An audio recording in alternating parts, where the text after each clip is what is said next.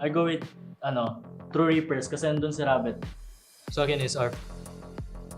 Kaya hindi nyo ba nakita yung run ng MITH? Ay, wala. Pwede in Thailand. Gago last split 1 ata yun na 0 loss sila. 2-0 lahat maps. Series. Flawless run nila. Hindi na nakita yun. Hindi ko nakita yan. Ang gusto ko talaga kalabanin yung rambutan ni tatay. Pero tapos na yung laban namin, pero gusto ko sana makalaban sila Chig and si Josh S na yung original roster ng RNT.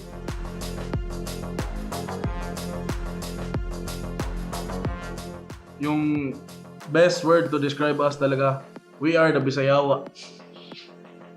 Kasi we're all Bisaya. And we are Yawa.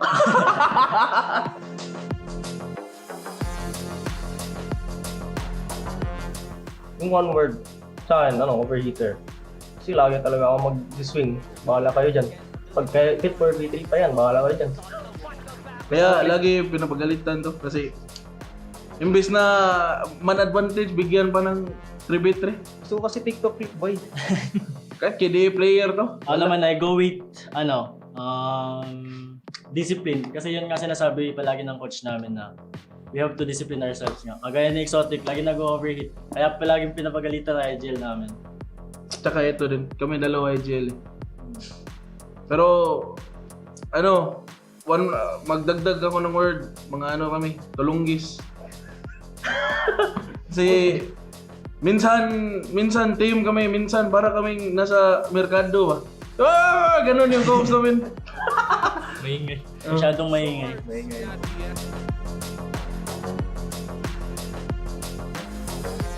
Tayo natin. High touch na tayo eh. Hey Siri, what is the meaning of the word? Tama nga! What is the meaning of the word relentless? Showing or promising no... Paano mo ibasahin yan? Bagsak ako sa English eh. Parang maging Kaya nga ako nag-pro kasi ayoko na mag-aral. Siguro relentless. Malakas. No fear. parang hindi kayo mapigilan. Unstoppable. Unstoppable force. Yun na, nasagot nyo na eh. Natanong nyo pa kami. Ba't kayo nagtanong sa akin eh? Huwag kayo iyak. Sige, okay na yan ay. Message to our fans, watch us guys. We need your support and we appreciate every time na mag-comment kayo ng hashtag MVP win, hashtag too easy for MVP.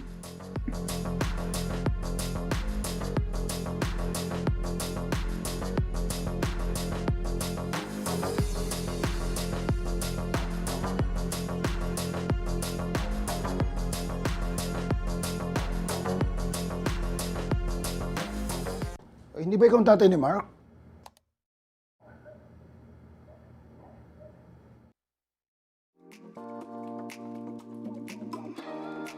My go-to orders are McFlurry and Shake fries because they go together, and when I eat and dip it, it gives me energy to play. McFlurry from McDo to get me energized when I'm playing. Paborito kong go-to food ay yung McCrispy chicken sandwich ng McDo. Pag kinakain ko siya, parang ginaganaan ako maglaro. Kaya tayo? Kaya tayo?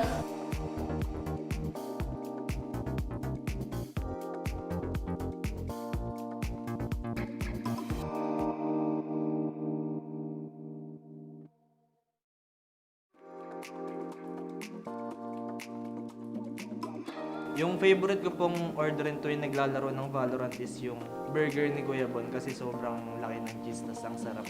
Like yung coffee na dark roast with espresso shot kasi yun ang lagi kong iniinom pag tuwing naglalaro ko ng Valorant. Ang go-to food na in-order ko is goto. Kasi every time na sa gabi, nagugutom ako. Kumbaga midnight na ako na siya. So, Ayun ang goto. Kape yung orderin natin. Kape ba? Order na tayo ng kape. Oo, kasi kape na lang, kape na lang. Oo, kape na lang, kape na lang. Tara na.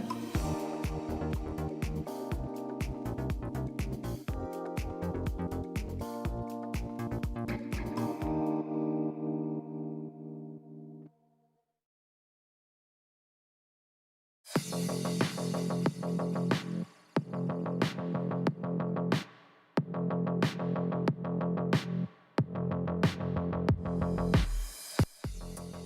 I'm Matrix. Hi, I'm 2766. I'm Patman. I am Zin, and we are ZOL Esports.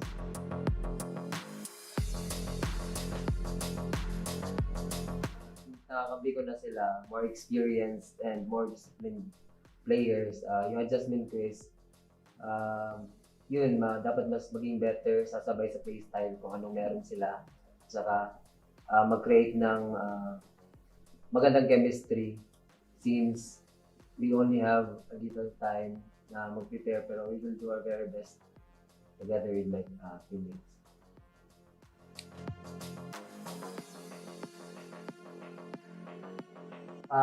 Sa akin po player po ng si Jack. Yan, lagi ko nilook up. Kasi parang na-idolize ko na rin siya na parang gusto ko na rin siyang makalaban lagi. Well, nakakalaban ko naman, kaso nga yun nga, lagi kami nabibitin. So, gusto ko pa rin siyang, parang talunin na talaga. Yung player po na nilook up ko is si Nexi po. Like, si Nexi po kasi super confident yung player and also very experienced as well. Then yung team po na gusto kong makalaban ulit is Oasis, and sobrang galing po nila talaga as in. But sila po kasi yung naglaglag po sa amin sa Cebu nung past tournament. Like sila yung nag-champion and we're the first runner-up. And gusto ko pong makabawi, kaso hindi pa po sobrang pulido pa nila, kaya sobrang hirap pa nilang kalaban ngayon.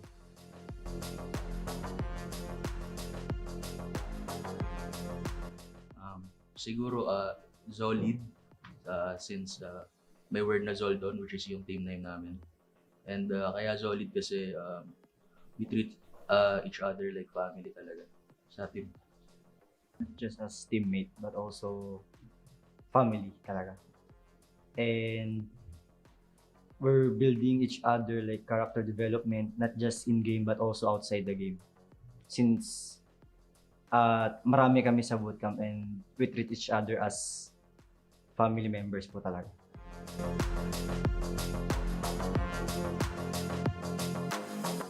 Yung meaning ng Relentless para sa akin is bumanggagi ba talaga. Like, kahit sinong makatapat namin talagang tatry namin kayo talunin.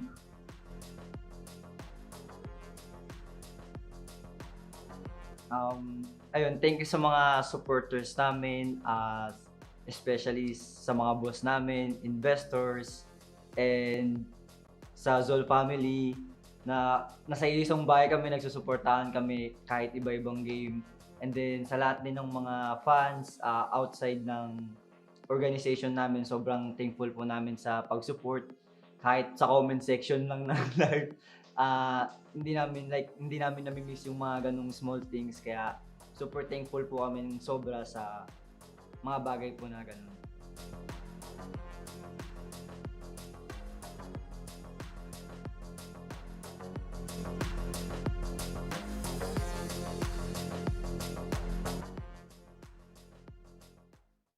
Kaya ka iniwan ng boyfriend mo eh.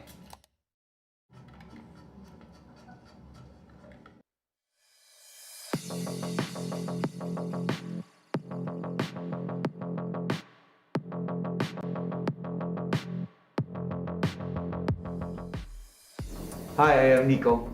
Hi, I'm Exotic. Hi, I'm V-Black. Hi, I'm Slaytom999. Hi, I'm Kel, and we are MVP Sports.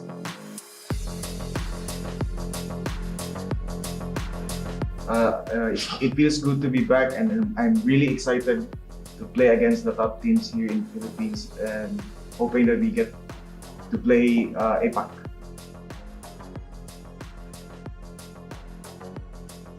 Bali, inaayos na namin yung mga butas namin, like yung comms and like whatnot, yung pag-overheat. Mismo ako yun, siyempre. Kasi ako yung duelist. Tapos yung pag-enter ng regular season, in-add namin yung dalawang bagong players, si Kel at si Jacob. So, yun nga, for me and Nico, parang nag-adjust pa kami sa kanila kasi nga yung playstyle nila is medyo aggressive. Then sa amin, mga MVP dati, we're like very safe. Dahil sa safe namin, di kami nag-qualify dati. And then, we're bago, and we're doing our best, and we're not scared sa mga ibang team kahit tagal na sila. And yun nga, we're very confident na makapasok sa playoff.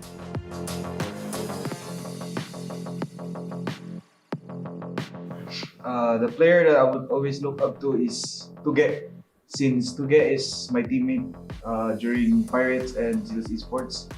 I've trained that guy since I was the captain of Zeus, and you know, I'm so proud of him that he went as a franchise player, and looking forward to compete against him soon.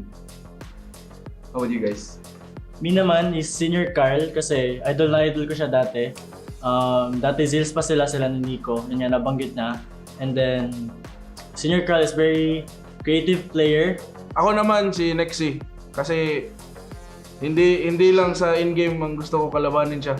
Gusto ko hinamon kita Nexy. 1v1, samgyup, paramihan ng kain. Idol. Ayaw ko na sumagot after niyan, pre. Sa akin naman si Jack. Kasi gusto ko I look at Jack as the best jet player at PH. Gusto ko ma-jet diff lang si Jack, at least once. Kasi isang mapa. Sa akin is Blurred kasi kapitbahay kami tapos magaling talaga siya mag-duelist. Tapos yung dream ko is maging teammate niya. So, Ayaw mo na sa amin, bago pa lang tayo. Alis ka na. Alis ka na ba?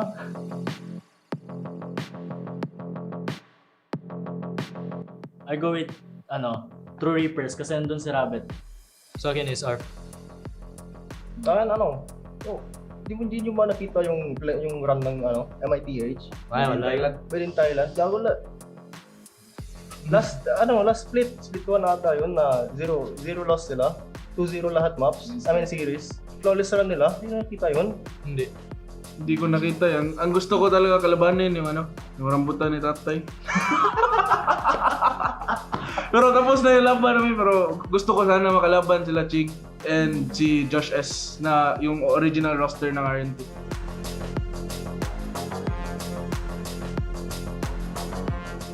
Yung best word to describe us talaga, we are the Bisayawa. Kasi we're all Bisaya. And we are Yawa.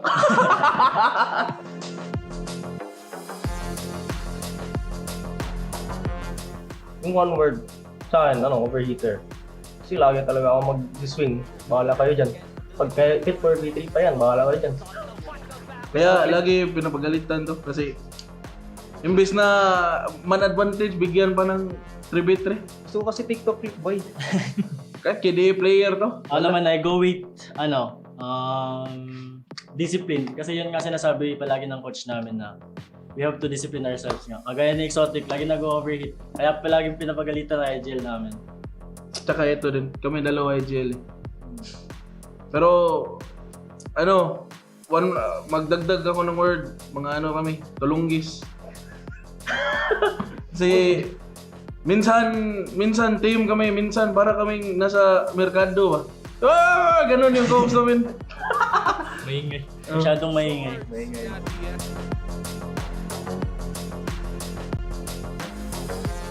Tayo natin. High touch na tayo eh. Hey Siri, what is the meaning of the word? Tama nga! What is the meaning of the word relentless? Showing or promising no... Paano po ibasahin yan? Bagsak ako sa English eh. Parang maging Kaya nga ako nag-pro kasi ayoko na mag-aral. Siguro relentless. Malakas. No fear. Parang hindi kayo mapigilan. Unstoppable ba? Unstoppable force. Yun na, nasagot nyo na eh. Natanong nyo pa kami. Ba't kayo nagtanong sa akin eh? Huwag kayo iyak. Okay na yan ay.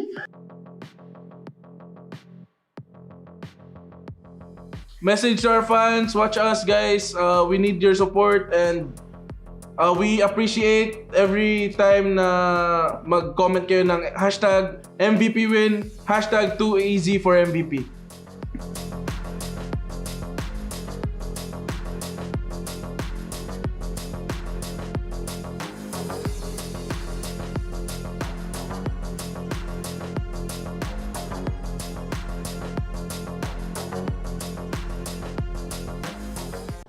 Hindi ba ikaw ang tatay ni Mark?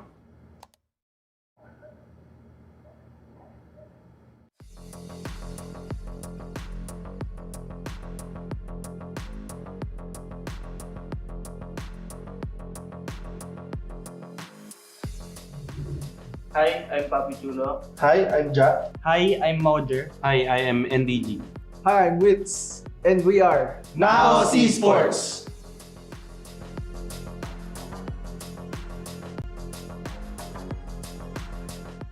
Yung big adjustment po sa team namin is yung nag-role swap po kami ni Ja from Duelist to Sentinel.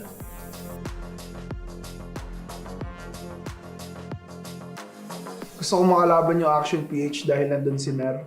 Bakit? Kasi pag natatalo siya parang ang sarap asarin. Sobrang cute kasi. And yun, and sa Action PH naman feeling ko lumakas sila this season. So feeling ko madami din kami matututunan against sa kanila.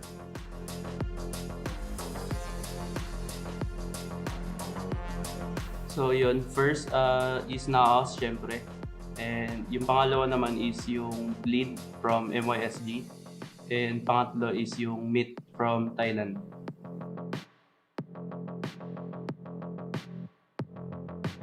Ayun, so feeling ko shisha ball. Kasi unkabogable. Parang tayo like, lahat kasi tayo positive lang lagi mag-isip. Like, positive lang kami mag-isip palagi.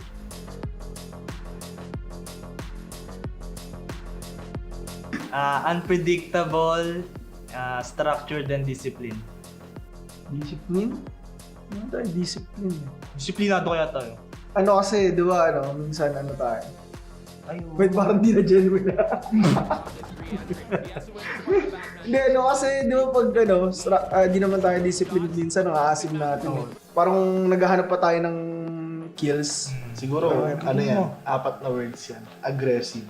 Ayun. Aggressive. Maasim nga, maasim. Ayun, aggressive. Sour. Sour.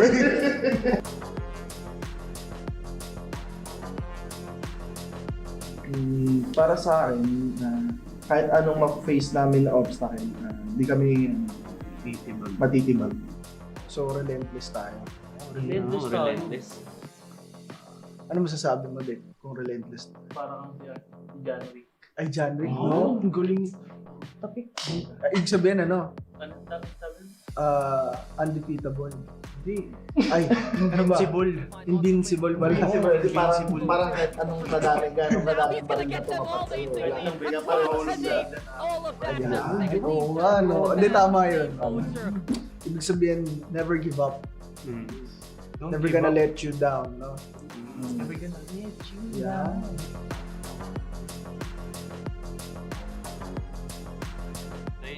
Kita-kits sa VCT playoffs and keep supporting us sa mga upcoming matches namin.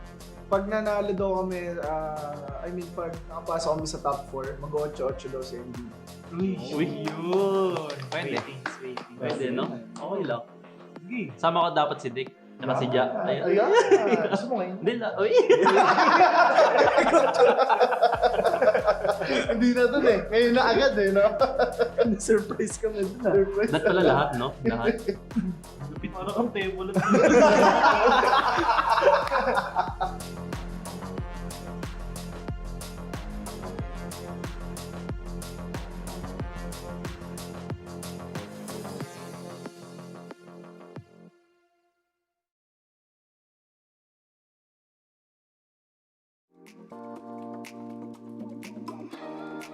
My go-to orders are McFlurry and Shake fries because they go together, and when I eat and dip it, it gives me energy to play. McFlurry from McDo to get me energized when I'm playing. Paborito kong go-to food ay yung McCrispy chicken sandwich ng McDo. Pag kinakain ko siya, parang ginaganaan ako maglaro. Kaya tayo? Kaya tayo?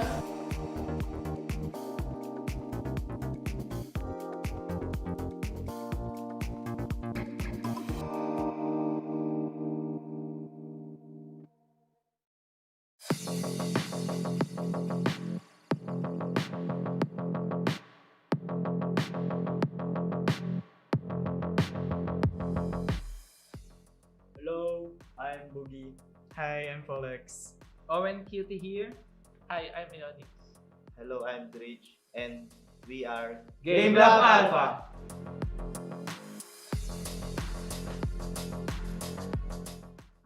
Para din sa akin is malaking achievement siya kasi lahat ng hard work and ng sacrifices na ginawa namin simula nung split 1 is nagbunga. And then masaya rin kasi nadagdag sa amin si Ionix specifically kasi talagang gusto kong lahat ng mga nanggaling sa akin before nung amateur pa lang kami is may angat ko na makapaglaro sa mga big league sa Valorant.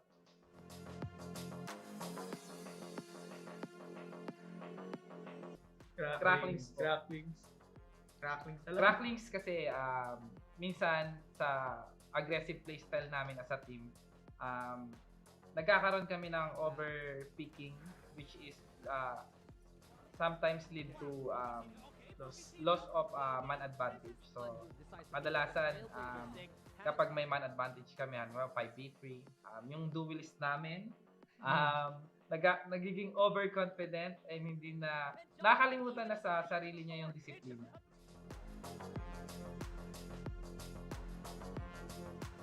For me, the first word is cabron. Kung nanonood man yung mga dating FPS players sa lugar namin ni Dritch, yung cabron is kilalang kilala nila or alam na alam nila. Kaya cabron, merong meaning behind it, pero di namin sasabihin ito.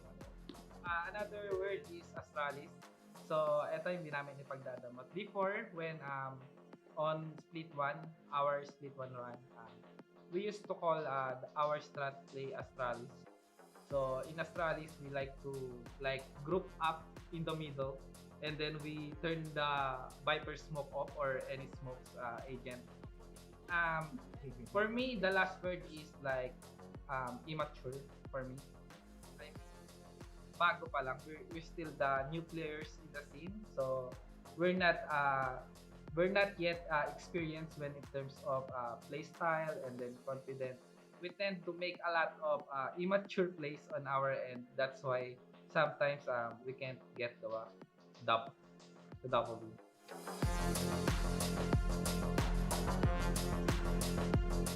Ayun nga po. Yung sa word na relentless, which is yung meaning po nun is hindi nagpapatinag.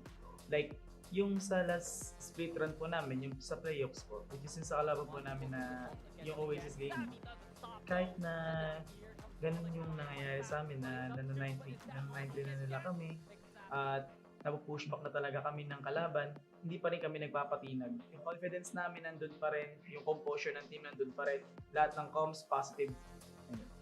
Na-overcome namin yung challenges and then yung obstacles na binabato sa amin ng kalaban. So, for us or for the team, that is the meaning of the word relentless.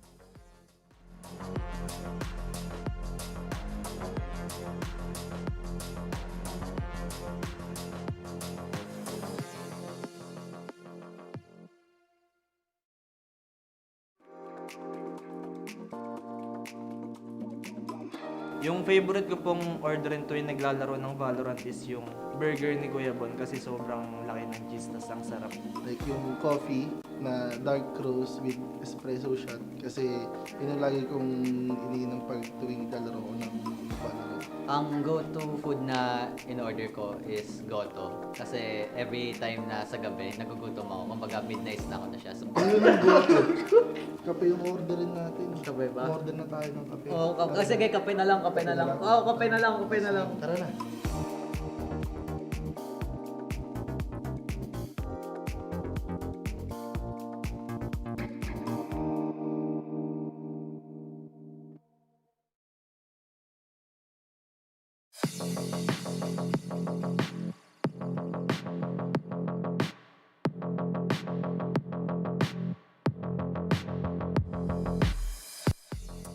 Hi, I'm Matrix. Hi, I'm 2766. I'm Patman. I am Zin, and we are ZOL Esports.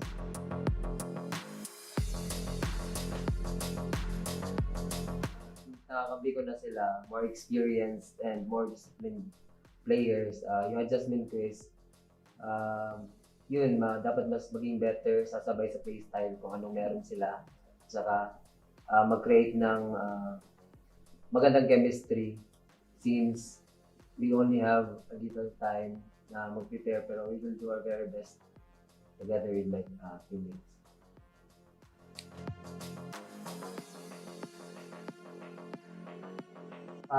Sa akin po player po si Jack.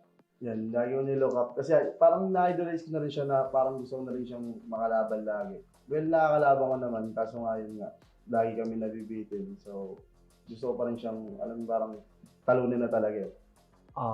Yung player po na nilook up ko is si Nexi po. Like, si Nexi po kasi super confident yung player and also very experienced as well. Then yung team po na gusto kong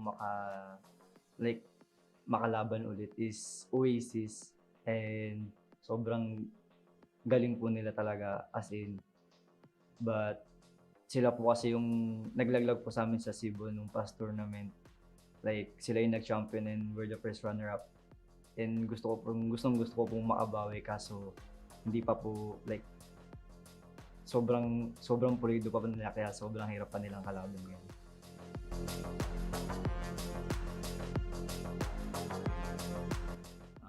Siguro ZOL since may word na ZOL doon, which is yung team name namin. And kaya ZOL kasi we treat each other like family talaga sa team. Not just as teammate but also family talaga. And we're building each other like character development, not just in game but also outside the game.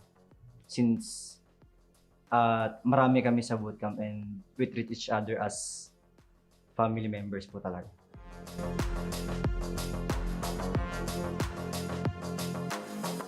Yung meaning ng Relentless para sa akin is bumanggagiba talaga. Like, kahit sino makatapat namin talagang tatry namin kayo talunin.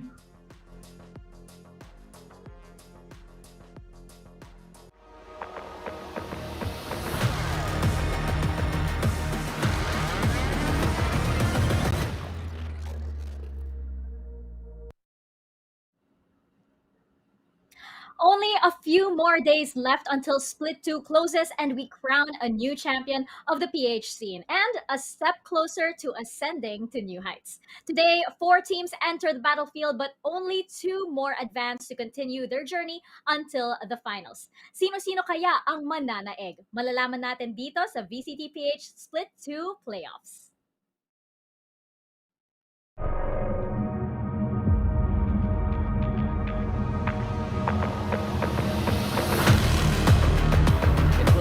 Assassin here by now as Next is prepared yet again. It's just Relentless. Blaze comes for John.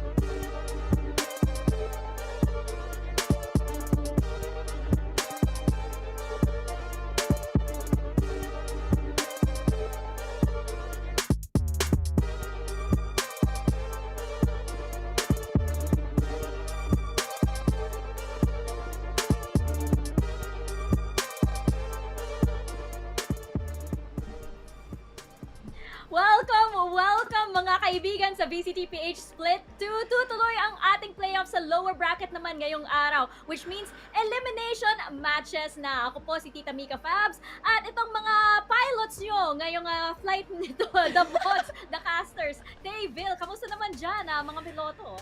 Sorry biyahing lang ako pa Cebu. Susunduin ko kasi si Raf para sa darating na na playoffs natin para sa LAN event. Oo, biyaheng langit ako kasi. Bale, lumiliko ako. Wait lang. Kasi kita mo naman talaga hinahangin pa ako, di ba? Sobrang solid talaga yung ginagawa natin. Kasi nga, pag nanalo kayo dito, mapupunta tayo sa kalangitan. Dahil VCT lang nga. See you in the skies. Wow, see you in the skies nga. Akala ko co-pilot kayo. Hindi pala, magkahiwalay Hindi, magkahiwalay kami. Okay. Magkaiba kami aeroplano. Sarap-sarap lumipad na yun si Bess. Oy, hello. Okay ka lang dyan? Okay lang. Okay lang. Sige, pagbalik nyo sa Cebu at Bill, kung saan ka man magagaling, yung parang maganda din kung may pasalubong ka dyan para sa tita Mika nyo, di ba? Sige, Pero, pili ka lang. alam nyo guys, medyo baliktad ang mangyayari kasi di ba pag elimination match, usually we say, who's going home? Ngayon, who's staying home naman dahil ang mga panalo dito sa mga matches ay nasa CONQuest next week. So, Taylor, maaabot ba si Raph yung biyahe nyo? Maaabot ba? naman, 1 hour lang naman yung biyahe natin ngayon, tumatakbo na yung oras habang nagpapanel ako. Multitask ko na, kumbaga, di ba? Aabot like ka tuloy. Wow. Mika! Sorry. Parehas lang kami. Ganun lang din naman. Pero actually, of course, go Bill. Talaga I mean, sobrang excited nga ako, Mika, kasi nga to the fact na ikaw yung makakasama namin all throughout. Talagang it's an honor na kasama natin ng isang Disney princess. See you in the skies. See you in the skies din. See you in the skies din. Si Vin yung susundo sa'yo. Ako ko bahala kay Raph. Meron pang space sa likod ko Pwede ka pa doon, man. Meron ba? Ayun pala. So guys, kung gusto nyo sumabay sa The Mods, PM nyo na lang sila at baka pwede sila dumaan sa inyo, hindi ba? Lakas sa internet dito sa langit. Pero buti na lang ang biyahe nyo, Care of the Mods, ay sponsored rin by all of our wonderful sponsors tulad ng VCTPH and Riot Games, diba? This event and this flight is made possible by Riot Games and VCT Philippines. Mismo, di tayo makakarating ng Cebu at kung saang lupalup man, syempre, kung wala tayo sa isa sa mga Grab Unlimited, syempre kailangan busog ka lagi kapag bumabiyahe. Kaya naman, ace your game with your favorite go-to meals and enjoy 30% off and 30% discounts rather sa ating mga selected Grab food merchants when you subscribe sa Grab Unlimited. Libreng-libre lang yan sa unang buwan. Maraming salamat nga pala. At least ngayon nakikita nyo na ang debut ng GrabJet. Diba? Dito na lang nakita. Oo. Sipin mo, si Raph kasi umorder siya sa Manila. Taga Cebu siya, diba? At least, yung pinapadala ni Taylor. Kami na Pero bahala. at the end of the day, maraming salamat pa rin talaga sa games and amusement board because VCTPH Split 2 is officially sanctioned by them. Gusto ko na lumabas ang pagka-Bisaya ng Ontaryville, di ba? Yung sabi niya, ay, oo, tuod gid. May parang may pagka ganun yung Bisaya. Lumabas na siya. Hindi ko alam. Ayaw magsabi ni Bill, natatakot siya kasi. Ano kasi masabi ko Alam mo, sa totoo lang, natatakot siya. O wag ka na matakot. Punta na lang tayo dito sa ating highlights from yesterday, di ba? Kahapon, nakita natin na ang Oasis at ang Naus ang nakasecure ng slots sa finals, di ba? Sila ang nanalo kahapon sa ating upper bracket finals, which means na nakasecure din sila ng tickets para sa CONQuest. Wow, sana all. No, Sana all, diba? Talaga. Pero nandun nga tayo kahapon, na-witness natin actually yung dalawang series na yan. Although, syempre, heartbreaking sa ibang mga teams natin na hindi agad sila nakapasok sa CONQuest, di pa nga tapos Kaya nga tayo may today. Diba? Yep. And for today, syempre, makikita nga natin yung mga susunod pa matches later on. But again, congratulations. Ang ganda pinakita ng Naos talaga, tsaka ng Oasis doon. Sobrang consistent nila throughout the circuit, best, and I just cannot say anything further. Well-deserved. Yeah, I mean, yes, meron tayong mga hindi pinalad nga nakapag-advance sa ating upper bracket playoffs. Pero huwag kayong mag-alala kasi maglalaro pa naman kayo ngayon. Meron pa kayong isang tsansa para i-claim lang din talaga yung throne papunta sa langit. And let's see if ever, kung sino pa talaga ang mapupunta sa langit and uuwi. See you in the skies, kumbaga, diba? Pero tingnan nga natin itong mabilis na highlight recap from yesterday.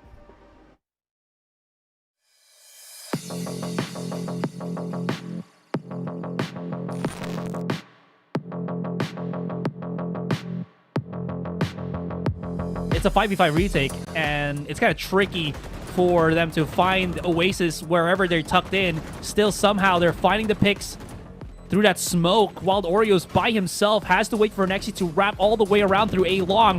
Spike still there, taken. Tap it. and they still have time to look for the man. And the Nexi, as he makes noise on A main here. Oh my gosh, 3 bullets and Nexi! And he can go all the way around, but they're reading each other so perfectly. Look at this. Neonix knows about it. No way. He's actually going to be in time. Drax might not know about this very huge swing. Oh, but they're both going in garage. What is this? Oh no! I thought he was looking. But no, he's actually just going to try to use it just to pick up the spike. Oh man. Okay, 15 seconds though. Oh, the shock darts. Oh, it's making me so nervous. Yep. Absolutely dominated in this round by Oasis and completely shut 2-0. And they're going to keep going undefeated in this run from regular split to playoffs. Just walking up here, 25 HP and the Dream. Trying to get as much space from his team, but he doesn't spot out the flank fast enough. Modric actually punishes Blurred. Yeah, good catch there by Mojer. Micro's out from hell. Gets a double with the Bulldog. A third goes his way. Great help here coming from Action PH. Well, they got some Now Storms of their own, trying to flush out this tower. Blurred. He's got that shorty up close. The retake as the smoke drops on B main is going to make things more difficult. Going to force Action PH to try and play a bit more aggressively, but no, they just stick it and get the defuse off. Action PH winning the gunfights, but ultimately not the round. Kebsy pushing on forward, and now it's a 3v3 as the dust settles. It looks like they're both equalized 2v2. No plant down just yet. 1v2. Spike still unplanted, but Poppy Killer to find Kebsy there sends it all to Micro. The colony of ultimates just raining down, stopping these pushes, and there comes another one, the Rolling Thunder. That's gonna push out Micro, reveal his position, and he's gonna go for it. They're gonna go for the gunfight, and Poppy Chulo secures the map for Now's Esports. That means that they are the conquerors.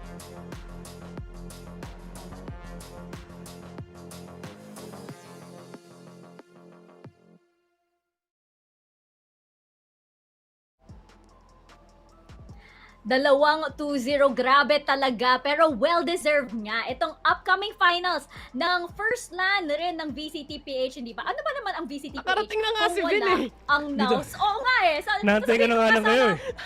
Ready na ba? Ready na ba ang venue, boss? Oh, ready na. Nakabukas na yung mga ilaw. Okay na tayo, boss? Okay na, no? Ang Ako sadap. nakauwi na ako eh. Kakalapag lang namin after Ang no bilis, highlights diba? na yun. Sa Ang bilis, Cebu. no, Mika? Sobrang bilis talaga, hindi ba? Powered by Grab na nga kayo, hindi ba? Kaya sobrang bilis nga. Pero ayun nga, di ba? Ano ba naman ang finals ng VCTPH? Ano ba naman ang first LAN ng VCTPH kung wala ang Naus at ang Oasis, di ba? So, di ba, Bill, nandyan ka na sa SMX, di ba? Ano sa tingin mo? Paano kaya yung magre-react ang crowd dito sa labanan na to?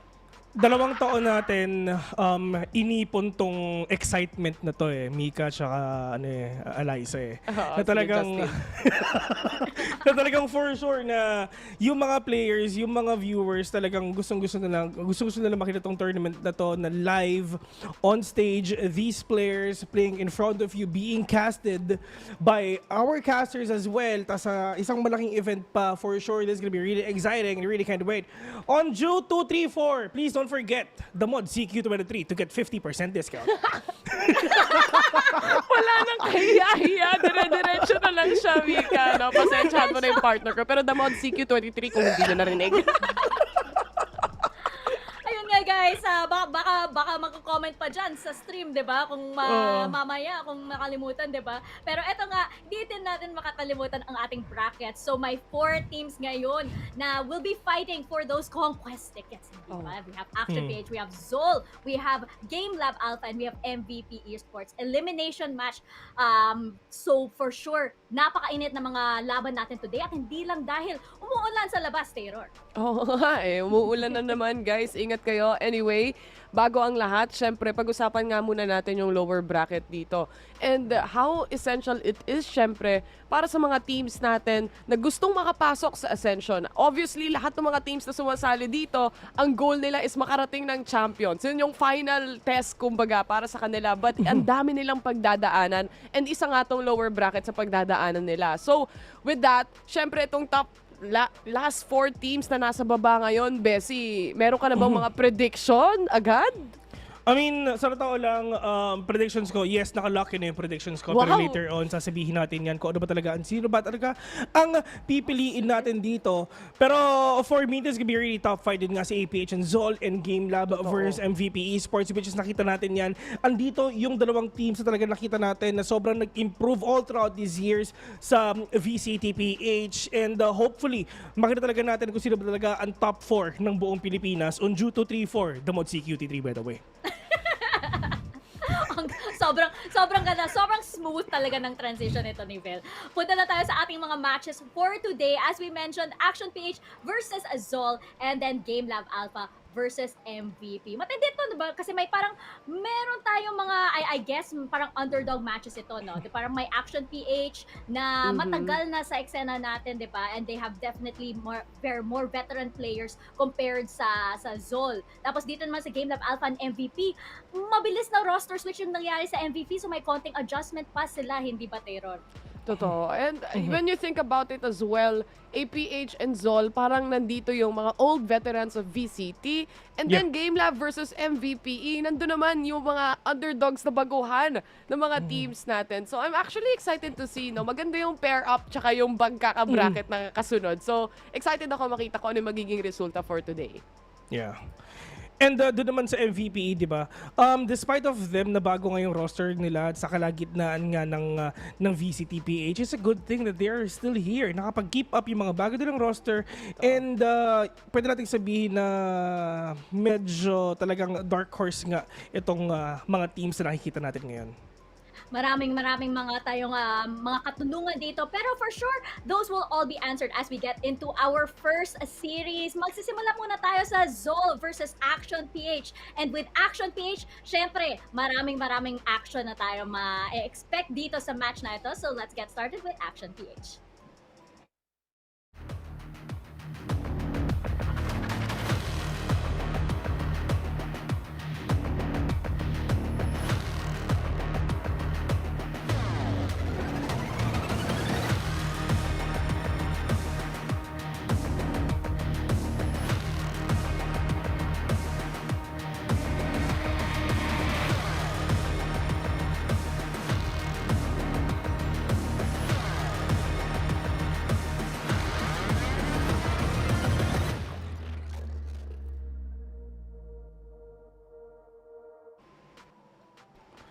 APH, Action PH, na kaya-kaya magdala ng aksyon pagdating sa larungan natin dito. Blurred Derek Adowers, Kelly S, at Kevsi, mga pangalan din na nakita natin dun sa match nila kahapon. Alam mo, despite na natalo sila dun sa series nila yesterday against like the top teams that we have currently nga dun sa upper bracket, napakalapit ng mga scoreline na nakita natin dito. And I'm actually curious to see if they can have that consistency na nakita natin na nasasagot nila yung kalaban nila towards here sa gagawin nilang series against, of course, ZOL Esports best. Pero if ipagko-compare natin ang lahat ng VCTPH all throughout these years, Action PH na ata ang may pinakamagandang improvement so far. They have their own version nga ng super team, ika nga. Pinagsama-sama ang mga malalakas from 3 to 5 teams sa Pilipinas. And in order for them to be the best like no one ever was, they have experience gained from their previous team. They have LAN exposure. They represented the country. Pero somewhat may hiccups pa rin talaga tayo nakikita. Sadly, bumaba sila sa lower bracket. Pero if ever nakapasok sila sa VCT LAN, this is gonna be a really good show. And parang, ang tawag ito, parang makikita-kita ulit yung mga magtotropa. Yun na nga, alam ko na medyo matagal since nag-host ako, di ba, for VCTPH. Pero gusto ko lang sabihin na last time na nag-panel ako nung April pa, di ba, nasa top ng standings yung APH. Ngayon na may posibilidad na ma-eliminate sila. Some of the most veteran players dito sa PH scene ang nasa APH, di ba? Para syempre lalabanan nila yung slot nila para makapunta sa CONQuest, di ba? Parang nandyan yung Oasis, nandyan yung Nows, dapat nandyan din yung Action PH para sa akin na nabubuking na yung prediction ko dito. Nahalata na kung ano nga ba yung ipe-predict mo mamaya. Well, malalaman natin, syempre, yung may kalaban pa sila di ba? Meron pa silang isa, bes. Meron pa silang isa. Pero I would say na this team is still in top form. Nakalaban lang nila yung Nows kahapon, pero look at the stats of that game, di ba? Nasabi mo nga, Taylor, na sobrang dikit ng laban at halos lahat ng players parang lumagpas ata sa 30 kills or malapit na sa 30, hindi ba? Totoo, ang daming nangyari kahapon, no? Especially nga sa match ng Action PH. Medyo madugo yung mga nangyari doon sa mga rounds na nakita natin. But sobrang lapit talaga eh. Sobrang lapit to the point na iisipin mo kung gaano kalinis umentry yung Naos, gaano sila kalinis rumitik. But still, APH just kept on answering back and back and back again. It just went by and then napunta na lang tayo sa punto na sino ba yung unang magkakamali sa dalawang teams na to. And unfortunately, yun nga yung kailangan nilang i-polish dito for me. Yeah, for sure. And syempre, di ba, ang talaga nag-pop off doon, andyan si Blurred, andyan si Micro. Totoo. So yung seniority talaga na nakikita natin dito sa Action PH is talagang namamayagpag talaga, lalong-lalo na si Micro doon, like what you've said yesterday. Kakampi niya yung mga dating players nga ng Naos Esports. So that alone, that information alone is actually a good advantage sa pagdating ngayon sa Action PH. Pero syempre, hindi natin i-underestimate ang mga kalaban nila, di ba? This is ZOL Esports fighting Action PH. Let's take a closer look at the roster of ZOL Esports.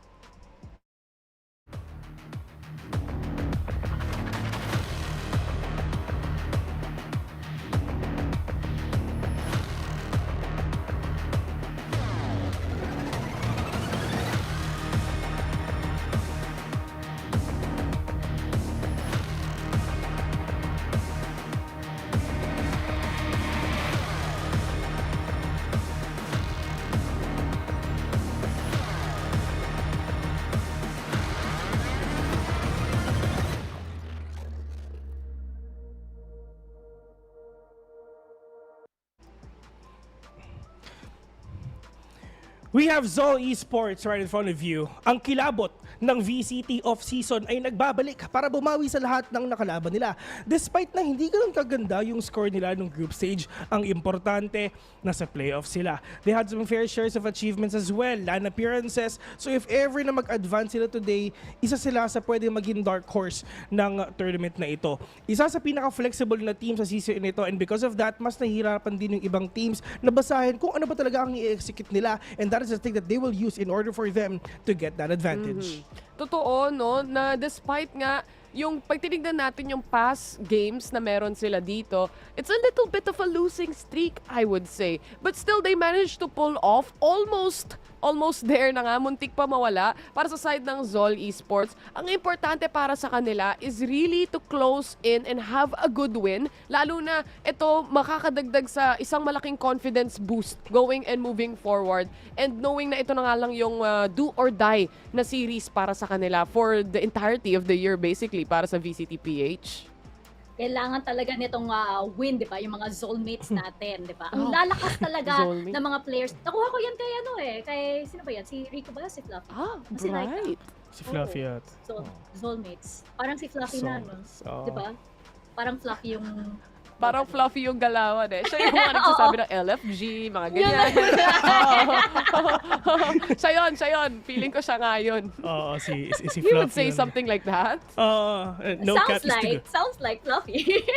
Pero ang lalakas nga ng mga players dito sa roster na to. Pero parang wala pa yung same synergy, di ba, na nakikita natin sa side ng Action PH. Yung endurance ng team, tsaka yung stability, parang hindi pa natin nakikita. And ZOL has struggled with really getting definitive wins, di ba? Parang usually umaabot pa sa map 3 tapos nawawala na yung endurance nila, di ba? Nawawala sila ng steam. Pero ngayon, now or never, kailangan talaga nila ng mind, body, and ZOL para sa win nito. And I feel like the best way to put it as well is ZOL Esports is a type of team na may mga players sila na really had good foundation of Valorant, kompleto tayo eh, no problem with that. But it just really comes with, yun nga, sabi mo, no, Mika, it's the synergy itself, the chemistry of the team, did they have enough time na makapag-prepare para dito? And again, preparation is key, especially in this upcoming matches. Sometimes you have to be really consistent, but with the inconsistency that we currently see, kailangan mo na lang sometimes ng will to really push it through, kumbaga. Yeah. Dito sa Asia Pacific region and sa Philippines, dalawa lang yan eh. Number 1, textbook plays. Okay? By the book. Number 2, press W Esports. Number 3 is... Akala ko ba dalawa lang? Hindi, meron pala pangatlo, meron sorry. pa pala, napatch na, guys, sorry. May pangatlo pala. Ang pangatlo is whatever works, yun na yun. Bahala na kung anong mag-work. If ever na hindi ko magana ito, edi okay lang. At least if ever lang din na if ever magta-try tayo ng bago, if ever mag-work, let's try na gawin lang din yon all the time.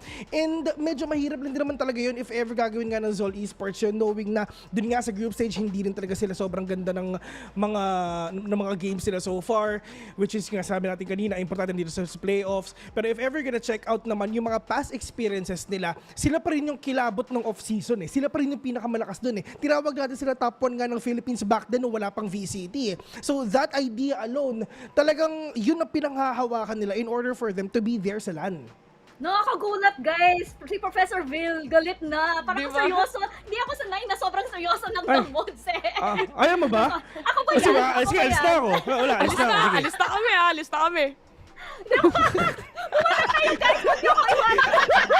Kawawa si Mika na iwan sa panel. May gumawa na ba sa'yo? No, wala pa. Oh, wala pa. The mods lang. The mods CQ23. By the way, 50% By the way, off. pag nag-check out kayo, grabe 50% off, maniniwala ba mga tao dyan? Ikaw yung mag-aabono dun, Bes. Grabe, alam mo, kahit online experience talaga pag naging panel ang the mods, paano kaya kung LAN event yan, di ba guys? Ay, no po. See you in the sky, see you in the Alis na kami, mag-walk out kami doon. Pag di kayo pumunta, pag di namin kayo nakita. Si Bill nakaset up na. Actually, nasa SMX pa rin siya, guys. Oo, nag-off-cam. Ganun siya. Nag-set up ng Nagulat din siya eh. Oo, gulat siya eh. Punta na tayo sa ating head-to-head dito. And I wonder Nakasapatos kung na. dito... Nakasapatos na, ano? Napunta na tayo sa head-to-head. Sapatos na kami, Mika. Ikaw ba? Ako, teka lang. Sige, magsalita muna kayo about this head-to-head. Okay, nagsasapatos pa si Mika, guys eh. Pero pag-usapan muna natin si Kelly S dito habang busy pa si Mika. Dahil nga, kung mapapansin natin, stats don't lie, sabi nga nila dito. And Kelly S so far against Zind, as a player, you have 270 ACS, average kills of 20 kills. And nakikita rin naman natin, when it comes to stats nga, pumapabor talaga to kay Kelly S. And so far, yung performance niya yesterday, mula dun sa Raze, Bes, it's one of the things na hinahanap-hanap natin paulit-ulit. Nung huling naglaban yung mga players nga ng Action PH and syempre ZOL Esports, si Kelly S talaga ang sobrang top frag talaga. Kahit saan mo siya dalhin, kahit dalhin mo siya sa second fragger ni Initiator, kahit dalhin mo siya dun sa favorite ng agent which is Raze, talagang kitang-kita mo na nag-perform talaga siya ng solid. Pero pagdating naman dito nga sa ZOL Esports, diba, andito si Zind, talagang hindi mo talaga makakaila na talagang nag-perform na rin na talaga siya. If ever dumating sa punto na sobrang comfortable na rin na mga plays na ginagawa nila. Pero if ever like kunyari, may mga hiccups na nangyayari, nagpapalit-palit eh. Minsan si Hydra, minsan si Patman, pero yun na rin talaga yung consistency na kailangan nila makuha. Yun nga yung nagiging isang issue rin nila dito, no? Dahil nga may pagkakaswap ng mga roles natin. Nagkakaroon ng different playstyle lang paulit-ulit. And it feels like it's a little bit of a test while the playoffs also are happening or yung group stage natin, kumbaga. And hinahanap pa nila yung perfect na formula, kumbaga eh. Pero hindi pa ngayon. But maybe today, they finally found it. Nagkaroon tayo mahabang break. Preparation is key, like I said. Sige. Agree ako dyan. Kasi going into our map vetoes, di ba? With Blurred and with Kelly S. Ano naman yan? Naalala ko lang kasi, parang natawa kami, nag-off-cam kami bigla, iniwan ko. Iniwan nila ako, guys. Iniwan nila ako. Pumunta na sila kay SMX. Pero with this tandem, di ba, yung si Blur tsaka si Kelly S, as a potential parang double duelist tandem, and most likely, di ba, initiator duelist sila. So may namata ko kung paano yung magiging first contact nitong dalawang teams, kung ano yung mangyayari. That would be very, very important, especially since baka si Zind yung kaharap nila or baka si Hydra yung kaharap nila. Wow, ang ganda ulit ng ng parang si Vin lang yung nag-e-enjoy dito sa panel, Mika, eh, no? Parang stream eh, no? Sorry. Bumalik na. Pero totoo yung na-mention mo, Mika, no? And it can be deadly yung mga double duelist setup na nakikita nga natin dito. Especially yung mga mapa like Fracture, yung mga mabibilis na mapa na pwede nating mapakita dito. But yet again, we are still waiting for the maps, by the way. So, itong mga teams na natin na nakikita nga, it's just important that the compositions itself, it might work, but again, the comfortability of the players, pasok ba yung role nila, comfortable ba sila, kaya ba nila makapag-perform? Kasi kahit na isipin natin si Ja, alam natin siya kung gaano siya kagaling mag-jet at iba pang agents. Pero he also goes for some sentinels as well. O kaya naman si Dubstep from VPL. Nagsisentinel din, di ba? And you just cannot remove that, you know, certain thing na, na duelist pa rin yung mindset nito. Kaya niya maka-clutch everything else. And dun papasok yung versatility nga ng ZOL Esports, diba? Isa tong team na to na napakadaming composition, napaka-flexible. Yun nga, like what I've said, versatile nga sila. So, medyo mahirap din talaga basahin kung ano ba yung magiging pickings nila pagdating ng ating draft. Pero pagdating naman dito sa map selection, ito talaga yung pinaka-excited ako dito, Mika at Taylor. I mean, ang ZOL Esports malakas sa Ascent. Pero ang ang Action PH naman, so far ang standing nila sa Ascent is a 5-4. So itong Ascent na to, magiging factor to kung pipiliin ba ng ZOL or ibaban ng Action PH. Magandang point yan, Bill, no? Jumping into our map vetoes, I think for ZOL Esports, maganda talaga yung Ascent or yung Pearl. Kasi parang yung Ascent, handshake yung both teams, di ba? Yung parang okay sila sa Ascent. Pero I feel like APH has also been doing well on Split. I'm wondering about Fracture kasi common ban yan for Action PH. Pero nung nag-face off sila against ZOL dito sa Fracture, they managed to win against them. I think they really have, again, yung good foundation na meron nga tayo dito. But Action PH also has that big momentum coming in from yesterday's match. Not a momentum na winning momentum na meron tayo, pero yung init factor and yung hunger nila towards the games, you can definitely feel it out. Literally, nagkakas kami sa bahay, nararamdaman mo na gustong-gusto nilang ipanalo yung mga rounds na nakikita natin doon eh. Tipong sina KFC, di ba, Bill, kung mapapansin mo, kapag 11-12 na yung score, lalong lumalakas. Parang ganun yung pakiramdam. Yun nga. And I really like the ban nga na ginawa ng APH, which is yung ban, because the last time na nilaro nila dito is talo sila.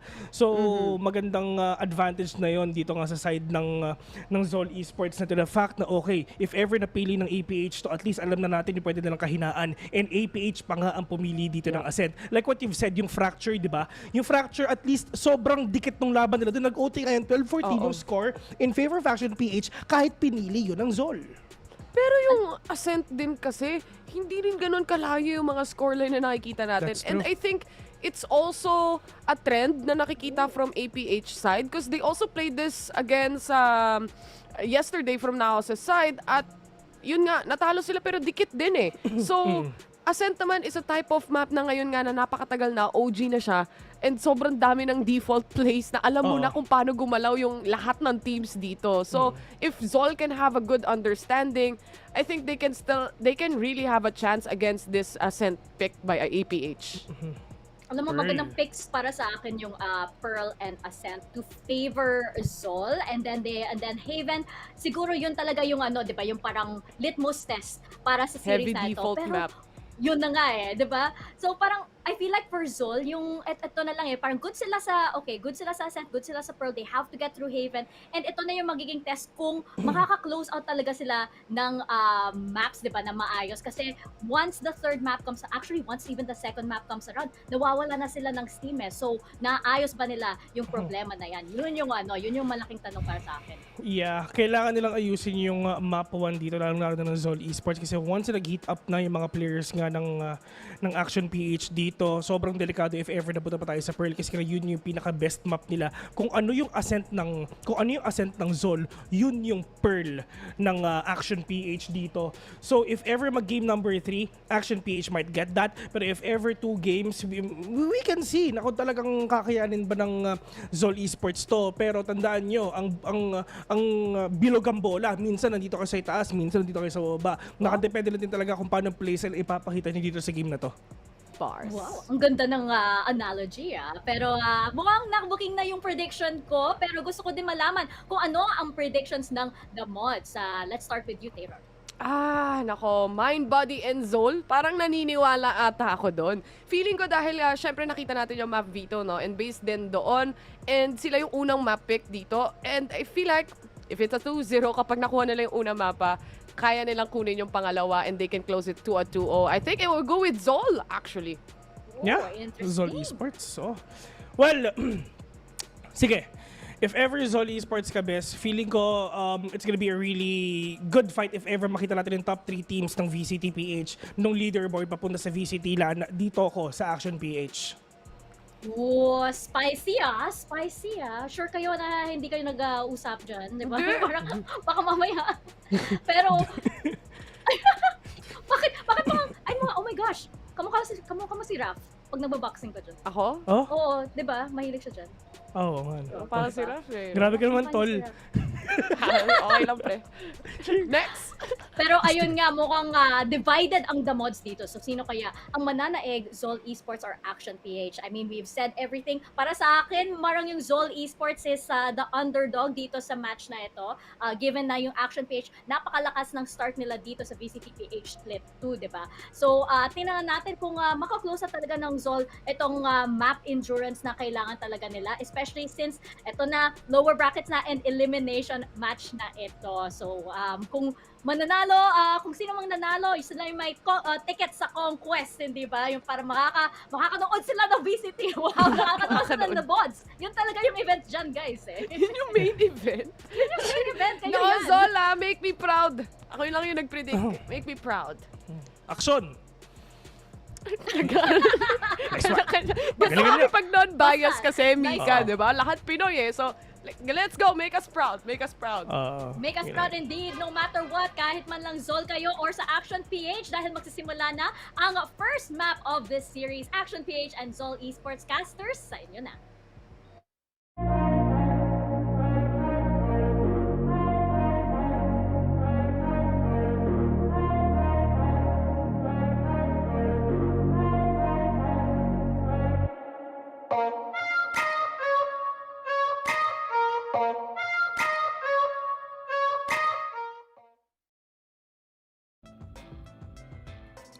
Welcome here everybody here at the English broadcast of the VCTPH. My name is Riku, joined by Fluffy02, and we'll be bringing you the series of the second day of the playoffs, which is ZOL Esports versus Action PH. It's going to be the start of the elimination series, beginning with this first one. And when we look towards the progress of the regular season, we've got Action PH finishing at 3rd, and for ZOL Esports, they were, I believe, from 5th. So when we base it off of that, there are a bit of like expectations, especially coming from Action. I mean, the pressure is very on because for both of these teams, you already mentioned, it is an elimination map. And it's also to keep the dream alive, to see you in the skies, make it to CONQuest, get that position as we move forward into our tournament. Of course, on one hand, we have Action PH. The other side, we have ZOL Esports, both of which we've seen have those really high moments. I think for me, Action PH, especially yesterday in their game against ZOL Esports, really proved that against these top-end teams, all their games were so close. I mean, yes, it was a 2-0. They did come from that loss. They are coming from that loss. But they did go very close to almost taking the game. Just a little bit more polishing, which I'm sure that they have like figured out today. I think that's a very good point, especially the fact that when we look at Action PH's record, they've defeated pretty much everyone in the regular season except for the top 2 teams that were consistently, always top 2 ever since Split 1 as well. Relentless Esports and as well as Oasis. On the other hand, ZOL Esports, some of the members definitely took the risk, being able to, join this different team under the banner of ZOL Esports and going through the qualifiers once more. And now look at them now. I mean, both of them, they have to have their spirits up high, have to go for the bounce back to reset because they're both coming off of that loss. That's why they're here in the lower bracket.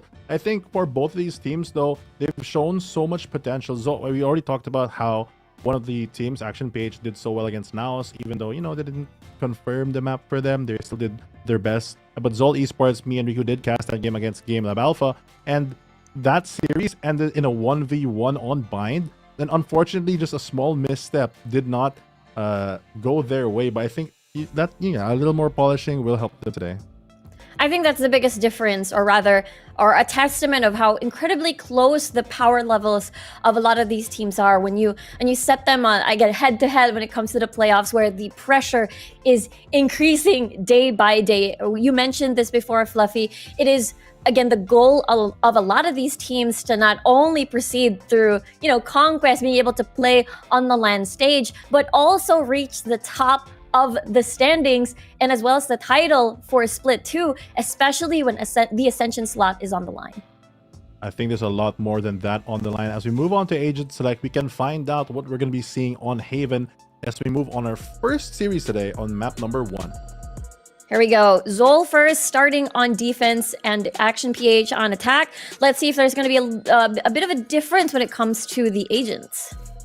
Well, we have some agent differences right now, or maybe we won't. An initiator diff? Nope, it's going to be the same. But what's not going to be the same is APH. As they have that 6-man roster, they are going to be playing Gadowers, which we saw play super well on that Sentinel yesterday. Cypher on Split, and even now he's running that Killjoy, replacing Derek for this match. I think the most interesting change coming from Action PH is that usually we get to see the swap between Kelly S and Gadores, but this time around you see the two new players from the roster in comparison to Split 1, playing together as a squad on this elimination series. I mean, we talk about CONQuest, but on Action PH, there are a couple of conquerors already for the VCT. We have Gadowers and Kelly S, who've all made it to that Apex stage. Blurred and Kevs and Micro as well, all winning VCT. And on the other side of things, we have ZOL with a small change. They have HydroKid now, who previously was on RNT. And he is one of those players that we normally see him on that smoker role and more controlling aspect. But this time around, he's going to be on that duelist, which we saw the other day as well. His aim, I think, of that younger age might be a little bit more precise, as 2766, who we know is a good initiator, is playing the controller now. And I think it's going to be super important when we look at the duelist paired with their initiators coming into this particular map, such as Haven, just because we've seen a lot of, very fast executes and a lot of reliant on winning rounds by securing the plant, which makes it harder to get that retake. And this is going to be a very fast start on this pistol round as we take a look at a C execute, while ZOL Esports trying to make their way still. As Zind unfortunately will fall. Kelly S and Micro get a double kill. They get the double, and there comes the triple. Now it's 2v4. It's the job of the defenders to really get some space, but look at the space of the attacking side, already positioning themselves so far forward into this. Here we go. Blurred, though, guarding the logs. 18 HP, dash activated already. Doesn't matter. As APH, we got into this game, this map, and instantly, just for a second, APH has won. In a blink of an eye, there goes the first round. We're off to the second. We can take a look at the replay as ZOL Zin just tries to hold them off for a bit. But here on C side, the flood in from the attacking side is just too strong and overwhelming for the defenses. This time around, though, attackers playing a bit more default position that they have that better buy. Very confident in Blurred also taking that Vandal already. That's why it's going to be our eyes, as we saw the head-to-head, it was Kelly S, and of course Blurred leading the charge alongside him. Let's see with this, of course, Eco on the end of ZOL. Let's see how they do. We have Gadowers trying to secure the middle position from the attacking side. Defenders playing a bit more static as well, mostly on that C side, which is the correct guess as Blurred does approach Garage. It's a bit of a quiet start. APH still wanting to know where a lot of the members from ZOL are investing their resources, not to make sure that they don't bump into 5 people in the site. The smoke's going to come in as well for the attacking side. The drone's going to spot up this short. He might get punished. Damage does come through as the rest of the team pushed behind Blurred and Gadowers. Yeah, this is another easy execute on the end of APH. 50 HP. On the side of Blurred, he is A-okay, but here comes the rotation. There's still 3 members positioned nearby, so it's a bit awkward for them to push through. As HydroKid gets a kill onto Blurred, removing the duelist. At least they still have Micro alive, but I don't think the smokes have come back off a cooldown. Oh, there is one. I like their plan, though, because Kevzy does get that rifle off the body of Blurred, and they're just going to wait them out. They know that they have the range advantage. They can just hold this, and the perceived pressure already, because they cut so much noise, forces the defenders to make a wrong guess and move actually to the A side. Now, C is essentially free for APH. With time ticking down, it means they're going to get a plant, and after the plant, they're going to quickly have a lot of time before the defenders even realize it, and they have to walk all the way to the opposite side of the map to even get a chance for the retake. Yeah, that is quite a long walk on the end of ZOL Esports, and the fact that this will give time for APH to be in their post-plant positions, and already they're looking forward to the recon dart as they are looking to destroy it. 49 HP onto Kevzy. Let's see, though. They have to penetrate and push through the smoke before anything else, as time is ticking. Yellow health bars on the end of ZOL, and the spray down from Kevzi is possibly going to end it all. But Zind with a triple kill so far. But in the end, an expensive round overall for APH. So costly for APH. They invest so hard. I mean, they still get the rifle out of that situation. They lose 4 players, and now that buy becomes even lower for them. Yes, they do get the round, but ZOL Esports, they're in a good position to take this one. Yeah, everything, what do you call this, spent already previously. So instead of coming off of, whatchamacallit, Zibul Jugs or the Spectres, you get to see 3 Sheriffs on the board. But at least, just as you said, they do have that fandom. They do have a lot more resources, and they're going to go pretty aggressive here, using the short range of the Sheriff. As Blurry tries to bait in the dash, he actually waits the aftershock here from Breach, or the fault line rather, as Kevzi does find one. Oh! But Naru will meet eye to eye with Kelly S. Loses the duel as Zind gonna try and see if anyone's gonna be coming from mid as Blurred backs away. The rest of the team just traveling for positions. Patman's able to find the alert from Micro. That's the controller gone already for the attacking side. Still man advantage, but there goes 2766 as well, getting recontrol of Garage and C. They're just falling down like dominoes. 2766 trying to juggle. Oh! Godoris came from behind. He's like, where did you come from? And now it's a 2v3 situation. Still, wow, in favor of APH. It looked pretty dicey on the end of action. But because of Godoris, now Patman with the fault line finds one. He knows someone's at Cubby. Kelly S with a 30 HP. He's ready for his flash. Patman's still very healthy, firing shots on the board. And ZOL Esports win their bonus. They still get the 2 rifles as well. They clean up APH, get their first round on the board, the foothold that they need to start getting back into the groove of this game. But this time around, APH means that next time they will come with a better buy. And I think it's going to be roughly equal as we take a look back at our highlights. Yeah, it's the lurk, right? And they had to watch out for a lot of lurks, but of course they didn't see the Godoris one coming. I mean, Godor is not just in this series so far, but also previously when he was playing on that split on Cypher against Naus Esports, always had some impact by just existing, staying alive, and drawing pressure from himself that allows the attacking team to really get some more relief in terms of map control. This time around, though, defenders going to walk into the fault line that's going to push them back as the attackers are going to take more space on A long. And that's a lot of space indeed. It's a full stack towards long.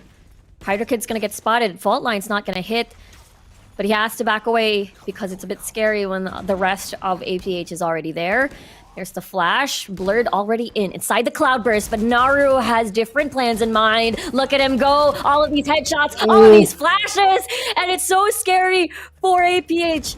Micro, the only one left. Can he recover from this? He's going to be using his ult from the shadows to go towards spawn.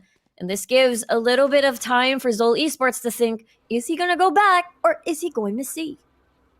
He had to use the ultimate because the Killjoy from the defensive side just pushed him out of there. But because he used it from the shadows, he has to now manually walk back and take the spike which his teammate dropped on site.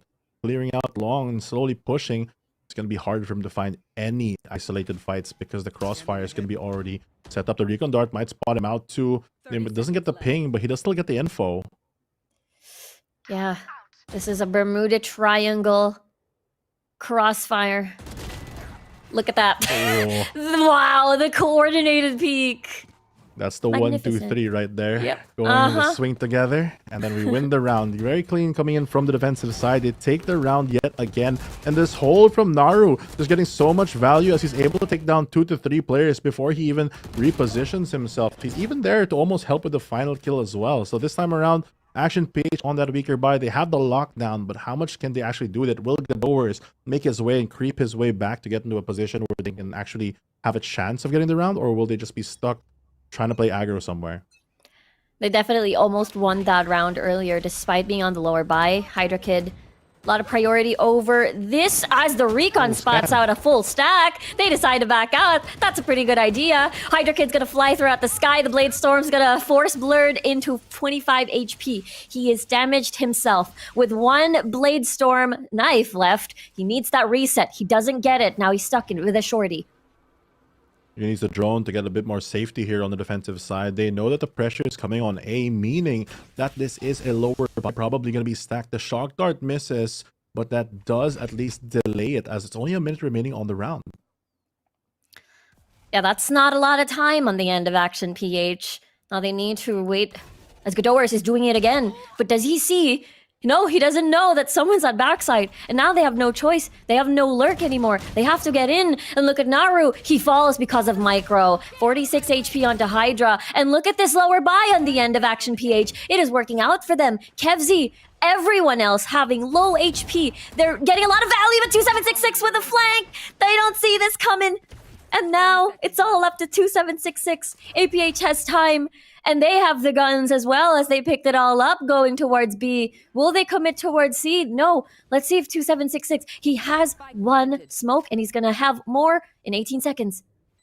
Still a lot of time for him, as the spike just got planted. He's going to be heard already from the middle side. Try to isolate as many fights as he can. There's no utility to really mark, but he has to be wary that the recon dart must be recharged on Kevs. He has it in his pocket. There it goes, but he's not going to actually scan him. Oh, actually, but he moves forward and he's scanned. Now he's just gonna tap the spike here. He gets the one isolated fight. Now it's a 1v1. Just as you said, he does have time. He has 8 bullets. Does he stick it? No. Blurred will pre-fire through the smoke. And he's gonna let him dance to the tune of Action PH.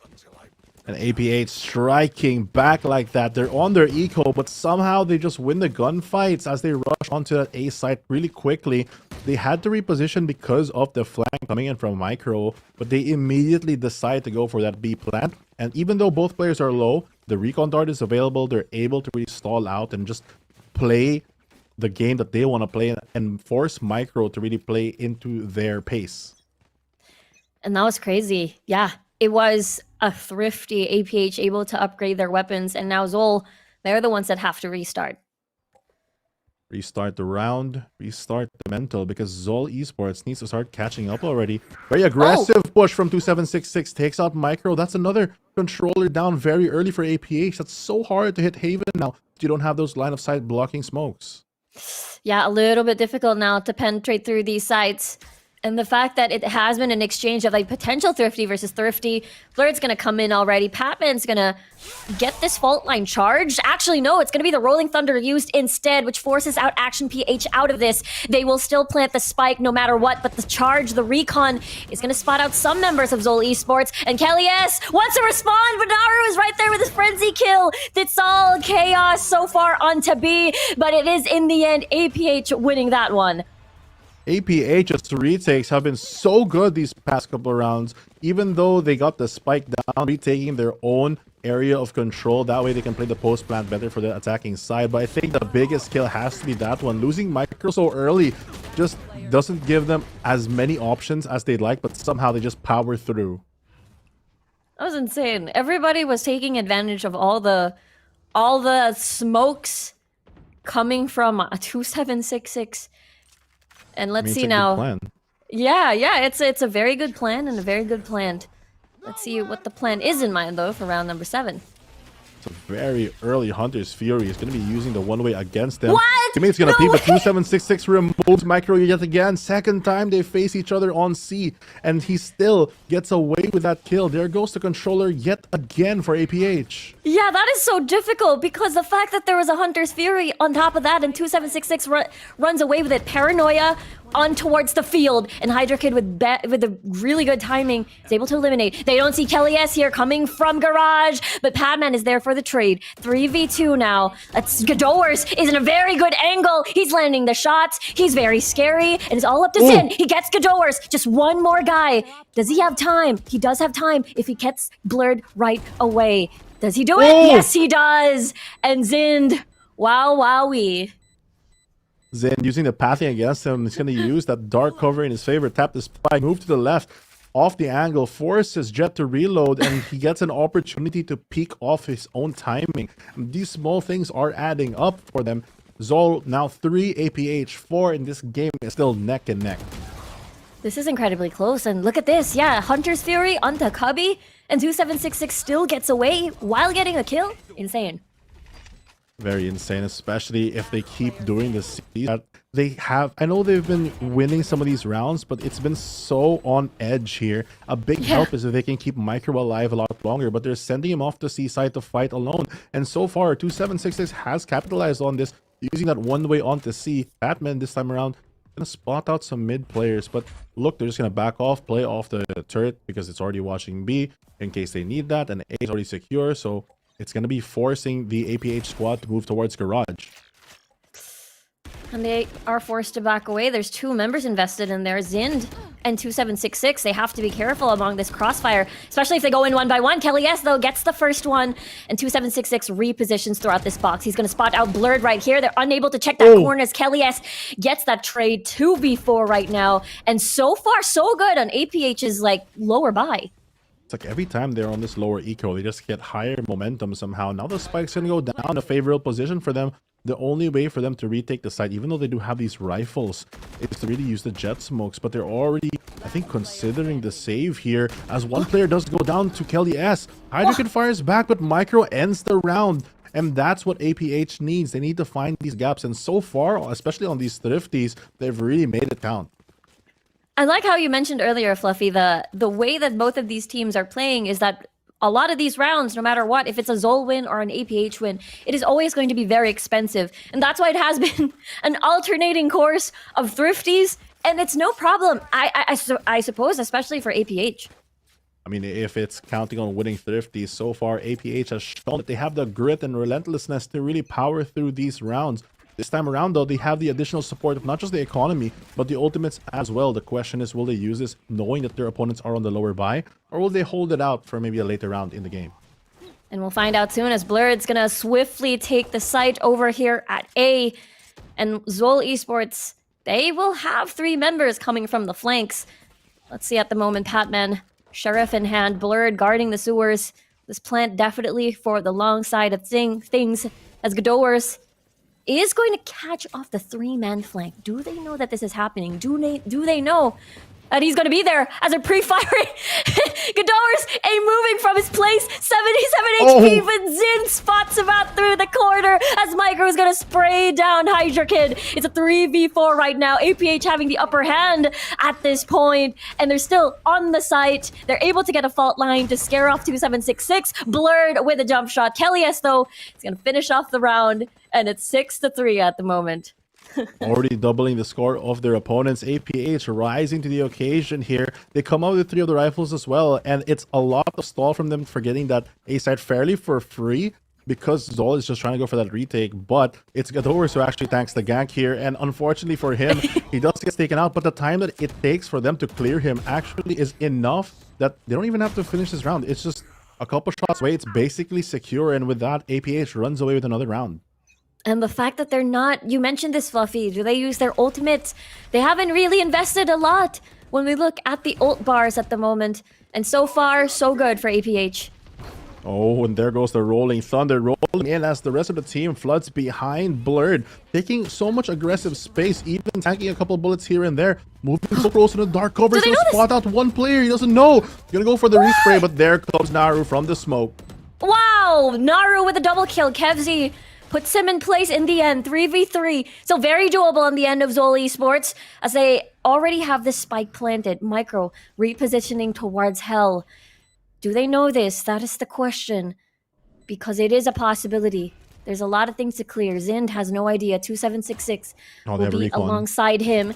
They have to watch each other's backs. There's the spray down through the smoke. They want to check Hell. Micro spots him first, and Gadowers will finish the round. The team play coming from APH is proving so valuable here on the attacking side of Haven. Even in the clutch situation, Kevzi knows that his teammates will watch out for him, holding off that push, ready recon in case they do go for that swing. But it all started because Blurred was able to open up the site like this. Yes, he falls, but he allows the ultimate of Killjoy to push the defenders so far back that they're not just playing against APH for ZOL, they're also playing against the time. Yeah, not only the waterfall of players, but the waterfall of ults. After Rolling Thunder comes the lockdown. And for ZOL Esports, just a couple of more rounds before the switch. And so far for APH, this A attack and the execution, the swift execution has been working out for them. And look at that, ZOL Esports forced back once more. They just give this A site so freely, and they don't even have anything to really use for the retake here. Last round, they already popped their lockdown on the defensive side, so it's going to be a gunfight here as we try to posture themselves for the retake. Ghidorah's very patient with his position. I don't think they know this. Look at Ghidorah's moving his way towards sewers as Naru with this Hunter's Fury micro gets another kill. Hydra Kid falls, and it's Naru the only one left. APH, they're very, very strong on this Haven map. It seems like ZOL has a good hold on C and good info on D, but their A side is a bit lacking sometimes. It's essentially free for the attacking side because no one is challenging that position. No one wants to take control of this A lobby side for the defense. They need to start being a bit more proactive because the reactions, although are quick, are not enough because the space that you give up is just so big already for APH. There's just so much. Every time they're forced back away from A. Let's see as they invest 3 more members towards this site. But APH has other plans as they've invested a little bit. Actually, they haven't yet. They're still trying to get information. 2766 off that little trade. Yeah, he gets the info, but look at his HP. He's just stuck now on 29. 1 bullet to the body with any rifle will just take him out, even though it's a wallbang, so he has to play very safe because that C site is spammable. But with that info, APH gonna try to creep their way onto that A site instead. With the Hunter's Fury as well, Kelly S spots out Hydra Kid. He's forced away from his position. Just trying to clear long for themselves. But Hydra Kid actually comes back to this and gets rewarded as Kelly S falls. 87 HP. He's gonna get damage to 69 with the shock dart. But so far, APH, they still haven't committed to a site. It's a different change of pace here for APH. Normally, you'd see them just run into the A side, but now it's being bolstered by ZOL, especially with their jet playing so close. Kelly is now out of the equation, man advantage to ZOL Esports. With time ticking down, they have to slowly start getting some pressure. Ghidorah is going to pop the Nano Swarm. They maybe fake a B push. They do know that 2766 was dropped low, but do they not know what position he's playing? I don't think so. Ooh, that is the question here. Ready for the dash, ready for the paranoia as well for 2766, but there is no follow-up. It does slow down APH and buys time for Zin to come through towards logs. Still no frags so far, and the anti-paranoia alongside the Rolling Thunder, and the timing is there. Ghidorah's with a headshot, 3v3 at this point, and no time on the side of APH. They have to do the kill, they have to plant the spike, and Patman is ruining everything for APH. Look at that. What a hold by ZOL. They just stay on the site, and even though that they lose pressure just because they fought for that A lobby control, it stops the plans to really do anything for this attacking side, and APH is able to just keep on this hold and not give up any rounds. Yeah, that was crazy. Let's take a look at that replay. And it all started because they were gathering information onto C, and then they moved from different sites to another, and the Rolling Thunder really slowed APH down. I like how this Omen Paranoia exchange just really stopped a lot of the pressure from that C side, gave them the breathing room to keep holding that backside, waiting for their teammates to respond, and they just stall out enough to buy themselves the time to take the fights that they need, which pushes the attackers to be on the back foot because they have to still plant the spike while dealing with all the motion. The chaos, the time, then the paranoia with a scan. They know someone's at sewers at least. Zind coming through, gets a double kill with the ghost. Hydra Kid very aggressive towards this box. Still being very patient at the moment, still not pushing just yet, waiting for the drone, waiting for the flash. And here they go, Kelly S with Kevzy! Look at them go with this hold, the crossfires, everything are so deadly. ZOL Esports wins the pistol.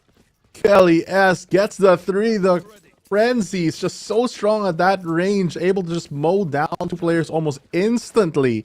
Because of that, already the deficit was 4-8, now 4-9, and they have the best buy that they could possibly be, and this is a situation that you want to be in to start your map 1 if you are on APH. Yeah, APH winning that pistol, incredibly strong start. And just as you said, 9-4 now in their favor, so close to the double digits. Very interesting buy though. They have the economy, but Blurt's gonna stick with the Marshall, confident that he can hit those body shots against these no armored opponents, but also maybe saving for a future operator because we know how strong he is with this. But he's gonna be pushed back here. Marshall shots not gonna land. Has to slowly take these fights. Let's see though. He does get first kill onto Patman, but Naru with the trade. And here we go, Hydra Kid. He's gonna try and peek, dash back with a cloud burst. Kevzy knows that you're there. Is that the shock dart kill? Not yet, but he's so low with 5 HP. 2766 kills Kelly S, and Hydra Kid still survives and even kills Kevzy. All this time, he was still there. 3v2 now. APH still has a chance with these two. They have a chance, but the rifle is already given to the opposing team. ZOL Esports, they're making this thrifty possible. The spike ticking down, and Hydra Kid in that position just stayed alive for so long that the pressure was really on him to get clear, but not knowing where the rest of the team were, he just couldn't go for the wide swing. Causes Kalias to fall, and now in this 3v2, there's so much space for the attacking side. It's so difficult. I believe one side, Hell, if they want to try to peek together, 2766 has eyes onto CT already. Micro. Hydra Kid, again, he's been holding on to this 5 HP for so long. And let's see if he gets a kill. Micro with a double kill on his Spectre. Now he knows where it is, where the last player is from, but he wanted to stick it as Zind gets the peek. And there we go. 5-9, and ZOL holds on. I can't believe he went for the stick there. He knows he's just staring into the turret, but he knows that there's a delay before it fires, so it might give him a bit more time to go for the half, get a kill after. But unfortunately for him, it was a read, though. It was expected, but a good try from them. But overall, that was their buy, and the opposing team won. So now they're in a better spot than they were in the previous round. It's so crazy that this first map is very telling of how hungry these players are to continue their journey here in VCTPH. All of these thrifties have been so close for both of these teams. I mean, it is already the fight for their life, and this is a great read from APH, already stacked up on C side, ready to break the recon, but I think it's going to be sniffed out by ZOL as they just choose to rotate somewhere. Now it's going to be a smoke coming in from Micro to maybe fake some defenses towards our B side and slow down the rotation, but the confident push from ZOL looks like at least that they're headed towards the right direction. Yeah, there is Spidey senses, definitely worth, but they're proceeding very carefully. They're unsure if APH is actually staying over this end. But it took so long for them to go for the rotate, so now, you know, obviously we can see the map and they're far away, but for the perspective of ZOL Esports, they could be playing in any position right now because they waited so long to go for this push. They're going to use a lot of util as well just to clear the site, which is a safe thing to do. But that does mean that the defenders have a fighting chance for them to at least win out the util fight because their economy, on the other hand, not going to be the best for this retake. And Micro still has definitely a lot blurred as well when it comes to utility. Kevzy ready with a recon. Meanwhile, Nara just used it. But this is a 5-man turtle stack all the way from CT. Let's see what the position is going to be like for retake. The time taking down so low, I think another option is just to go for the save and die to the spike right here. Not give any extra ult orbs that they don't need to. Maybe they can try to get an exit frag by swinging together. But one stun is just going to stop a lot of these attempts already. The recon dart's going to come out, but it's not going to be enough as the rain of fire comes down from the attacking side. They're just going to go for that spike die. They're definitely going for that plan instead to make sure that nothing, no orb, just as he said, goes over to ZOL Esports. They do drop the one, but ZOL Esports is slowly crawling back into this. 6-9 right now. They have a very good buy. Full util, full armors, full rifles. On the other side, Action PH, they are holding on quite a bit. Not as much in terms of utility, but very close. So it's anyone's game this round. It is very close. It is super duper close. You know, Action PH, on the other hand, they were able to win more of the Thrifties. They were able to win more momentum, at least for the first half. But ZOL Esports, I feel like they're also getting there. They're trying to get somewhere as Blur is trying to get to that mid position. Creeping ever so closely, but breaking that Killjoy turret alerts the attacking side that the presence could be in mid, forcing them to take a lobby yet again. Something that APH has struggled with in the past couple of rounds to really take control of. They only did it in the first one. They had a good read, but ever since that first round, they've been slowly losing that momentum, and now they're being a little too reactive and not proactive enough, letting ZOL just creep wherever they want to. This time, looking like to be the B side. They're slowly creeping in from mid. One is at backside, and that is blurred. Will they know that he's there? That is the question. As the smokes and the recon pushes through, the execute is already there. Hydra Kid, and there's the P coming from Blurred. Hydra Kid wins that duel, and Naru already with the plant. the two teams are going to be coming from different directions as Kevzy spots out Hydra Kid with that recon. Gador's going to come from the flank. Let's see if this is going to pay off as 2766 is actually from window. Padman's holding on to his gun. He just wants to see if someone's going to follow through, and that is going to be no. I thought that was going to be a shot. 3v2 right now. 2766 spots Gador's, and this position at window paid off. And ZOL Esports gets another round. APH, they had a beautiful recon. They're able to remove the jet from the board, but with both jets gone, that one trigger discipline that could have been a double, but still some value gained from it just was enough time to draw and split their attention. Because of that, the flank or hold from window actually was just enough to peak at the right time to secure the round. Yeah, Micro, again, you know, really good shot, but 2766 one up that. As the layers of, again, these angles, Gadoris didn't see that coming. He didn't see that, but will they see an opportunity this round? Because they can keep this current momentum that ZOL Esports has had to strike back on APH. APH with a good attacking half, but struggling as well here on the defense, just like ZOL did on the first half. Repositioning their team now for the attacking side. Taking a pretty free garage as 4 players on the defensive side are going to be stacked up on A. They have a lot of room to move, but nothing to really gain info off of aside from that owl drone that just cleared garage. Yeah, they're playing this, you know, very slow, not denying any sort of noise and information, except for the smoke at garage. This might signal the rest of APH to rotate towards C, as here comes the execute. The dash will come through. And the rest of APH actually will decide to back away and wait for the rest to come from different directions instead.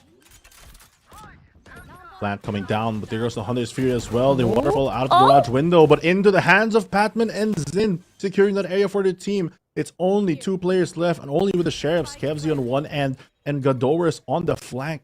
But will he be able to spot one? He sees one from behind. Kevzy gets a frag on breach though, and Hydra Kid forces out Gadoris' position, and 2766 just ends the round. Just like that. Another round for ZOL, and slowly but surely, again, they are catching up. 1 round separates both teams at the moment. And it's so crazy. They were basically sandwiched from different directions. They had to watch doors, and they had to watch through the site itself. I guess they're really making their mark here. Yep, timeout here for Action PH, because they have been slipping up in the past couple of rounds. Not really sure how they want to move around the map, because ZOL Esports finds some control. Every time they get these mid-round calls, I think APH just doesn't have the early read enough to really do something. They have to start playing a bit more proactive to get that information. Keep prodding to figure out where the enemy is going to go. Even if you just have to use something as basic as a jiggle, because ZOL Esports is just walking around the map for free.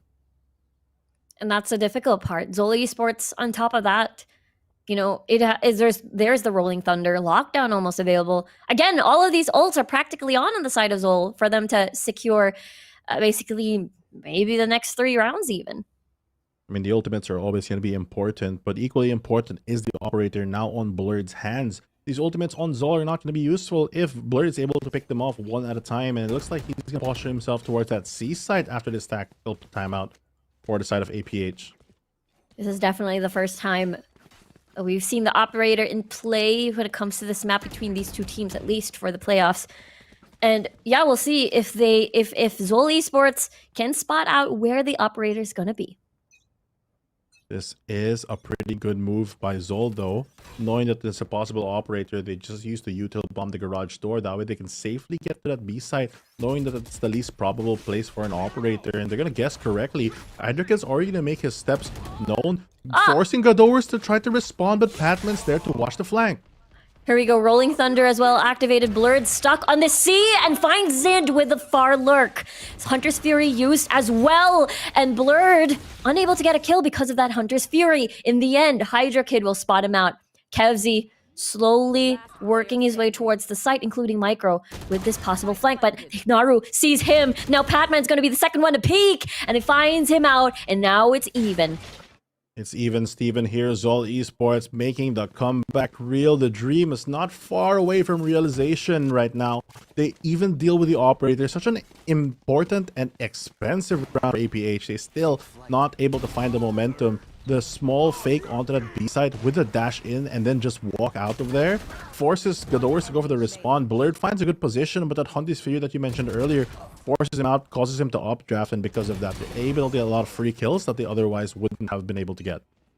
It's so crazy. ZOL Esports, you're right. They've been climbing from a huge deficit earlier, and now they have the momentum. Question is, how will APH destroy this? Because so far, even though they're on Thrifty, they aren't able to do the same thing that they've been doing in the previous rounds.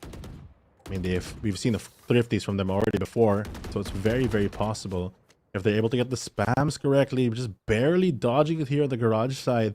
But the defense looks a bit more scattered. Last round, they expected the garage push, so now multiple players are on garage and C. But A is the hit for ZOL, reading the map a little bit better, a little bit quicker than APH to really move and take more map control. Just so, again, a very, very intense series. It's been so neck and neck. Ever since the playoffs began, it has been the tone of this of each series, of each map has been the same, because everyone wants to be on land. Everybody wants this win. Everyone wants with the recon. Doesn't matter though, as they get the plant in so far. Now everyone on post-plant positions, they're trying to clear out Hell. They're pushing them away, but through the smoke, Hydra Kid gets a kill on Gadors. Nice recon, and ZOL Esports are destroying APH on towards this site, and they are going to the double digits first. ZOL Esports showing APH how an attack is done, stringing the past couple of rounds together, and no signs of stopping yet for this team. It seems that the aggression complemented by this good sense of game map control and how they want to move around has been working out for them, because a lot of the kills that they are coming from are not clean duels from some teams. They dodge a couple stuns here and there, they're able to get frags through smokes, just anything that they really need to do to take the space that they want to get, and so far anytime they wanted space, they've been able to get it. Yeah, Blurred tried his best there, but is spotted by the recon. And ult-wise, ZOL Esports has a lot to give once more, and this could possibly be a fast execution. Gonna pass through that nano swarm. It's gonna get stunned by the fault line, but Hydra Kid gonna lay low a little bit after the before that expires. But the timing though, as Naru and Zind gets a kill. 4v3, lockdown activated, paranoia being used, but there is no push. It is just there for the slow. Time and space gained already for ZOL Esports, and Batman even finds Blurred through the window. That leaves only one person alone on site. The TP is not going to give him any chance to breathe, because the rest of the team are just going to move through together, peek together. Now it's 4v1 all up to Kevs. This is absolutely crazy stuff. Action PH struggling to destroy any sort of possibility for ZOL Esports to take these sites. So far, has been a very difficult feat. It's difficult, but for Kevs, almost impossible right here. I think the best thing you can do right now is go for that save, already spotted by the alarm bot. They know exactly where you are, could be wrapped from any direction, and Kevs is confused of where they might be. Hunting him down already. ZOL Esports, their one shows, and Patman wins the duel, 11-9, and now they're one from match point. Patman has been doing so well, even at the first half of this map. Let's take a look at this again. They didn't really expect where Patman's going to pop out. I feel like he's been doing this time and time again. I didn't expect APH to hit this hard. I know that they played so well against Naus Esports, and now that we see them against a team like ZOL, you know, they're struggling this time around. ZOL Esports, their lead always just extending somehow, regardless of their buy. And speaking of buys, Action PH forced another eco. I feel like this whole game was just Vandals and Sheriffs. Yeah, that has been the theme of Haven for both of these teams. And let's see if APH can pull off any sort of denial, any miracle on the Sheriff plays here. Micro is going to paranoia. And here, Micro is going to be forced out. Nano swarms everywhere, forced to 65 HP. No matter where he goes, he is damaged. He's back to the box, but ZOL Esports back to their own space. It just takes so much damage from that. I mean, at least he's kept alive though, but Micro, you know, it's not going to be that much HP to really work with, especially against these heavy hitting rifles. They have to be very, very wary of the flank though. ZOL Esports just go slow. They're just repositioning. They know they have the gunfight. They know they have the manpower. So all they have to do is swing together. They're probably going to expect this corner already going to be checked. Do they? Will they check it? Yep. They do. Hard clear it. There it goes. And Hydra Kid gets the first entry. And Micro is gone here as they try to clear everything. Naru kills Gadowers. And it's all up to Kevzy, Blurred, and Kelly S. But what can you do with a weaker buy, with them full control over the site already? And now Kevzy and Blurred, it's looking like a ZOL round to me. It's a checkmate position, if anything. They might have a couple smokes. Blurred still has 2 Cloudbursts, maybe half the spike and take it. But there's so many bullets raining down that the spams might just go through. He manages to find Patman, though, so a bit more breathing room for them. But no one on the spike yet. Time still ticking. There's a lot here. There's Blurred gonna peek closer this time as Kevzy taps the spike, recon dart, and they get the kill. As ZOL Esports is now match point. And that's not what you want to see if you're an APH fan, because you've seen them play so well in the first half. But this time around, ZOL Esports they go for the deficit, they take it round by round, and we can see how clean they're playing. They know they just have to stick together because, yeah, maybe they'll get smoked out. Yeah, maybe the recon will be destroyed, but they can just keep spamming through that because they have the rifle advantage. And it's the last round now, possibly, for this game. Lockdown and Hunter's Fury available for Action PH, but that rolling thunder from Patman combined with the speed of the knives from Hydra Kid might prove to be the difference. It's absolutely scary to think. Again, Patman, we talked about him before. Blurred, unable to get the first kill. Hydra Kid's gonna peek again alongside with a drone. Can he do it for the third time? No! And he will back away instead. The pressure that he was under. He was getting drone, getting hit, and now his whole team's just getting hit by an earthquake as the attackers are going to try to take the fight here on site. No one gets flashed though, so a little more space for them to play with. The question is, will there be space for the operator here as a lot as Hydra Kid and Naru killed Kelly S. Now Kevzy's gone, and this is an all-out ZOL Esports map at the moment. Gadors, can he hold on? Can he hold this site for his team to extend the life of them in Haven? But the paranoia, it's gonna make it harder. Micro, it's all up to him. He has eyes on long. He knows Hydra Kid is throughout that corner, but there's gonna be people coming from sewers. There's Zind. There's just a lot of things to think about. And ZOL Esports, after a huge deficit, win Haven. And look at the boys celebrating right now. High fives everywhere. It's a well-deserved victory for ZOL Esports as they take map number 1, Haven, for our first series for today. That is crazy. That must be a big sigh of relief, especially like they get the upper hand. And of course, they're 1 win away from, getting into land, getting into the skies, on CONQuest 2023. See you in the skies indeed, but will they be seen on the stage, or will there be a comeback from APH? That's going to be the question, because it is an elimination match, and I'm sure they're going to be fighting for their spot really hard on the next map. I know, on the end of Action PH, it is a very worrying trend, I suppose. This has been very prominent when we look at their record back in split number 1. It's one of those things where, what Action PH will you get? Sometimes they're on and sometimes they're off. But when they're off, it's one of those situations where, Action PH to win on paper a certain matchup, but in the end, ZOL Esports played cleaner, played better. First kills as well. The momentum from ZOL, 15-7, and the overall score 9-13 in favor of ZOL. The Thrifties as well, it's just like they're winning slowly but surely, and these small wins have added up for them to amount the comeback that they had, because they were such on a low deficit before the side swap rather, but they just had the firepower to really just power through all of this. Yeah, their attack was so clean. Their post plants were so defined, and they definitely read what Action PH had in mind. They were avoiding the operator. I don't think the operator had any sort of value, just because ZOL Esports knew where it was going to be coming from every time. I mean, as I said yesterday, that the operator on Blurred has always been the linchpin of this team. Sometimes it just hits so hard and puts the enemy into a standstill. But we saw, I think, the pressure that ZOL was just able to bring on to him to really drone him out, to make sure that even though they don't avoid him, that they clear him or at least use some util, just didn't allow him to really fight. He even got hit by the Hunter's Fury just so that he would be able to this one exactly.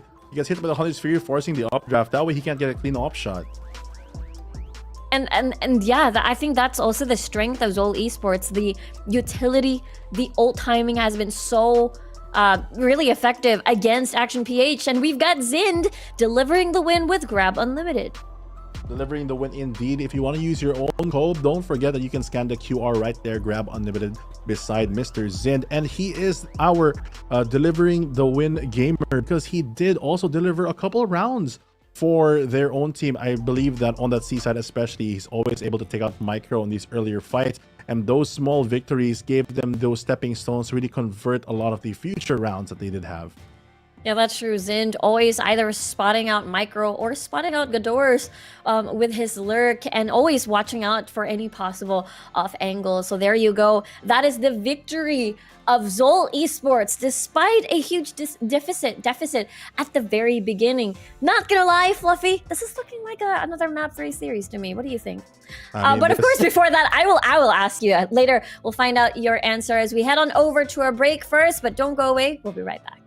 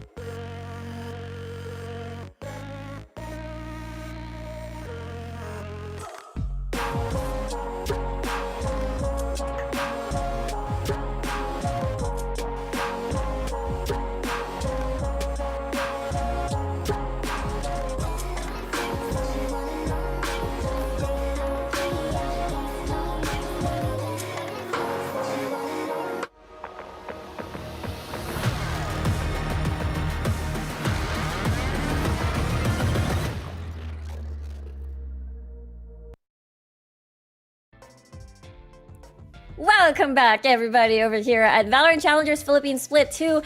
And we're currently still in the playoffs, and it's day number 2 between ZOL Esports and as well as Action PH. My name is Riku, joined by Fluffy02, and we'll be bringing you still the action of the first series of the day. And just in case you just joined us now, it is currently just an update. Action PH, or rather ZOL Esports, winning the first map of the day. And we're going to Ascent. Isn't this... I think you mentioned this, Fluffy, earlier. It's one of their ZOL Esports comfort maps? Huh?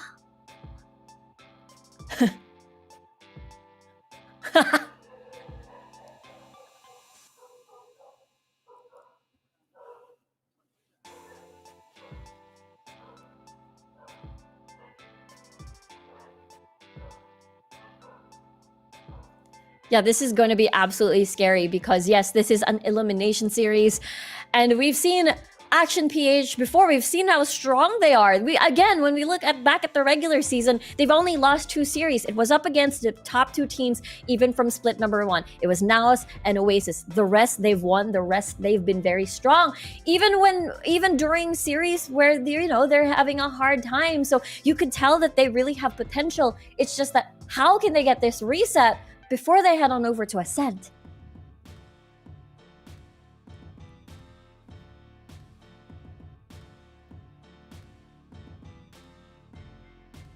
That is the biggest question there, because it is literally a do or die moment. Everybody here in split number 2, the teams that you're seeing, the logos that you've been witnessing, they're all very hungry for Ascension. And of course, as well as to compete at CONQuest 2023 next week on LAN. That's going to be absolutely exciting to see. So for those of you who are itching to watch, VALORANT Esports Philippines LAN next week is your chance. Next week is the chance to really get that CONQuest in, and the Conquerors will find out today of which of the remaining teams will be on board for that after we find out who wins this match. Possibly, right now, momentum is leaning towards ZOL Esports, but we saw them struggle in the previous map in the starting half. They did go for that comeback, which was very impressive for them, but they need to start out strong with this one. They carry the momentum already with them, and Action PH, on the other hand, they need to find their grip, especially on the defensive side. I think that's the biggest question there, right? Because we saw Action PH that had really good momentum. It's just that once they find that they can't get momentum, or the other team has been, on a roll, it feels like you mentioned this, Fluffy, they crumble into the pressure. It just feels like ZOL Esports was a much cleaner team earlier. So it's one of those things where, will we see indeed a map 3? If not, then it's probably because of that reset. It's a very, very high pressure situation for both of these teams. I mean, honestly, if you take a look at the map pool as well, we have Pearl as our decider. This one is going to be Ascent. Both of those maps kind of fairly similar, so I think it's going to be pivotal as well for whoever wins this map. Probably has the fundamentals to really take the entire series, if it's not already a win by ZOL Esports, because honestly, if they fought that hard, they should just deserve this win at this point. But I'm sure that Action PH has a lot to say, because these players are very familiar by being in these back against the wall, no other option situation, and they will try to claw themselves out of it after this deficit. And I think, Action PH definitely want to proceed and not want history to repeat when we look at split number 1. I believe they were also, eliminated quite early into the playoffs. So of course, they do not want history to repeat itself. And, for some of the players coming from ZOL Esports, it's actually a very impressive run, considering that there's a lot of roster changes. They also had to come from qualifiers, despite qualifying from the previous team already, which they had, because it was, I believe, SR Nakage. So at this point, there's just a lot of pressure and a lot of history and a lot of risk these players took to get to this point. That's a long journey ahead, but who's going to be moving forward? Both of these teams, of course, the pressure is on. We already talked about them. But for me, highlights from the previous game, I think that Patman especially held very strong in a lot of these situations. Blurred, when he had that operator, sometimes it hits and they just win the round. But when he doesn't, it's such an expensive risk for them to take. And it seems like ZOL is very aware of that situation. They know how to deal with that operator. But speaking of other players as well, we had our MVP 2766, I believe, or he delivered the win. And this player really is able to shut down Micro very early. And even though, yeah, they won the game, I think it could have been a little bit more cleaner if they're able to keep their controller alive, which I'm sure they'll take into this next map. I love how you mentioned that, because it was definitely a blurred Hydra Kid, versus you could tell that they know at the last few rounds where, Blurred had the operator on defense. Hydra Kid peeked thrice, by the way. He was so brave. He had the knives out. He's like, I can see the operator is there. I'm gonna peek for 2 straight times and force Blurred out of his position.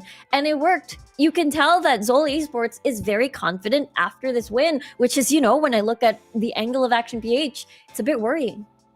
very worrying. I mean, if you have the opposing jet just jumping once and then you Yeah. miss and then he jumps back to the same spot, then he goes wide with his teammate, then the next time you know that you get smoked, there's a drone. Man, it's just so hard to really use the operator and even operate in that situation. So you have to back off, and these small little wins have really gained them this confidence that I think we've not rarely, but we've recently only seen here in the playoffs for ZOL, because they have struggled in the past in their group stages, but they still made it to the playoffs. They're still one of our better For sure. teams right now, so they have this their deserving spot that they have at the moment, and they look like they're not even going to stop at this. They're going to keep going, try to make it all the way. And that is going to be very exciting to see if indeed that will be the trajectory. As again, ZOL Esports, based on their body language, they seemed very confident. For Action PH, you know, it felt like they were the same. They were winning more thrifties. I think that's one of the strengths that Action PH can definitely bank on, is that a lot of the thrifties, you know, they were making a lot of these rounds very, very expensive on the end of ZOL Esports. So hopefully, you know, when they're on their lower buy, they can definitely bank on that to damage the economy a little bit on the end of ZOL. I mean, speaking of economy, we were already talking about how earlier in the cast we were saying on the Haven map, it felt like it was just Vandals against Sheriffs. I mean, they just swap of whichever would win. Sometimes one with thrifty, maybe they'd have like a weird buy, but overall just shifting back and forth. And one thing that they might take away is that Taylor's a big fan of this, but it's that meta of going half shield, just trying to build up your economy that way. Even though you're on a lower buy because you sacrifice your armor, you still have more rounds where you have those weapons. And I think that if APH had a bit more rounds with those rivals, they could have won a bit more rounds in the previous match. But unfortunately for them, they go for the full save, full buy all the time. And in this specific situation, with less indirect damage, I feel like it was the worst option because they needed that fighting chance. They needed just that little extra oomph to really push these rounds into their side. Yeah, absolutely agree with you there. They definitely need that air quote sustain when it comes to the economy, and opted for more of a high risk, high reward. But when you look at that kind of approach, then when you do, you know, lose that round, it's very, very damaging when we look at it at the long run. So hopefully, you know, Action PH is able to get that reset, especially when we look at the decider map later, which is going to be Pearl. I believe there's a lot of really positive records on the end of Action PH, especially when we look towards Kelly. Yes, he's very comfortable with that map. We've seen him sometimes bring out the Rays on this map in particular. So I'm actually really curious to see this different configuration, especially when we add in Gadors into, you know, this five men that we see in towards the series, because when we look at the earlier days of the regular season for Action PH, it's only either Kelly S or you swap him out, then it's either Gadors. But seeing them both is actually very, very entertaining and fun to watch. I feel like not just entertainment value, but also effectiveness, because it seems like Gadors just fits in that puzzle that APH has been trying to look for. Derek does the job well as well, but Gadors has an additional layer of, I think, firepower that has helped his team pull a lot of pressure away from them, allowing them to move around the map. And you did mention already that this team from APH, you know, we already have these heavy hitters. We have Kelly S, we have Kevs, Micro, Blurred. All of them have the ability to clutch these situations. We've seen them do it countless of times, but it's just that in some instances, it's very hard for them to pull off. Now we're going to move on to Agent Select, so we can now see our final compositions here on Ascent, our second map for the day. Usually there's not a lot of differences when it comes to composition, but when it comes to, you know, high pressure situations, let's see if there's any sort of, you know, difference when it comes to this map. Oh, looks like that's a no. Is the Zen. That is a no currently, but that does mean that they have the same tools. So the bigger question is, how will each team use it? A lot of options for them, flexible agents here and there. The biggest one for me will be that 0 point in the hands of both of the KOs. If you land that, you can really mess up the opponent's timing with their abilities. But more importantly, I think it's just going to be a clean gunfight to see which is the better team, because at the moment, same composition, very basic and old map in Ascent. They're all familiar with this. It's going to be a blast. It's definitely going to be a blast, either for ZOL Esports if they take this series 2-0, or either on the end of Action PH if they're able to survive through the series. The goal for them is to take it to Pearl. And let's see, as they're actually starting on attack first. Starting off the attack, but we've seen how that attacking half has gone through at times. ZOL, when they get into that attack as well, has really shown us that their firepower as well as map movements has really moved up. But now they're on a 2-side map, not a 3-side map. So I think it low-key helps the defenders a bit more, since they can be a bit more predictable with where they're going to go. And it is about that firepower as well, just as you said. Who has the better aim? Who has the better instincts? Who has the better decision when it comes to movements here over at Ascent? You mentioned this before. It is a classic map with a classic composition, and it's all about execution in here. Now, in Ascent, we also know that generally it's fairly defender-sided. So if you can predict a lot of these movements, forcing them to play out these chokes, stopping the splits, I think, also is a big part of this map. Both teams, of course, very familiar. I'm surprised that, at least for Kelly S, he's not going to be playing that duelist role, but it's still in very good hands as the round does begin fairly quickly with the early scans. Gonna actually break that knife. I think it's knife in the wrong spot. Normally you can't break that, but it forces it to dash out as the attacker is just swarming in mid. Yeah, that's also a scan on towards Blurred as well, towards that corner. That's why Patman's already aiming his shock dart over there. Just firing missiles at each other, trying to get some damage in. But the attacking team already swarming into that A site. The traps are going to be triggered, and Hydra Kid already going to be the first contact. Here we go. One at long, actually, as the spike not planted just yet. Still a lot of time for them. The door goes down, but the retake from heaven's going to waterfall out. There's so many people walking out of here, and APH trying to recover the situation. 2v2 now, and the door broken. The pressure now in the pincer. 1v2, Nara wants to defuse, and Batman again gets the triple. They didn't even give time for APH, or rather ZOL, to take APH to take a break. They just went in. Yeah, just full on the gas. ZOL, they want to get that retake right in. Then jumping for joy. They're not even waiting to go for that proper setup retake. Let's stand together, guys. Wait a couple seconds, throw a util. Now they just say, YOLO, we're going to jump out together. Just go for the trades. And somehow APH, they managed to try to fight back. But the right side already of Gen is just so swarmed with so many players that they just get overwhelmed. They didn't even go 1, 2, 3, jump. They just like on yeah, 3. Jump, he's jumping. 1, I'm jumping boom, too. Jump. Yeah. That felt like it. What a good start for ZOL here. I mean, I wanted them to carry the momentum, but it looks like they're going extra fast right now. ZOL Esports now on the better buy. Zin's going to hold out that mid control, easily going to be blocked out by the dark cover from APH on micro. But that's going to give them the opportunity to creep closer. That recon dart does not get a scan off, which allows them to creep even closer to this middle position. But the drone, let's see if that's going to spot some out as Zin gets a bulldog shot, including Hydra Kid as well. A very strong start so far for ZOL.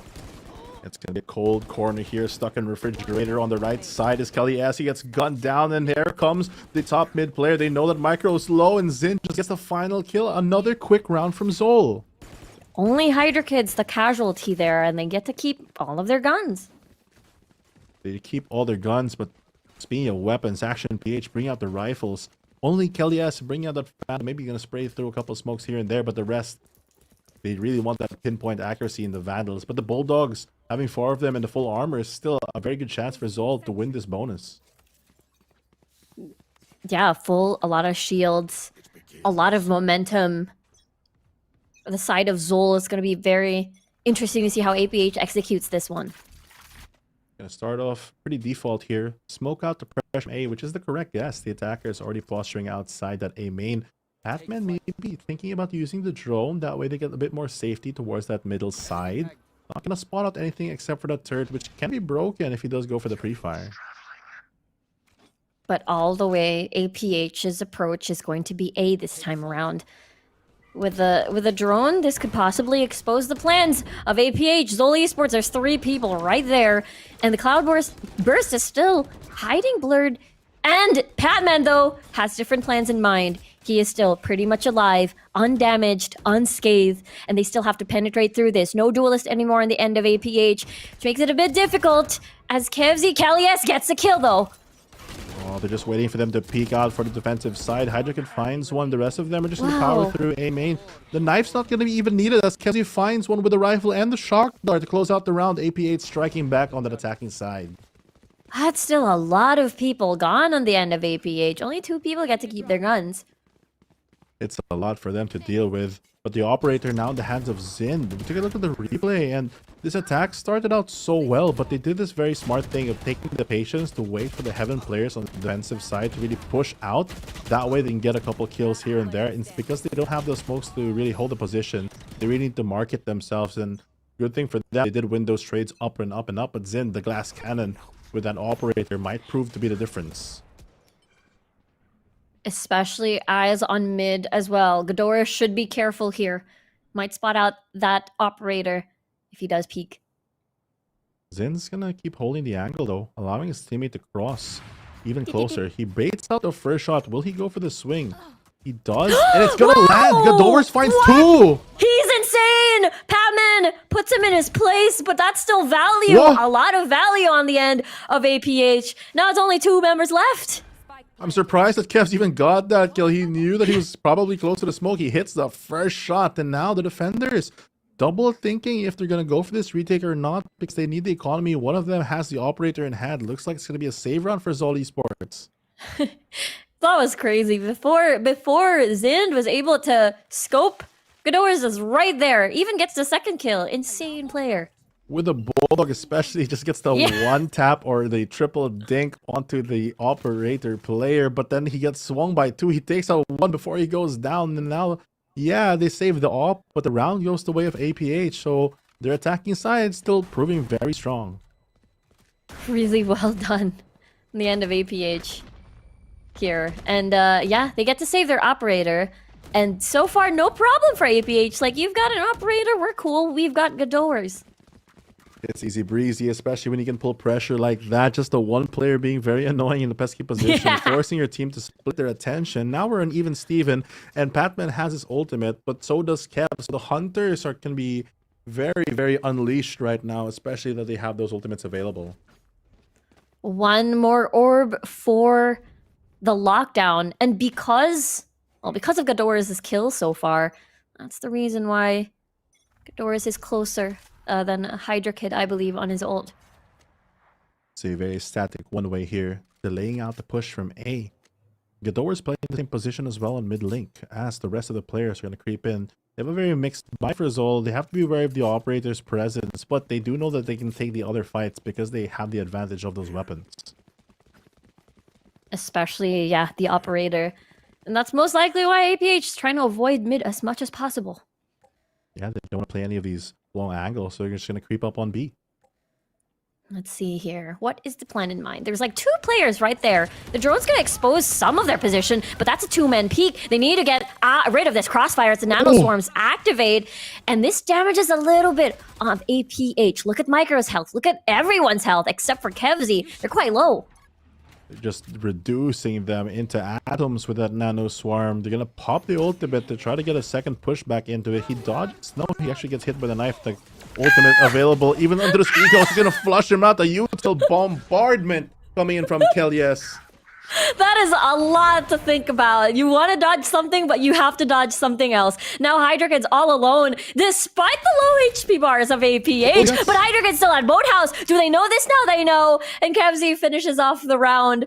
But at the end of the day, APH manages to survive despite being on a low health. I mean, in fairness to ZOL, they do have that operator last round, but the rest of them being on that eco, APH decided to go for the no greed play. Just gonna blast them. They got hit by this nano swarm. They got mad and they fired everything in retaliation. Yeah. They did. And they were able to eliminate the enemy. I believe that was Patman here. And the timing of that peak, unfortunately, 2766 was trying to smoke. Not expecting him to be that close that quickly. But now as we move on to our 6th round of the game, 2-3 the current standing. APH with the lead. Naru's gonna try to look for some info as Zin pushes through for the defensive side. And let's see now, with Blade Storm unleashed on the ends of Zind here. Wasn't lucky earlier when he had to go up against Ghidorah's, but Ghidorah's isn't going to be in the same position this time. They're already ready for the push out for mid, actually. Blurred, even before the start of the round, does the up draft. That way he's not hurt on top of the box there. Going for the up and down swing, making sure that they can get it. And Kevzy gonna spot out and maybe push out to 766, but he's a bit stubborn with his positioning, not really choosing to move.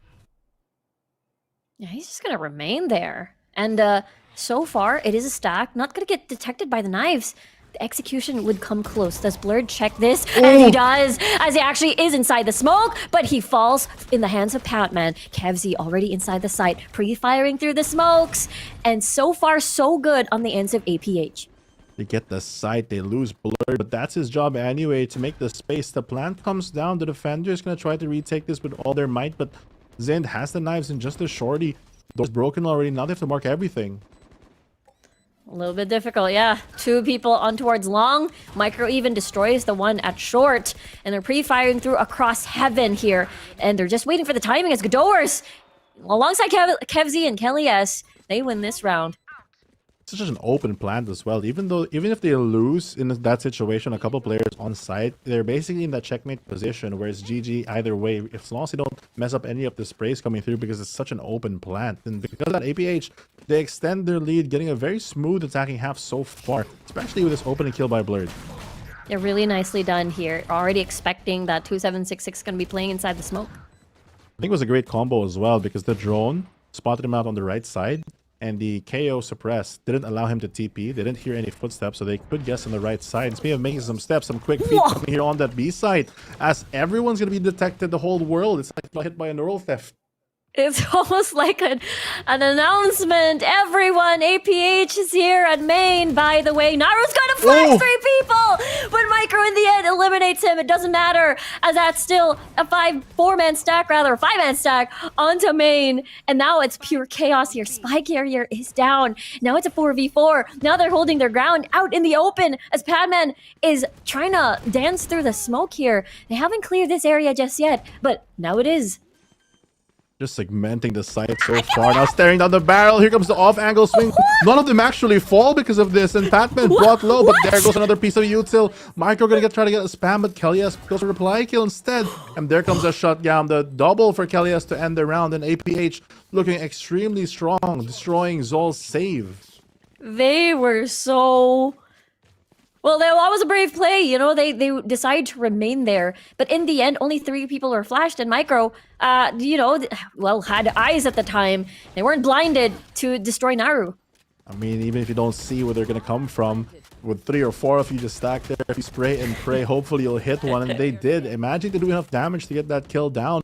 I think also got them that momentum because it's essentially a first blood for them.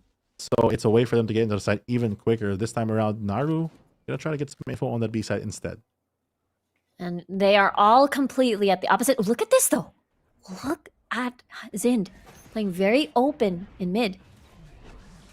Gonna be able to hold off a bit more, but Jen's gonna be surrounded. Patman lands the last bullet shot though. Might be able to find a second. Going for the third as well. 276 with the assist. APH trying to convert this. That is crazy. That is crazy. Hydra Kid finds a kill towards mid. Now all up to Kelly S. Does he want to rotate? Because there's one on mid. There's one on catwalk. He's waiting for him. Nope. He decides to take the long way towards the opposite end. He has to be careful. I wonder if Hydra Kid eventually will time that nano swarm if they do sense it. Kelly S is on the correct side though. You're right. The nano swarm is there. He could be popped a bit early, but Kelly S also has no info. Gonna jump for the knife, but it's gonna signal everything. He breaks the swarm actually to make himself known. He might get the plant down as well. Pretty free because ZOL has to double up for this retake.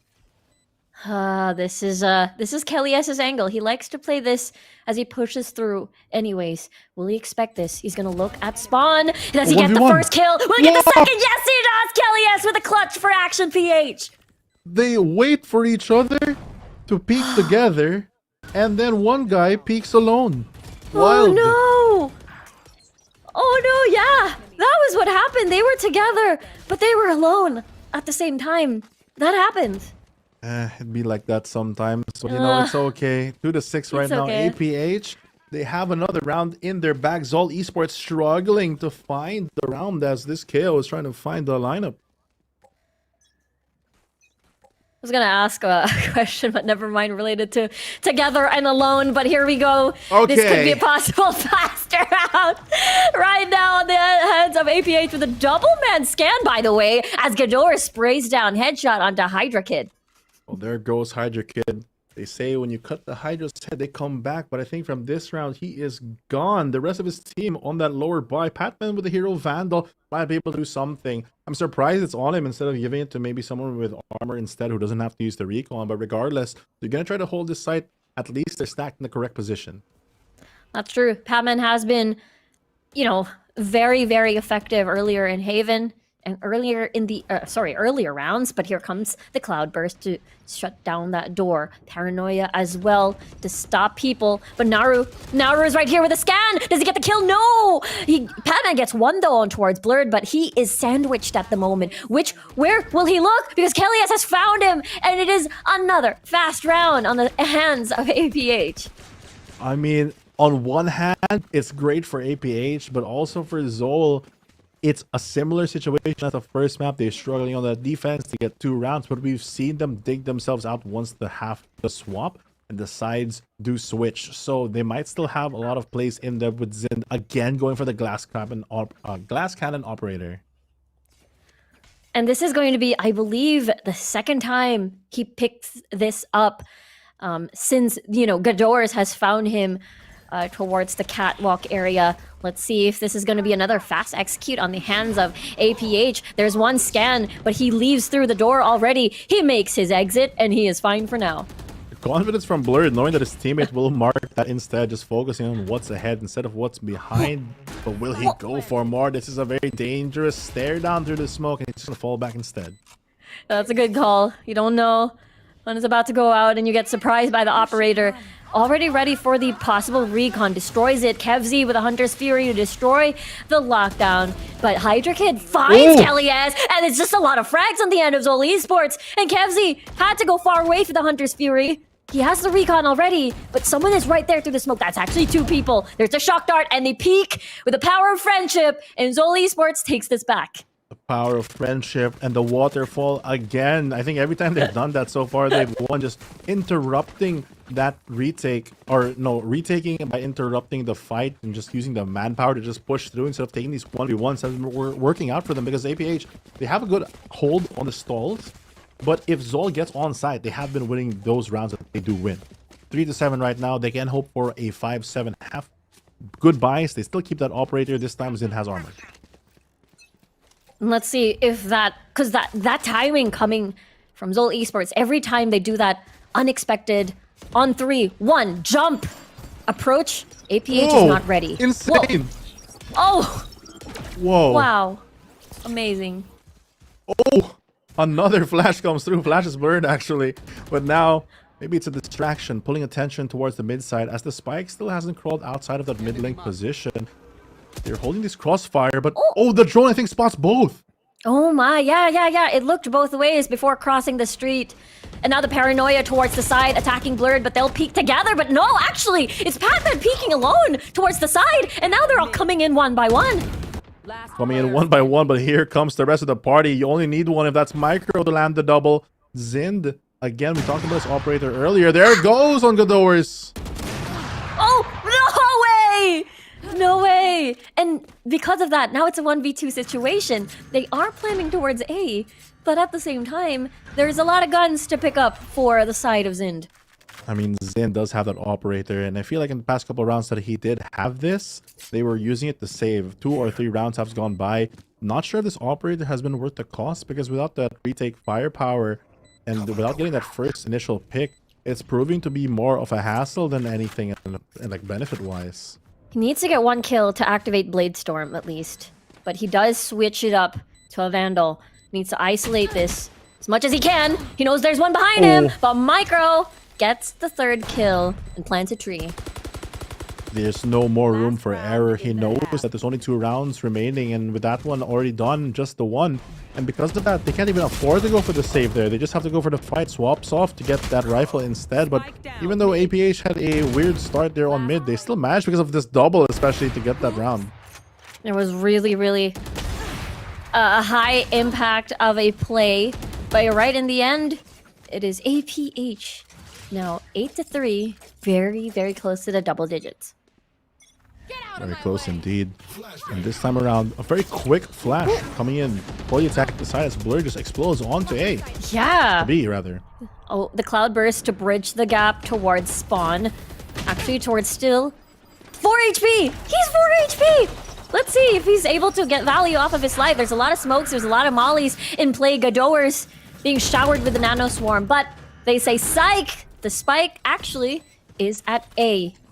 Take flight. My god, the fake out working so well. Now the defenders have to retake all that space back and re-clear everything because they're not sure where Blurred is because he was left. I'm surprised he even managed to get out of that situation. Not just survive the incoming fire, but just walk out. But speaking of surviving, Hydrogen falls and APH finds 3. Crazy stuff. 3v2 now. APH can still do this, but 2766 with a drop from heaven. He's still alive, by the way. Blurred with 4 HP. I swear, if he gets a kill off of this, it's all up to him. He gets 1. Oh, no way. He gets the but Patman decides to let go of this. But remember, he was low, and Patman saves the day.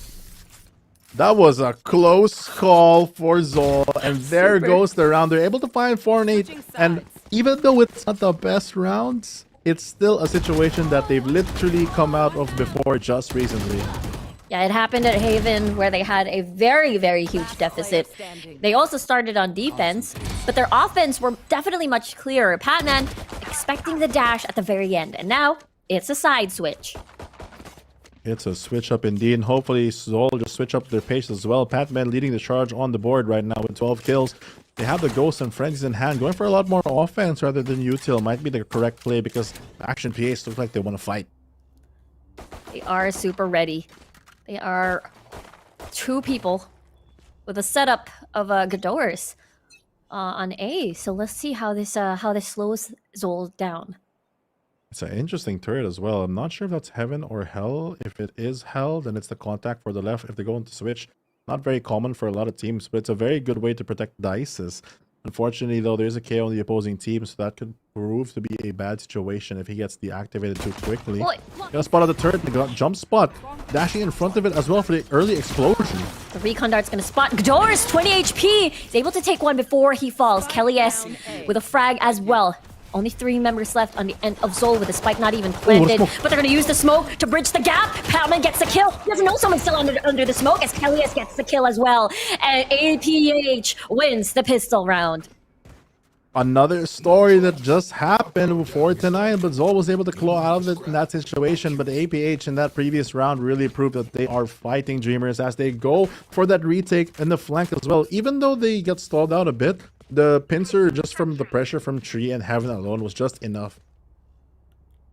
Fighting Dreamers. I love that song. Okay.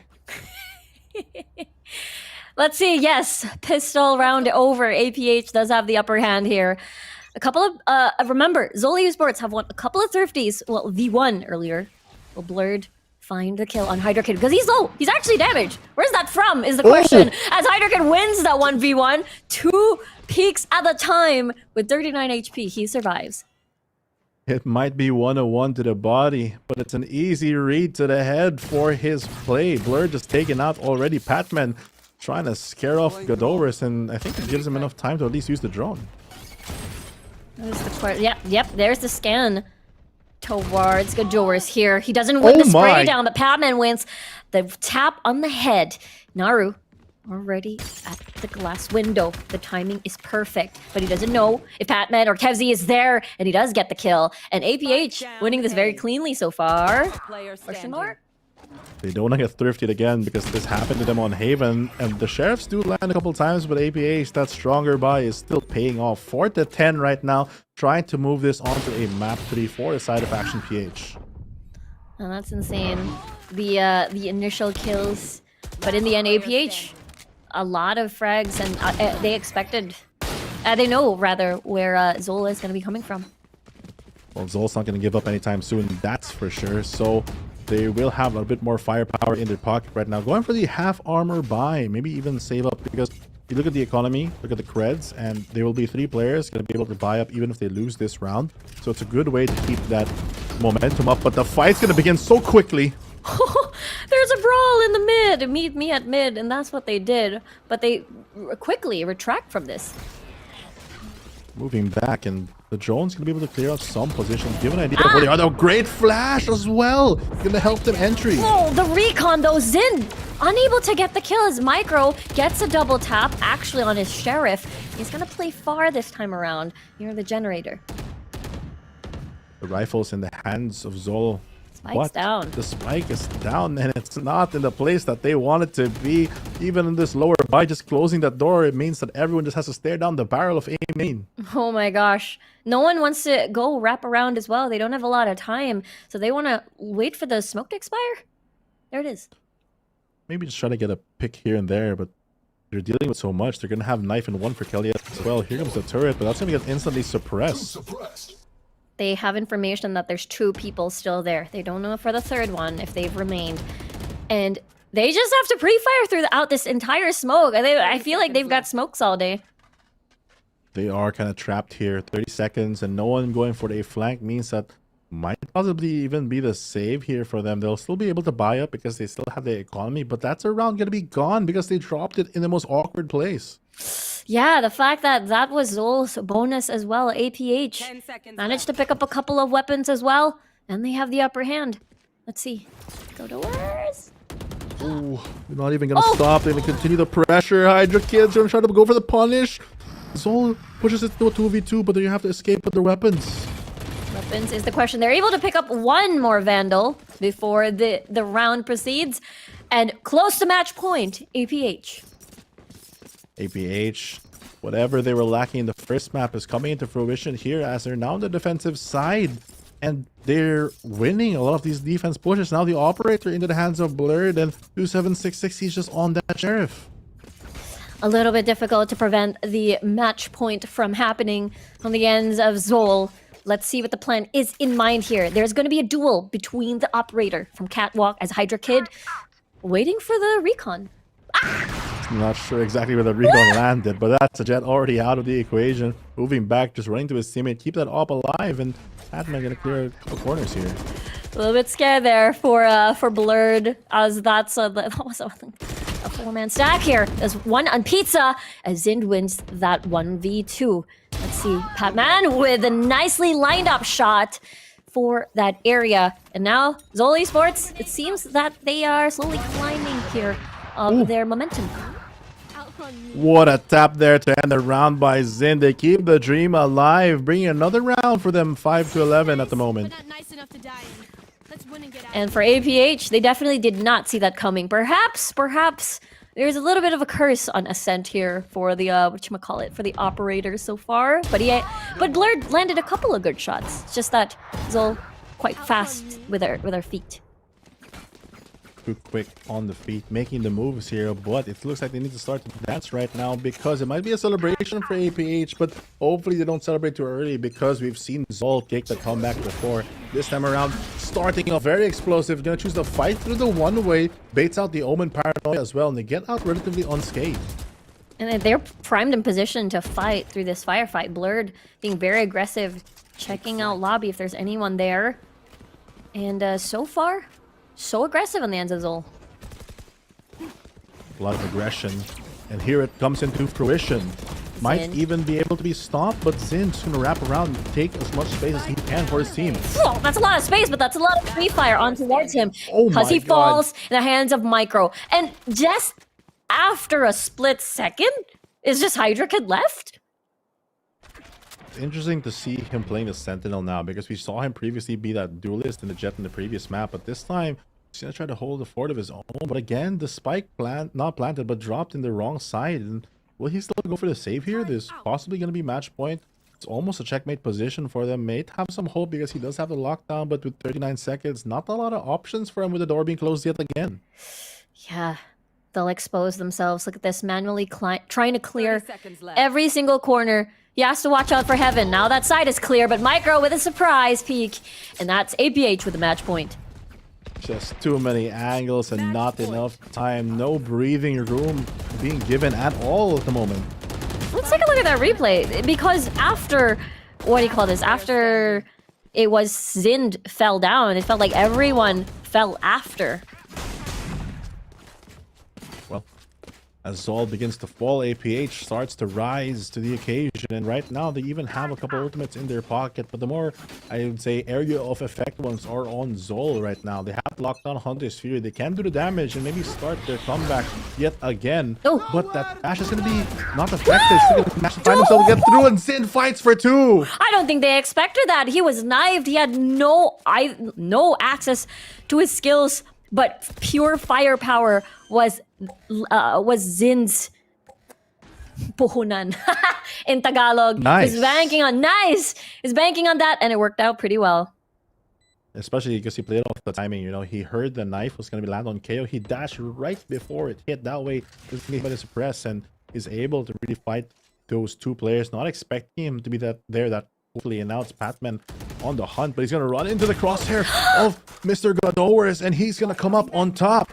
Mr. Gadowers, always there.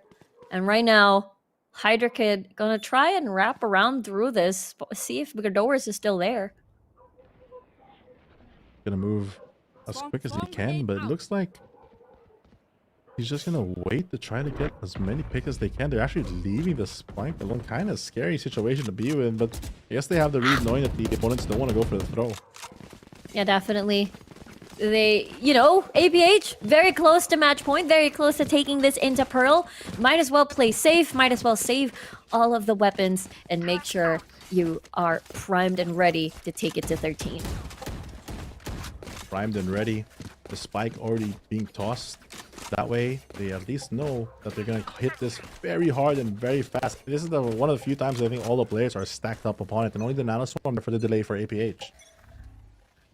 Let's see if that is indeed going to be effective against ZOL's execution. Kevzy ready for the recon. Waiting out the drone. And that is a big knife, actually. Yeah. Will stop a lot of the pressure from coming in, as Gador is just going to hold the flank. Yeah, we can see a lot of pings. We can see a lot of shock darts. But here comes the lockdown being dropped by ZOL Esports. Gadoris and Kevzy going to be very, very patient towards this site. Here comes the execute, but the smoke is right there. Recon's going to spot them and force them out, detecting 3 people. 1 for 1 so far, and here comes the rest of APH. But this late lurk from not Gadowers, but Micro actually might be a bit too far and too late. The pressure's not there for them. Gadowers, that null command's going to stop a lot of that retake. Let's see. Yeah, just going to deny every sort of access to their utility on the ends of APH. They're running out of time, especially if they are all stacked on to B. Hunter's Fury may flush everyone out. Paranoia towards Patman. Does he expect Micro that's going to be coming here? Because the Paranoia basically gave him away. And yes, he lands the headshot right there. And even the second. Look at Patman. He's insane alongside Hydra Kid. And it's now deja vu. They've been in this place before. ZOL Esports 7-12. There are a lot of songs stuck in her head today, but 7-12 at the moment. Match points still for APH, but they're struggling to close this game out because ZOL Esports are putting up a great fight. I like how they use the KO ultimate there, nullifying a lot of the potential for them to do the retake, and more importantly, burning time, because it lasts so long. It's like 4 pulses, 2 seconds between pulses. That's a lot of time for the spike to take down. Even if you start losing fights at that point, you just take the round. And I think when you're 7-12, you just care about rounds. That's true. ZOL Esports going to take it 1 at a time, and that's so important to keep the dream alive. Good horse. Gonna try to find some value for himself. Gets spotted up by the turret, but Hydra Kid's not gonna peek off it. Instead, gonna chase back, but he for sure hears this turret on B main as well. And he attempts to possibly destroy it. It is still pretty much alive. Gadores wants to peek through this nano swarm. It's a 50-50. Does Hydra Kid expect one at the other? He thought he was at the box! He thought he'd climb up towards the box as ZOL Esports takes 2. Oh, Kelly gets tagged up as well. The CT crossfire is there for them though. Whoa! He gets 1. Might be able to get the second. The flash comes a little bit too late, but it's not going to be enough damage as well with the frenzy. 4v2. Not the best of weapons, but Kowzy holding on for the squad. Micro falls. And now it's a 3v1, and they just rotate towards A. Yep, they're just like, avoid that guy. We know he's over there on B site. Never mind, we're going to A, get the round. We cannot afford to make any more mistakes. Kevzy is a clutch master in himself as well, and he has a bunch of his util. He still has the drone. He will have his recon, but look at how much he has to clear just to get to the site. The fact that there was a smoke too, does he expect anyone from anywhere at this point, especially with 2766 still alive? He'll be coming from heaven, but everyone will come from the opposite side as well, coming from long. But just as you said, it's a lot to clear. There's just too much on towards the site. He doesn't know everyone's there. He knows it's planted for long, at least. That's one thing to think about. But the Molly, Kevzy is going to try to play close here. He's going to peek for the one, but everyone peeks again at the same time, and ZOL Esports hangs on to this map. ZOL Esports, they're slowly doing it. 4 rounds separating them now. Hydrogen with a great bait here on Godowers, forcing him to be extra wide. KelTS does the damage, but not enough to really get more value for APH. This time around, we're going to go for attack. Think about what we're going to do because the null command is available for Action PH as well as that lockdown. Remember. For APH fans out there, of course, they definitely need... They're one round away from taking it into Pearl and surviving through this series. But ZOL Esports, they've already had that one up in Haven, and they are very close to getting that 2-0. They've done it before. They can do it again. Can they do it again? I think that is the dream right now. But it's still going to be very difficult. Because Action PH, they have the ultimates available. They will have a full buy on all their players. They have the operator on Blurred. We've seen this be a bit of a hit and miss, but when it hits, it could slow down the pace of ZOL because the way that they're playing right now is just contact, bait, and go. And if they win the first contact for APH with that operator, that could just secure the round for them. And it's going to be important too. Godowers can place the lockdown this round. They have no fear of the Hunter's Fury. They need a couple of more orbs before that can happen. Couple more orbs indeed. A lot of ultimates still available and not so many for ZOL Esports at least. This time around, the operator are going to posture themselves and maybe punish Godowers because they know he's always playing that mid link side. But this very good updraft by Zin to hold that off angle. Oh, the operator spotted just to take out the turret. Yeah, let's see if Padman's going to do a Godowers thing and peek through mid. But the angle has been given up. Switched over to mid at the near markets. That is the location of the action right now. As it looks like ZOL is just going to go for the rotate instead. Not going to want to deal with that. They spot out the operator already from the first shot, but he actually repositions to mid. Will he spot the top mid players? He's already holding the angle, but Hydrokid on the other side of the map is just creeping by. Yeah, look at that. Will he enter his vision? Field vision. Oh, what a jump. Whoa. What is happening here? Zin finds Blurred. He gets a kill. Palman as well. And 3v2 now. Looking pretty dry for APH. Oh, TP. And look at that 2v2. KelTS with a kill. Making it even. Spike has been dropped with a pop flash. Of course, he can't see anything. And APH, they go to Pearl. APH KelTS securing the round, jumping off that middle to get the first frag off the TP, and then the flash just to get the double secures APH another breath of fresh air, a sigh of relief as they have a fighting chance now as they equalize the situation on map number 2. That was so nerve-wracking on the ends of Action PH because there was always a possibility, there was always a world where ZOL Esports would do the same thing that they've done at Haven. I mean, it's very scary because it's one thing to think, okay, maybe they might come back versus like coming off a map where, oh, they came back actually. So we have to make sure that we get this round. And looking at the post-match, APH, they secured 13-8. ZOL do lose map number 2, but not by much, showing that the potential. Hydrokid, of course, MVP for them. And on the other side, we have KelTS, who also was the one who finished off that game for us. The first blood potential is very, very strong in the ends of ZOL Esports. It has definitely helped them climb through a lot of these close rounds, or especially when they came off from a deficit. And I feel like, APH, again, there was just a lot of really strong rounds, including Godowers on this attacking side.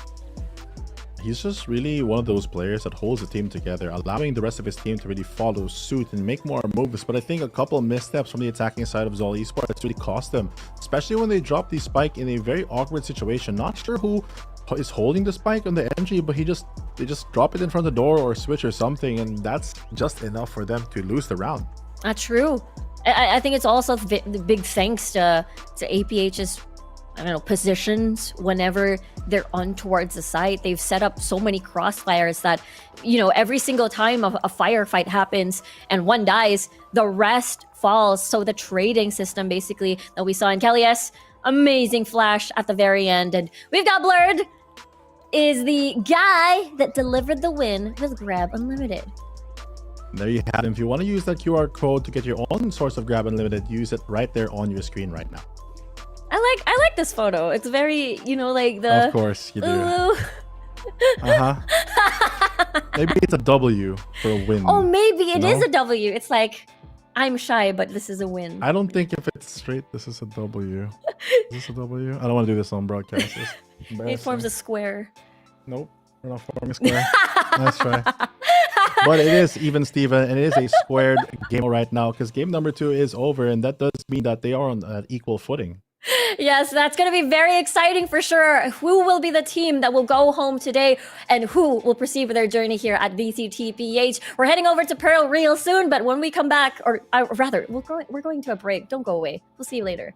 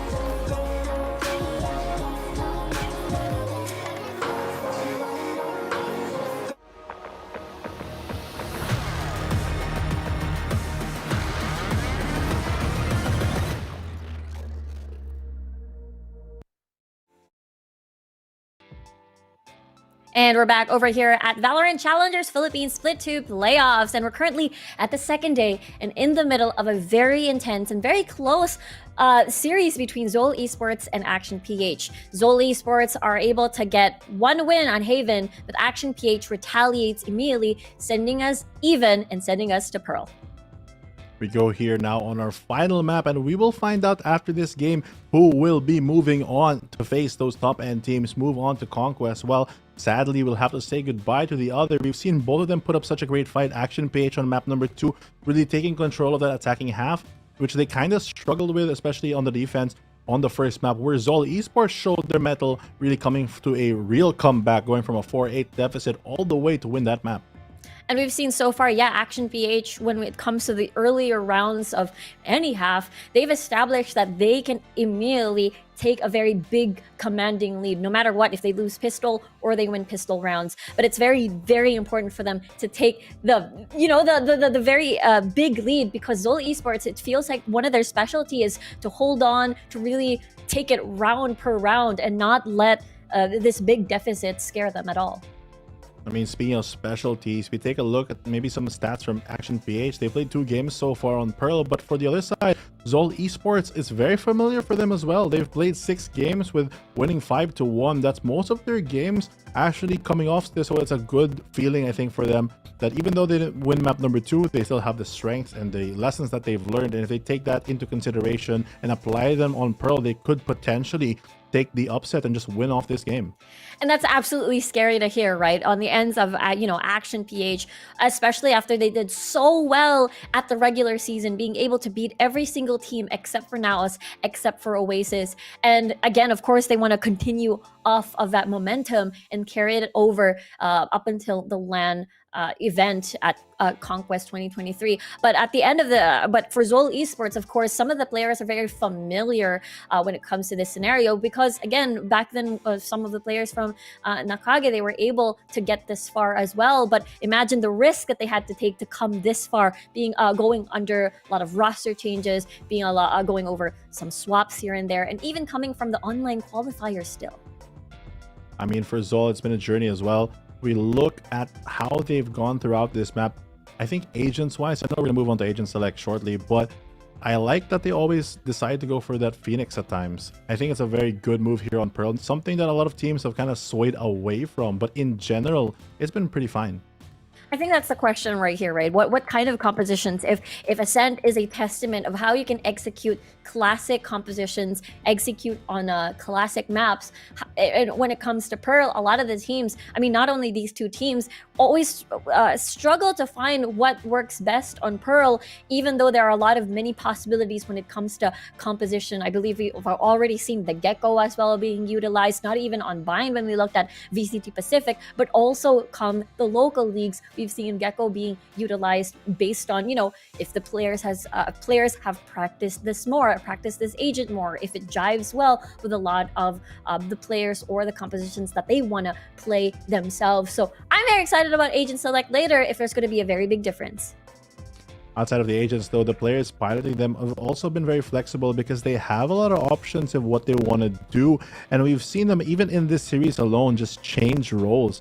They've gone from, for example, 2766 has swapped roles, Zin has played multiple ones as well, and I think Hydra Kid going from Duelist to Sentinel, maybe it fits him more to be that more aggressor, but overall, just having the ability to really just swap out your players at the moment's notice means that it's a more flexible lineup. But will they go for something more experimental or stick to what's more condensed and what's more that they're more used to? I think that's what the strengths, I love how you mentioned that, because that's definitely the strength of ZOL Esports. There's a lot of flexibility in play depending on what the maps are. The duelist is different depending on where they're going, and it's the complete opposite when we look at the side of Action PH. While we say that they're more defined when it comes to roles, there's only a few exceptions, perhaps like Kelly S sometimes would switch from initiator to duelist, but the rest, it's still pretty much stable on what their attack and their approach is going to be per map. I mean, one thing's for sure, they're going to keep that fight alive. Hopefully they keep their economy pretty good as well, because I don't want to see a lot of these rounds where there's no bias. It just feels very one-sided at times, but there are a couple of thrifties here and there because these players land those amazing shots. But more importantly, you got to get the consistency factor. And I think for Action PH, the only loss that they've taken so far is against Naos Esports, who has a pretty good Pearl as well. So they have at least confidence that outside of Naos, they can take very good fights, and playing against ZOL Esports, who has struggled as well in the map at times, can be a good mood booster for them as well. Definitely, when it comes to mood booster, momentum booster as well, it was very, very scary on the end of ZOL Esports to imagine their situation and their score. I mean, when we look at the regular season, it was very neck and neck about how do they get into the top 6, I believe, because the bottom 2 will be eliminated and not being able to proceed to the playoffs. Imagine the score of ZOL Esports was 2-5. It's the complete opposite of Action PH's score, which is 5-2. So imagine being able to proceed further into the playoffs, knowing that possibility of not being able to make it to playoffs was even there to begin with. I mean, regardless of who wins and who loses, it's going to be sad that one of these two teams will be out at the end of the day, or actually after the end of this match, and they really have to fight their heart out here on Pearl, because all things will be settled here. The dust will eventually fall, and I think for both of these teams that really want to try to make it, Action PH, for me, they have that core veteran roster of champions already, so all they have to do is rise to the occasion, especially here on Pearl. ZOL Esports, on the other hand, they've really proven themselves to be a challenger, and they have a couple of hard hitters as well. Overall, though, I think both these teams are deserving of the slot, and it's really more of who gets those opening picks for me, because we've seen that in our previous match statistics, I think it was 10-11 first bloods for both sides. So they equally just go back and forth. But if you can start stacking them onto one side, really start the round off with that man advantage, I think that helps a lot. I think one of the players that definitely help a lot when it comes to a lot of these frags that create an opening for the side of ZOL Esports is Padman. I think he's the most consistent player so far from Haven and as well as Ascent from what we saw earlier. I mean, we'll see what agent he'll be playing as we move on to Agent Select for our final map for this first phase of the day in Pearl. It's going to be so bittersweet. Who is going to go home, APH or ZOL Esports? But it all starts here at Agent Select first. The biggest difference so far would probably most likely be towards the Duelist. Speaking of Duelist, where is the Phoenix, man? Oh, there it is on Naru. I was looking for you. I was hovering the stage and I was like, are they really going to pick this? Don't they need something else maybe? That's going to be interesting. A no Duelist composition, but it has been the difference now. It's going to be Naru here on this Phoenix versus Blurred's Jet, which he has been picking 3 times in a row. No raise, I believe, on the ends for Kelly S here over at the side of Action PH. But as we said, it's going to be a bittersweet moment on this series because we're already at map 3. Who is going to go home and who is going to continue their journey here at VCTPH and be able to play on LAN? Hear the crowd, hear the screams, and here comes Pearl. Here comes Pearl, and here comes the teams, because on one hand, we have that double controller setup. On the other side, we have the double Sentinel with the Sage to bolster a lot of the defenses. Something that I think Viper could also do, because we know, or at least from my experience, Action PH's composition overall has so much utility that they can stall out the game for. The Sky util recharges, they have the double controller, they even have the jet smokes to help as well. So B-Long will not be a problem for them with the reinforcement as well as Killjoy.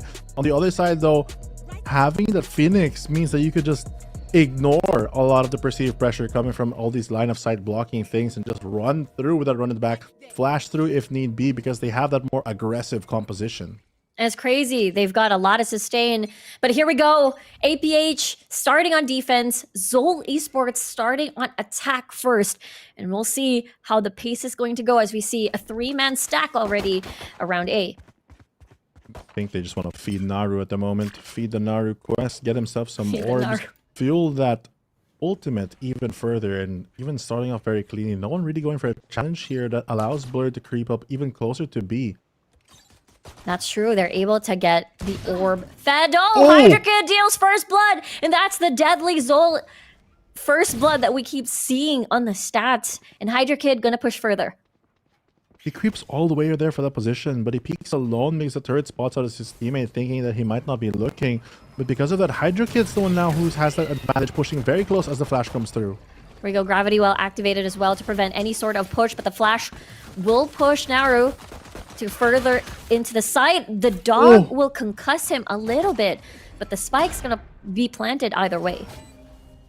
Oh, this is going to be very difficult, especially with the Nebulas in place already from 2766. No resmoke's going to be used because he has to use that for the gravity well. That means that the defenders are going to swarm for this retake. Oh, the headshot though coming from Micro, and as well as for Naru. This wall is going to be such a nuisance, but Kelly S and as well as 2766, or rather Micro, coming through Hall already. Batman that's a big the kill. Headshot, but the 1v1s are going to be in favor of ZOL. ZOL right now, crispy AM getting the opening frags and getting the ones in the end as well. I like the positioning from Patman. He gets the kill. He knows that there's a star on the spike, so all he has to do is back off and make sure that he doesn't die. Stall out as much time as he can, because the moment that the spike gets tapped, they can just call for that Zuck, but unfortunately, they go for 2 1v1s and they do lose it out with ZOL coming up on top. Yeah, that was crazy. There was a chance for a 1v2, but the spike is out in the open and one is positioned already near the pillar. And let's see, aggressive push to protect the orb? Question mark. It's a good play for them, expecting that they're going to go for the classic feed the Phoenix, but it's actually going to be a B hit for them. Interesting play, as they are choosing to stack together for going for that A site, but normally when you have the buy, you want to play that long range, check that B, and it might be them running into each other, but there goes the alarm bot. Yeah, this is going to be a full-on 5v5, and it is ZOL winning easy peasy on their buy round. We speak about quick deliveries, and if you want that grab limited, you can always grab another round just as quick as this, because we have ZOL just mowing them down because they delivered this free win. That was insane. Yep, fast delivery indeed. And now with APH on their buy round, let's see how they're able to fight this through, because that's 2 rifles on the end of Patman and Hydra Kid. 2 rifles indeed. On the other side, we still have the 5 rifle composition right now. Firepower in the hands of both actually are pretty. It's only the 1 Spectre on Naru, but TBH is also the Phoenix, so if he gets a kill, he can just get that ultimate yet again. Maybe even get the orb for this and go for the entry. There we go. Yeah, run it back. Already available after the orb, just as you said. And here comes the stars are still in position. Let's see if the timing is going to be right. Gravity well into a concuss, probably. Hydra Kid is spotted at Plaza. Kelly S is forced back with 35 HP. The dog can't jump high enough, Yeah. so he only has to stare at him. Blurred gets Look at it. forced back, though, but at least they have the info off of it. So sad. Even if you want to jump too high for the doggy. And now it is still a lot of people alive, but the spike already planted. Slow orbs to basically slow down this push for the retake. APH, they don't have information just yet where everybody's going to be coming from, but the flash will give information to ZOL instead. And Blurred for the push. Beautiful headshot into the second. His dash activated now, and he's taking advantage of the chaos. He's able to push down ZOL Esports from away from his site, at least as Micro already defusing. He's going to stick it. He's going to get it. And yes, they are able to get it as APH wins their own round. They don't get the nano swarm to go for the delay. They also don't get the gravity well in time to really stop any of those pushes. Because of that, they're just able to really convert that round, and ZOL Esports keep pushing to get that 1 round advantage. And it all started with Blurred here with a very aggressive push. Being able to find Patman and Naru really clean. Really clean indeed. This replay already showing that the firepower from ZOL Esports is not going to stop anytime soon. 2766 leading the charge, and the run it back from Naru available once again. There we go. Run it back. Was not used earlier. That means you can try again and scout for info. At least this time he has the Vandal in hand as well, but Keliesk actually on the Viper going to prove himself to be valuable, but the shot from Hydra Kid shuts down Blurred already for the contact. Let's see if Micro can get a trade here, alongside with a double peek with Kevzy at doors to mid. But at least now it's a 4v4. Right now it's a 4v4, but it could be a free push for Naru, because he can just go for that run it back and revive and take that fight if he needs to take it. Ghidorah is going to jiggle for info, as he might be waiting for that, but it's going to be a re-hit looking like for the attacking side. If Patman gets a kill and has access to any of the bodies nearby, maybe they can revive Hydra Kid to get the numbers advantage. Quite possible, especially because they have a very good read. They're actually just threading the needle through the defenders right now. Kelly S has no contact on for that shop side, and he has to be wary of this because they're not making any noise. Snakebite towards that area. Kelly S hiding through the smoke. They still have no idea where Kelly S is going to be. They're trying to fire fire shots throughout the smoke, but Spike has already been planted. It's a good position for this Phoenix as well. Can pop the run back if need be. The smoke dissipates, and Ghidorah tries to double up, playing anti-flash. Here we go. Oh my gosh! Well, Naru gets a double kill, but Kelly S is right there, unable to use the run it back. He is now down. Kelly S with the push, but Zind gets a headshot alongside 2766, and now it's 3-1. ZOL Esports, they're showing their home ground here. The Maxi, this map, they played so many games that they just know all the angles, even with the stage wall in place. I'm surprised that Naru didn't pop the ultimate there, but I guess they didn't need it because they're still able to secure the round. Really strong start for ZOL so far. It is usually Action PH taking the early lead. And again, just as you said, Naru didn't even need it here at Dugout. And 2766 finishes off the job. Gonna be able to get all the value that he needs here. Because APH on the back foot, they're on the lower buy. And that is a very, very early flash to get control of B at least. They are able to get the Blade Storm, so that's a potential, you know, a recovery off of this round if they're able to find something. It's just so unlucky for them because they tried to push A on the defensive side with a gamble when they're last time on Eco, and this time they push B with finding nothing instead. This time we're going to break some buildings with this Nano Swarm as Naru does use that run it back to get some info, but no one's on the site. And no one is there, and there's going to be 3 coming from their flanks. One is towards the box. 2766, I don't think they know that someone's here with a flash with the timing, and of course everything's going to miss because he is blind. And now it's a double kill. Naru, 74 HP, will spot out Micro, and there you go, a swift round for ZOL. ZOL again just dodging the stack of APH has been paying off. Yes, they use their ultimates to be safe. Yes, they use the util on A, but still, the good reads have been working out for them because it looks like that A doesn't mean always, and they stack on the B side instead. What else could A mean? Avengers. Avengers! Assemble! That's what ZOL did. I love it. Nicely done. Yeah, but I was about to say really attack. they really need to assemble right now, though. Get themselves together because they're in the end game position right now, and if they don't get any more rounds on this, ZOL could run away with this, but this time at least they have the operator in hand. Let's see though if they're forced out of this angle. One at ramps already doesn't hit with the Cosmic Divide already used alongside with the Seekers, but the second shot's gonna work out for Blurred. Oh, and there comes the quick revive using the Cosmic Divide against them. Safely going to recover that player, but Hydra still has his ultimate, and they're just going to be forced back because of these Nano Swarms. Oh my gosh, there's a lot of things going on here. Blurred repositions towards heaven. The dogs may meet perhaps, but they spot them out. They're already outside of the Cosmic Divide. Ghidorah is still at Hall. They aren't able to land the spike just yet, just because there's just too much to clear. So much utility already bombarded here on that B site. Forces the attackers back actually, and if they move fairly quickly, they might have the better positioning once they get to the A side, but Kelias, knowing the read, already pops the Poison Orb and is ready in case anyone goes for that flank, holding CT. There's 41 seconds on the clock, more or less. And yeah, you're right, no one's holding the A side for now. Kelias already moving though. 30 seconds A lot of movement here. On the wrong side though. Yeah. The pincer coming in from the attacking side. It's going to get Kelias isolated if they hit the right timing. Astra a bit late to the fight. Micro's trying to get some movement, but here comes a flash with Kelias left alone. What? Kelias, how are you doing this? You are insane! 3K on towards backside, and now it's all up to 2766. He is all alone. Bro. There comes the operator. I was wondering, I was doing the math and I was like, how did Blurred get 3 and Kelias got 3? But I remember they got the res. The revive. On the round. So that's a lot of investment coming in from ZOL and APH. The patience they have with this operator could change the game. We already mentioned that if these shots land with this operator, that is what could force them into the hands of Kelias. And if he fires bullets like this all the time, that could be all they need in this defensive half. Yeah, insane. That was a lot of value for sure. Yeah, they try to avoid the operator. The site where the operator is at, but you're right, they are transferred into the loving arms of Kelias. Loving arms of Kelias is hogging them to death right now after that 3K. They're kind of scared, even flushing him out with so much utility. No more snake bites though on him. That's a lot less delay from Kelias because he used it so early. Not sure if I found any more value than doing a bit more chip damage. Might have been more useful now that he can pop it, but without that util, this has a tank to Killjoy ultimate.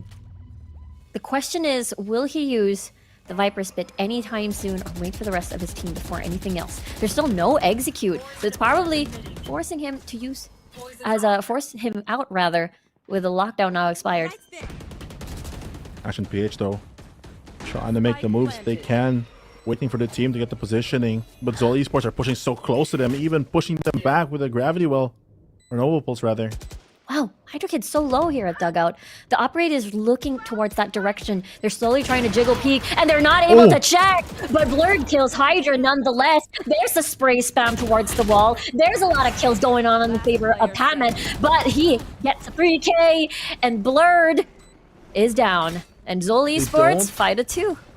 They don't even want to give any positioning to them. They just push all the way to dugout. They take that as much as they can, even using the Nova Pulse to push them even further back inside their own smoke. That way they can avoid the operator playing a lot of these right angles, not going too wide, giving him the chance to take a shot. And because of that awkward fight, you know, he only has a short to deal with it. It's not enough to really secure more of that round. 2-5 now in favor of ZOL.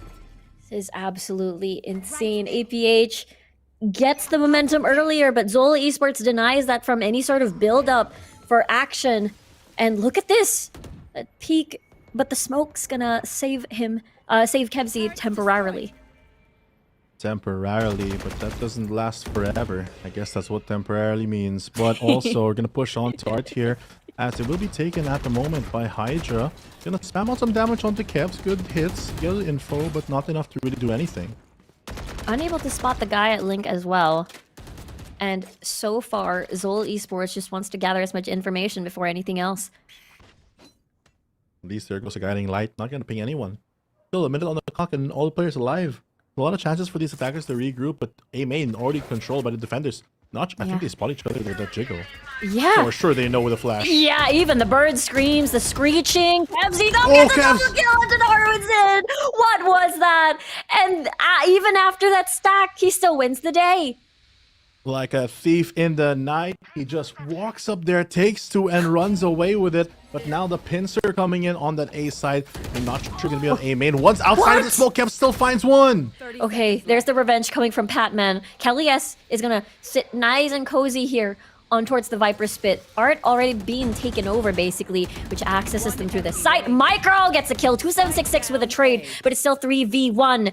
And now it's gone, and APH slowly catching up. They're making the round scout, making it so hard for ZOL to now go for the entry.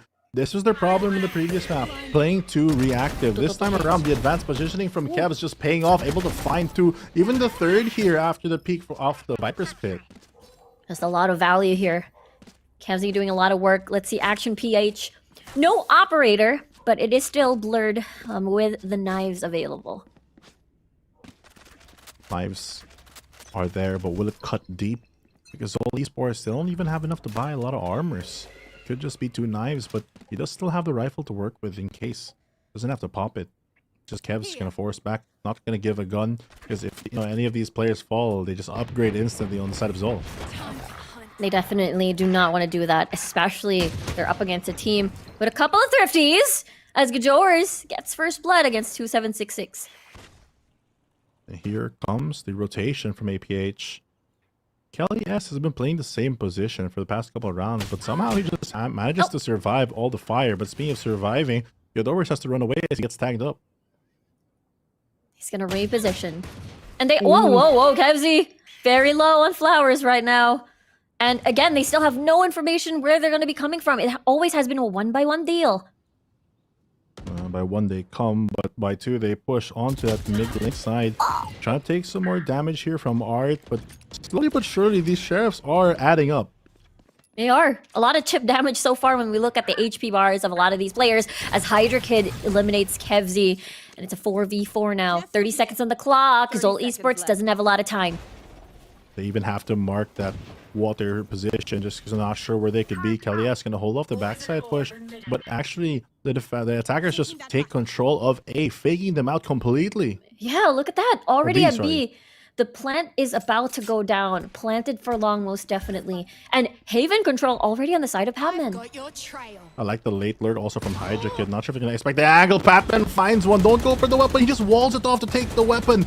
And he's going to come out with it alive. No, he won't. Blur goes to chase down. And he's down.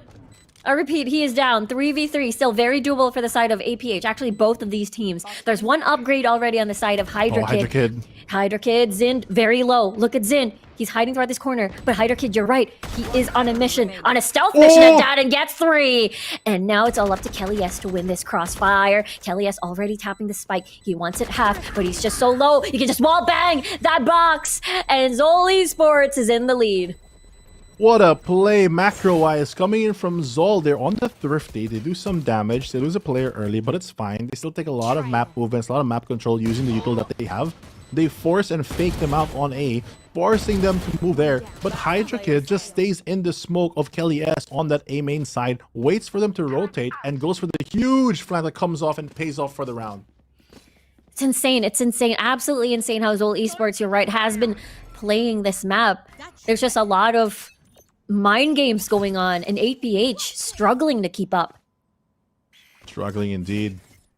But the pressure is now on. Oh my god, see you in the skies, I guess, because there goes Blurred trying to make his way all the way to CONQuest with that one. But again, there is that res destroying the pick, that angle in the skies coming from Blurred. Vipers will up. But let's see if ZOL will commit, because the spike is already pretty much nearby. There's a lot of utility there, by the way, inside the smoke. They gotta be careful. Padman falls from that wall, decides to just chill and drop down. It's funny, the wall, he was just trying to get on top of it, but who's on top of the knives right now? As Blurred is able to find 2 of the vulnerable with Kelly S. Now fighting into the corner. Now they're forced into this awkward 1v3 situation. Yeah, it is a Bermuda Triangle. 2766 using Patman's wall from earlier. And the Viper's wall means 2766 can move around, but the flash is there. But it's, again, so difficult. There's just so many angles. How do you isolate these when they're all in front of you? And that's the plan. Trying to peek off from any sort of timing from Kevzy. First, this is the isolated angle. 20 seconds. He sorta has time, but not a lot. And Kelly S will finish the job. 2 scores that stands between them so far. It's hard when you're playing against a triangle D. It's very hard to really take any individual fight because they're just going to swing off each other, even if they have no utility. But this opening kill from Blurred, yeah, it's great, but like you mentioned, the resurrection just nullifies that impact. But still, they somehow, I think the vulnerable really did so much. Each knife starts hitting for like 110, so just mowing them down with that, cutting them down like grass, and now 4-6 for ZOL. That was a really good defense on the ends of APH. Now for ZOL, let's see what they have in mind, because that's a couple of sheriffs on their bank. Couple of sheriffs with big dreams. We know how ZOL can really use this effectively. The up and down combo already coming out, baiting them to peek out, but Micro's not going to fall for it. They swing together though, and Kev's fine one. Nicely done. And Blurred gets a secondary kill with the operator. Makes it a bit difficult on the side of ZOL to penetrate through the sights. I mean, 2766 is still alive at least, but Kelly S removes Hydra Kid. And another one! Look at a great spray from Micro. Is able to convert. That's still just off the edge of the wall. So difficult. So difficult for 2766 as they spray him down, including a shorty to the head. And APH is catching up. Catching up very quickly. They won the past 2 rounds, and now they can equalize the score. And we know how deadly they are once the sides swap and they're attacking half. So ZOL really needs to make this one count. They don't want to be in a position where they just reset and they're forced to go on defense on Pearl, because if you don't have that B control, it's very hard to play into. And with that Phoenix in your pocket, it's not optimally the best defense in comparison to APH. Agreed. It's versus Blurred over here on the ends of the this operator. On the same angle as Godoris is going to do the same thing alongside with him. Gonna get half flash there. We'll be able to spot one, but the shot doesn't land. Bird pops the dash. Second one? Might be able to find another one, and he takes out the initiator. Maybe even a third. Gets one on Batman. He's still going for more. Oh my god, he blasted him, but he hits out the shorty. It's not enough though. That was crazy. That was absolutely insane before the Cosmic Divide comes up. But Seekers, though, is going to come out of the Cosmic Divide. Hydra Kid ready as well with his own lockdown. and it's a control over at Hall. We get to see a lot of the players coming from APH still trying to defend the outskirts of B so far. And there's one detained. Will he be bait? That is the question. Naru ready to defend his teammate Hydra Kid at Hall. And that's why he's going near. That's why he's pushing through. Naru, there's going to be 2 people right there with a crossfire. Kevzi gets a double. And it's 3 versus 1. And now it's even before we reach the second half. Even though APH doesn't get the kill off the detain, it's still enough for them to really just reposition. And this op shots by Blur just buying them so much space, taking out 2 key players as well. Wow. Yeah. It felt like deja vu, but on like an extra cherry on top of the cherry after getting that kill. No resurrects to revive anyone, but with this side switch, it is even. That's a lot of cherries, but it's going to be a sweet night for whoever wins this game because it's now a reset. Armors on some of them 2 players. Kelly's Ghidorah's going to go for a more tanky build right there, but the rest of the team playing a bit more default. How are they going to use this Phoenix though? Maybe fight for the A orb instead? Most likely alongside Patman and as well as, well, Zind. But this will force the rest of ZOL to back away with this aggressive push. All the players except for the Astra just stuck there already. But this is great gravity well as the sprays them through. Here we go. Blurred though gets the kill onto 2766. Doesn't matter if there's a gravity well if he has a dash. And look at Kelly S planting out in the open, but still he gets the spike planted. He's just too short. One of the few times that's benefit, and it looks like Kevzi is in a great position as well to refrag. Even Blurred here, playing aggressively with his frenzy. They have to be careful. There's the push and the timing. He just wanted a dog out. He just wanted the bird out. Oh no! No way, that just happened! As Blurred and the rest 2v. Whoa! Kelly S will surprise everyone. And there you go. APH has won 7-6. Not sure if Blurred was going for the knife or had no bullet, but after he shot the full frenzy clip, I think he had to back off. Kevs tried to cover for him, but when he fell, he just tried to knife and zoom away. Didn't hit, he just ran back to his team and said, guys, he's behind me. Not gonna lie, I was low-key confused at that moment. Let's take a look at that. Yeah, that one, I'm like, wait, are they This guy just you bolted. can see the silhouette of them at all. Trying to like almost melee each other. Yeah. Help, help, help. Help me. Okay, round 14, here we go. Oh, whoa! Looks like Hydra Kid opening this up. More help needed for APH at least. I'm so sorry I can't get over that moment at Hall, but Hydra Kid playing close at pillars, but they back away. It's alright, and it looks like it's gonna be a Halls Fest yet again. The knives are already out for the fight. Who needs it? What is this knife even actually? Is that the mace thing? Is it? I don't know, the clubs? What Actually, is no. this? That's a good question. I don't know what it is. Yo, It's like a someone in the chat tell us machete, what that is. but very Skyrim-y, you know? It's a Skyrim machete. Well, they're not gonna face any dragons today, but they might be fighting a different beast, or will it be the same animal? As there goes one animal, the guiding light gonna ping off these B long control from the attacking side, just planting themselves in this position to try to retake it. But they hear the turret, so they know that there's a sentinel and the person jiggling with Zind already showing himself in presence. And there's a lot of movement already on the side of ZOL Esports as well, rotating towards A. Look at the stars being positioned towards this diagonal area. Blurred's gonna use this to his own advantage. Is it an advantage? That's the question. He's transferring so many things and he runs out of bullets. But in the end, ZOL will win this round. The pressure just forcing him to aim at everything except for the players. And unfortunately, because of that, they equalized the round. And 7-7 now. Both teams, they won the first round, but did not convert into the second. They have an awkward bye on both ends, but still slightly better for ZOL. Actually, a lot better. A lot better with 3 rifles and 2 bulldogs.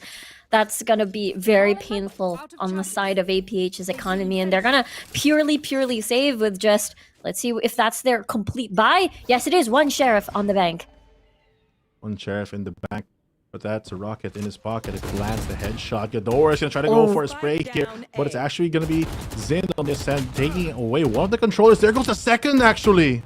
That's so crazy. Zin pushing through out in the open. Will they expect this open angle? Does he go back? No, because he gets another headshot. And now it's all up to Kevzi. And Godowers as well. Nope. It is ZOL with a quick round on the lower buy of APH.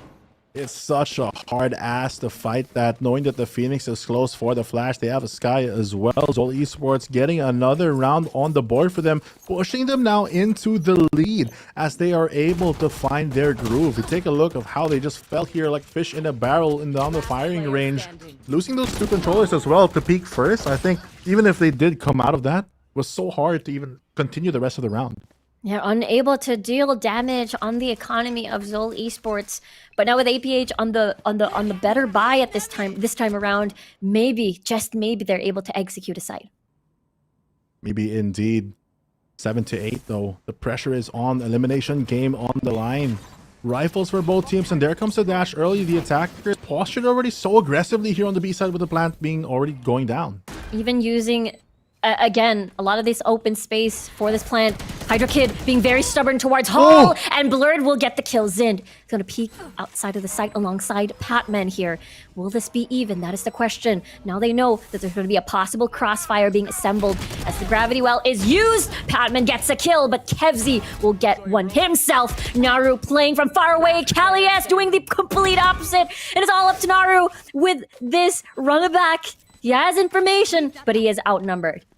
My god, he ran it back all the way too long, and now he's running away into T-spawn. He's just waiting on the attacker spawn to really just save that rifle, because there's not much he can do after this. Time's too low, and that's going to be a round for APH to equalize the score yet again. This is so neck and neck. And again, a testament of how hungry these players are to continue here at VCTPH.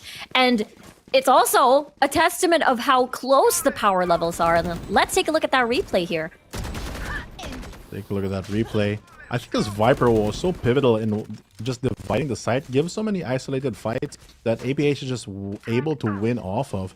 Attacking half, although it might not be the cleanest so far, has had their moments. And if they keep going, they can extend this lead, because as time ticks by, it might look equal, but there is only a couple rounds left for both teams. That's why there's not a lot of room for any damage into the economy for both of these teams. Almost close to the double digits, almost close to that magical number 13. Hopefully it's... Oh, there comes a jiggle already. That's info. They spot out Blurred at least, and the defender's going to react to it instantly. Already pulling off the Phoenix as well as Sky through CT. Godora's going to be held off by Patman. Will that be enough? And hi, they're seen! But Godora's with a headshot. Very, very clean. And this will pivot ZOL to actually move back to A. Blurred just... Oh no, he misses the timing on Hydra. He's holding the angle. He just peeks off at the wrong point. His teammate does complete the spike. The orb rather. And here comes another contact. Here comes the flash as well, but it doesn't matter for Godowers. He's gonna be put in place because of the gravity well, but it doesn't matter. Blurred now has Hall control alongside with the Seekers. He is blinded. He doesn't see anything, but also Blurred himself, but it doesn't matter as Micro is there to save the day. And now it's gonna be 9 to 8. I can see the future because 2766 definitely has to save this weapon. Hopefully you can see the future. If you can tell me who wins, that would be great, because right now 2766 needs all the hope that he can get. Not much in his pocket and a lot more for his team. If he gets dropped here, that's the lower economic state for his entire team. I think he's trying to go for the spray, but Godowar still gets up on top. I can't see that far, Fluffy. I can only see what's gonna happen in the next 20 seconds. I know you can't see that far. Let's take a look at that replay. And again, the divide and conquer approach of APH really worked well on this round. Divide and conquer, they did. They need to be the conquerors to make it all the way to CONQuest, because ZOL Esports is standing in their way right now. Zin, he does have a Vandal, he does have the ultimate. On the opposing side though, Action PH, calm and collected right now as they do take that lead. Timeout. The pressure is building. It has been neck and neck for both of these teams, not only in the maps such as Pearl, but also the previous maps like Haven, like Ascent. And it's so nerve-wracking to think that your fate in the next 20 minutes, maybe if we go overtime, is going to be decided whether or not you go home or you continue. That's a lot of things to really consider, and I'm sure right now the focus is just taking around. ZOL Esports gonna take a breather and figure out what's their plan. So far, the defense has been struggling a bit. I think the Phoenix works out with this aggression, but it takes so long for them to go from flank to flank because of how Pearl is designed. You just have to wrap around so far, go in either like one of the spawns and walk all the way, versus APH that just have so many ways to re-smoke and keep that fight alive. Because with just the one controller, the moment that your smokes are down, it's a long time for APH to actually start making moves. That's absolutely the scary part on defense. Just as you said, you want to set up a flank, you have to walk all the way. Looks like walking is the name of the game here. Just get the doors. Just gonna try to creep his way. Might get a timing actually. There's nothing to play contact, but there's a gap in the smoke. Hydrokin's able to get 2. Even with that was crazy with the gravity well timed correctly. And now APH has to move on this deficit. Nonetheless, they'll get the plant down. And Hydra Kid, he is on a roll. He has to reload. Look at this blurred, wants to push. Able to bait out at least some more bullets. And the flash will go through. Still, no one wants to peek. They just want to buy time. Buying time, that's the name of the game. And here comes more time maybe from Hydra Kid. He gets spotted out by the Trailblazer. That's going to force back. Let's see, Kevzy. Kevzy is surrounded, but he gets a headshot off the bat. We're gonna get the second! Yes! Now it's an ultimately winnable round for APH to take this 10-8. And Blurred with the Blade Storm kill. Micro with the second. 2v1. Patman so low right now. Micro can move around halls, set up a crossfire for his team, but it isolates the fight into a 1v1. Now he's staring at death. Will he stare at death? And yes, he will. Micro finishes this round 10-8. Oh my god, that one play from Kevs just broke down ZOL's crossfire, stopping their dreams of taking that round. They had it already in the bag. They got the opening picks, they repositioned. Hydra Kid defended for his life already, but these 2 kills from Kevs gave them access to the B-long, created another crossfire. Even though Blurred falls here, he takes 1 with him, and that's just enough to keep Micro in the game and get that easy shot on the defuse. Absolutely agree with you there. It was because of Kevzy evening out that numbers, getting more control. And now the pressure is building even more on the ends of ZOL Esports. Oh, Kelly just pushing through, doesn't care at all about the utility, and the rest of his team trying to follow suit. He knows Hydra Kid is there, and Kelly's finds him again. Gadores, though, is stuck in mid as Padman is able to find him. Kelly's will use the Viper Spin to get more control. That means they have no access to this link. Now they have to find him. Will they fire the shots? But Zin finds him first, including the Resurrect Seekers is going to funnel through this area because they know that everyone is there. 3v4 now, Spike already planted with APH having the numbers disadvantage. But remember, they can even out the odds. Kevzy is still pretty much alive, and he may ruin the ends of ZOL Esports, and he does it, but Naru 2766 try to even out the odds. Now it's all about Micro. It's all about Micro's clutch right now. He's gonna try the gravity well. He knows where he's... No, they need to guess. They don't know that he's in fall, but the Cosmic Divide might work against his favor. He has to push, and they're able. ZOL gets the clutch and gets the defuse. Oh man, he ults to fake the presence there on long, and through all that scuffle, they managed to recover the round for ZOL. Kelly S, he starts this by taking that first initial fight, even manages to get the ultimate here, but Zin just parts the green C as they move on to B Link, and this play could have been so good, but you know you can't really expect where that Phoenix is going to be after, and you can't hear if he's on or off like exactly unless you're too close to the wall. So it's just very difficult position for Micro. Good idea though, but the execution falls short for that round. Yeah, it was super difficult. The ends of Micro. And now ZOL again closing the gap even more. The wall and divide them for a bit. Not sure if this is the best use, but at least they spotted some info, knowing that there's one player reloading, another person shooting. That's 2 players that they know are on mid already.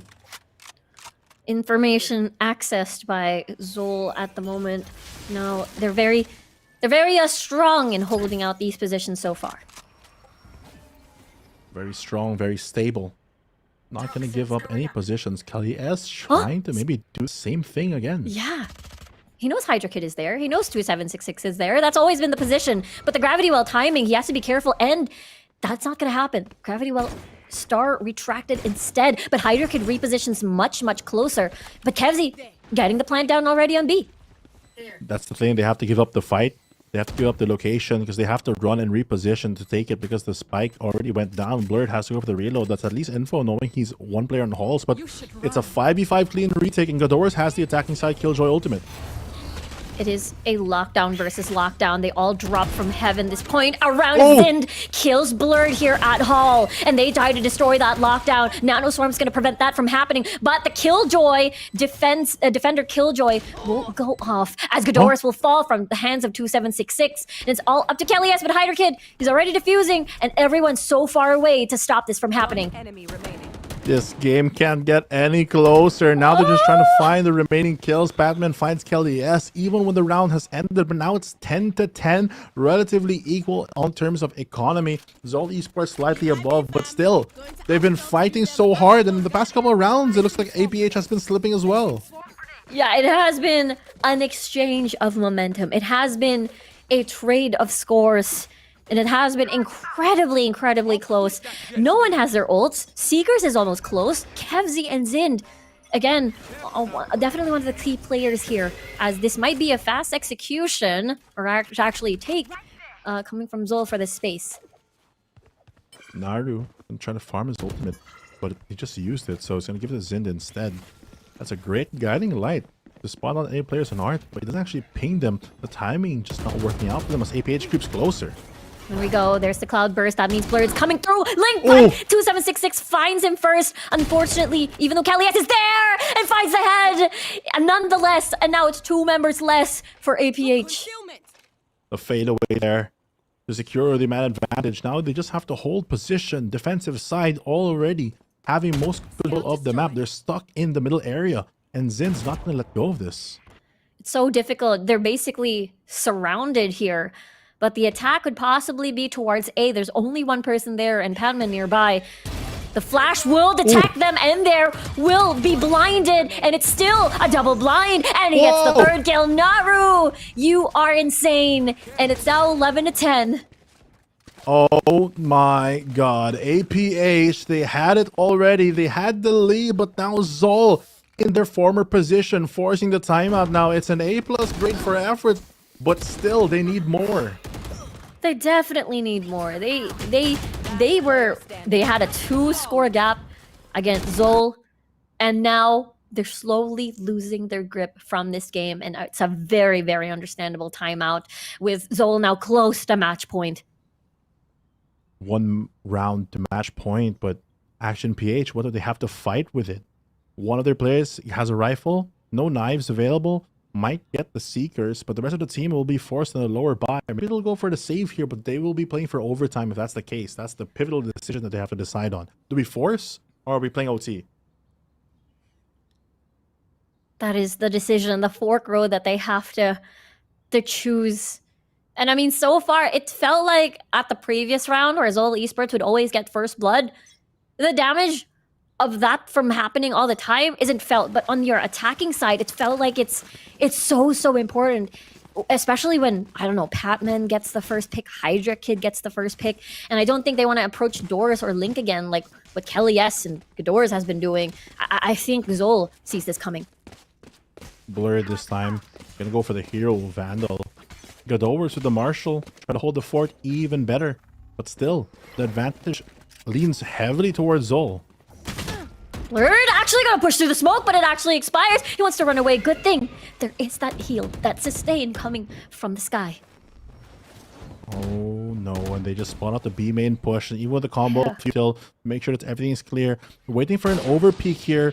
There goes one shot down range. They're they go swinging together. very wide, and Kev's so big the past couple rounds, finding 2.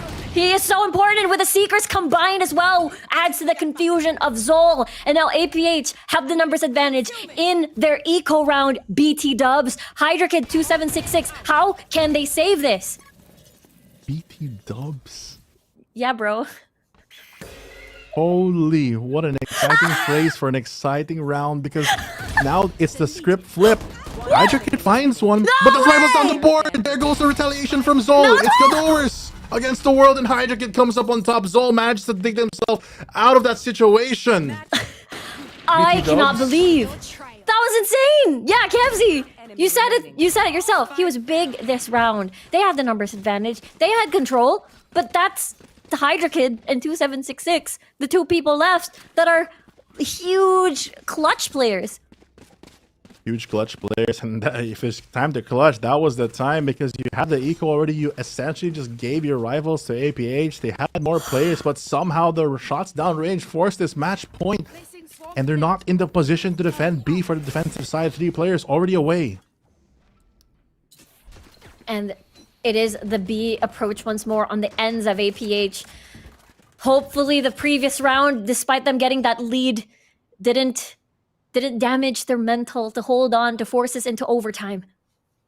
The pain train is waiting for someone to peek. The guiding light's gonna spot the entire barangay, but it's not gonna be able to push them out of position. They're just gonna stare down range as the Viper Wall comes up. Some spams come through from Zin, but here comes the ultimate and the attack begins. Here comes the attack. Just as you said, they need to clear Hall. They need to destroy that. The Viper Wall was huge earlier, and it can be done again. Lockdown even invested as well as ZOL Esports decides to back away. Hydrokin's coming in huge for this round. They're hungry. They're hungry to continue their journey here in VCTPH. The spike not planted yet, and Naru's trying to spray down as Micro falls as well. And the pressure is building, and it's all up to Blurred against 3 people. He doesn't have a lot to work with. They're rushing for him. They're hunting for him. But ZOL feels it. They know this is the wraparound. Someone's gonna come from behind you. They're still being very patient for this. The crossfire is there. Triangle and it's defense. ZOL Esports Triangle that D. wins this series, and APH is eliminated. And there you have it. They're jumping for joy. So excited because they fought so hard. They won map 1 because they came on that comeback. And now they won map 3 after going through that loss on map 2 with this intense fight. Hydrokin playing such a pivotal role as well. The new adoption from that team that was RNT previously has paid off so well into what feels like a good fit for them.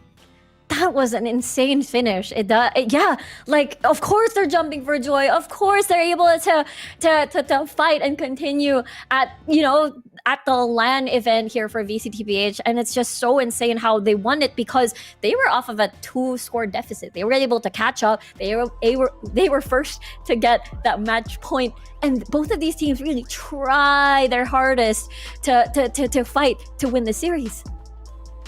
That is just proof of concept here that ZOL Esports really wants to go all the way. Unfortunately, that does mean that APH is out of our competition.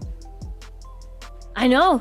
It felt again to remind everybody, like when we look at the regular season performance, APH was 3rd place. They won 5 of their games, lost 3. 2. The only ones they lost against was Naos and as well as Oasis. They've beaten ZOL Esports before, but here for ZOL, looking at their journey from the regular season, they struggled. They only had 2 wins coming into the playoffs. So seeing this victory at such an important one at the lower bracket on an elimination series is a testament of their mental fortitude and as well as their growth as a team. They've grown so much in this short span that they have, even with a couple changes. ZOL Esports fires back and gets their position secured. APH, on the other hand, unfortunately for them, they might have the veterancy, but they're going to have to wait a bit longer for their chance to strike back because they are going to be eliminated from this split number 2. And because of that, just a series of a little unfortunate circumstances for them, but also just a lot of big plays coming from the side of ZOL Esports.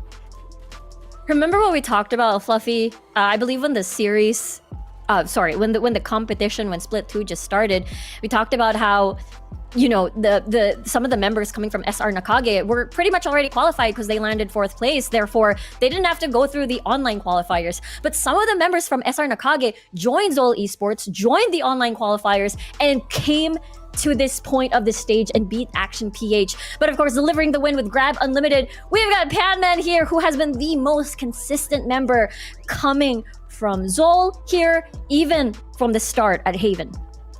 He ran away with the knife, but it's okay because he still comes up on top, delivering the win with Grab Unlimited. Again, we have Patman. You can use the QR code on the side for your grab goods. Wow, what a story for ZOL Esports. What a journey for them so far. It's not over. They still get to continue on the LAN stage. And, you know, we talked about regular season. That's a different competition. When you move to the playoffs, the pressure is extra. But when you move to the LAN stage, it's a whole different ball game on top of, you know, thinking of, I need to win because of Ascension. I need to win to proceed further into the competition. Exactly. I want to remind everyone that VCTPH is our local league, but at the end of the day, all these players are vying for that Ascension slot. They want to make it onto that franchising league, to that Pacific League, and this is the path they have to take. And fortunately for ZOL Esports, they are still alive in our tournament, and we will hear more thoughts about it as we move on to our panel shortly. Bago yan Panel, pasok. Okay. Pero, prediction grabe, medyo, nakita ko yung si Tero, di ba, nakaganon lang. And medyo ganon nga yung reaction ng lahat, di ba? Yeah. Lahat tayo, di ba, behind the scenes, parang, ha? Sobrang proud. Sobrang proud ng aking Bessie dito. Palakpakan natin ang ZOL Esports, ladies and gentlemen. Iba ang pinakita nila. Sabi And ko, of make course, me diba? proud eh. Yun nga, I mean, you are a proud mom right now. Pero Bes, simula pa lang ng game na to, sinabi na natin, whenever na kunyari na, if ever na ZOL Esports ang manalo dito, sila ang magiging dark horse talaga nitong top 4 sa buong VCT. Totoo, no? At yun nga yung nangyari pagdating dito. Umabot tayo ng 3 games. Literal. And to say the least, dun sa mga final moments, final rounds, ang isa sa mga nag-step up talaga doon that I could say is really Hydra Kid. Kumbaga yung mga kills, yung mga triple kills yun, especially even on the final round itself, talagang na-punish lahat ng momentum na nakuha at naipon ng APH all throughout this entire series. Alam mo, tama ka, Taylor, kasi di ba yung yung sa before the series, nag-uusap tayo na parang, okay, so yung combination ng Kalias and Blur, di ba, yung parang baka si Zin, tsaka si Hydra Kid, yung lalaban dyan, di ba? I was wondering if Hydra Kid would be up to the challenge talaga, and isipin mo, di ba, to have that pressure on you for the last few rounds nitong series na to, na elimination match, na ramdam lahat na elimination match talaga, yung score, di ba, 8-8, 9-9, 10-10, grabe talaga, na yung si Hydra Kid was able to deliver. Sa totoo lang dito sa ZOL Esports, hindi na ako nakapulot ng 3 games ang nilaro nila. Kasi almost siguro 80-20% na lahat ng games dito sa VCT, lahat yung 3 games. Isipin mo, Naos Esports sa 3 games sila. Oasis Gaming halos sa 3 games din nila. Alam mo yun, yung mga ganong klaseng mga games talaga, makikita mo na grabe yung potential na pinapakita ng isang team. And to the fact na itong ZOL Esports, napaka-flexible nito, napaka-versatile nito. And with that flexibility and versatility, doon mo makikita yung mga unorthodox plays na talagang mababaliw na lang yung mga kalaban mo. Napag-usapan din natin kanina, no, yung initial 2 maps nga natin dito, very heavy default based type of settings. Nakikita nga tayo 8-4 scoreline, for example. And mapapansin mo naman na pag nag-swap nga yung sides, immediately nababalik yung mga rounds na yon. Sobrang dikit talaga actually nung match-up na to. And surprisingly nga, syempre dun sa past games na nakita natin towards APH, especially kinalaban nila like Team Naos, na ganun kalapit, I'm actually surprised na ganito yung nangyari against ZOL Esports. Iba siguro talaga ang nagagawa nung will to push through dahil nga sunod-sunod yung pagkatalo nila. Ito yung parang, guys, time na talaga dahil ito na yung last opportunity natin. It's time. Extend. It's time. It's time nga, di ba? Grabe talaga yung pinakita ng ZOL dito. Tsaka, ang laki ng improvement nila. Hindi ko alam kung ano yung, di ba, yung ginagawa nila throughout, you know, the little mini break that we had. Sobrang ganda ng teamwork na pinakita nila dito against Action PH that I would think definitely has some solid teamwork. Yeah, that's true. Napaka-solid talaga ng pinakita nila, no? Pero, syempre, bigay din naman natin yung credit din sa kanila to the fact na itong team na to, sobrang dami nila pinagdaanan eh. Di ba dati, SR Nakagi sila, tas naging ZOL Esports nga. Dumating pa tayo sa point na talaga nagpapalit-palit din sila ng mga players. Pero it's just like what you've said, Bessie, si Hydra Kid, hindi ko makakalimutan na nag-push siya dun sa may hall. Super wide swing, nakaisa pa siya.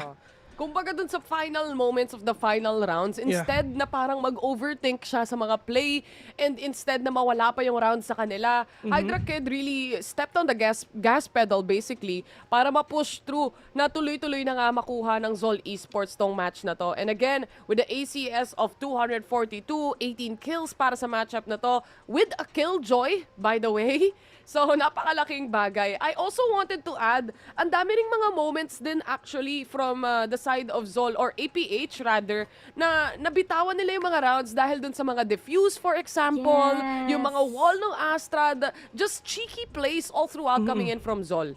Yeah. Sayang talaga yung mga rounds na ganun.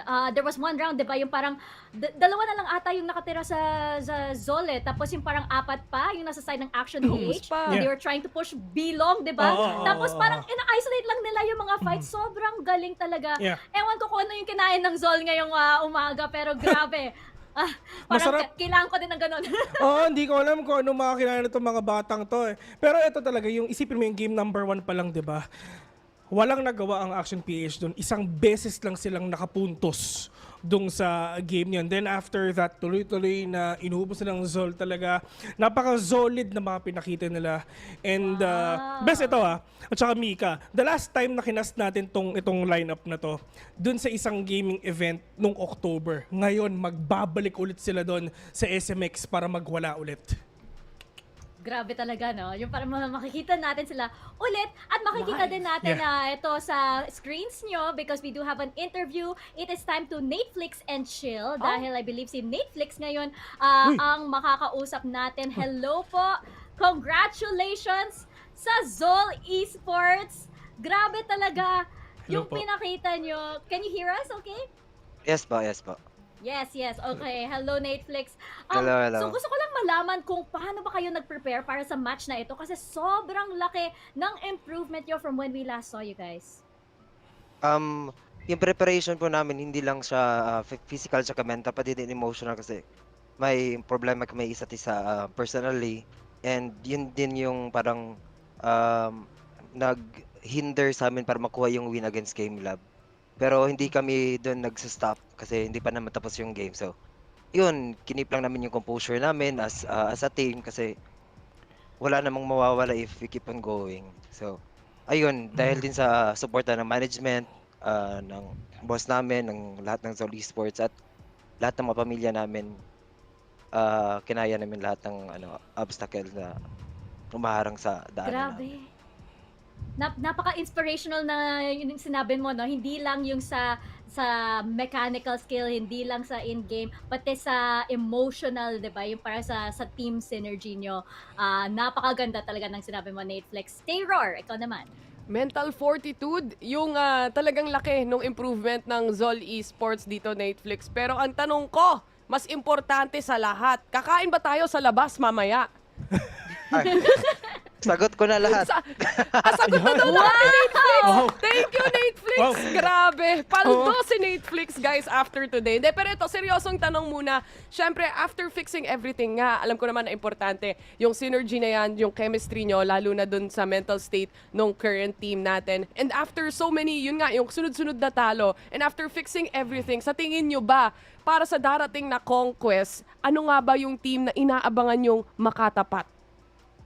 Actually, lahat naman gusto namin makatapat.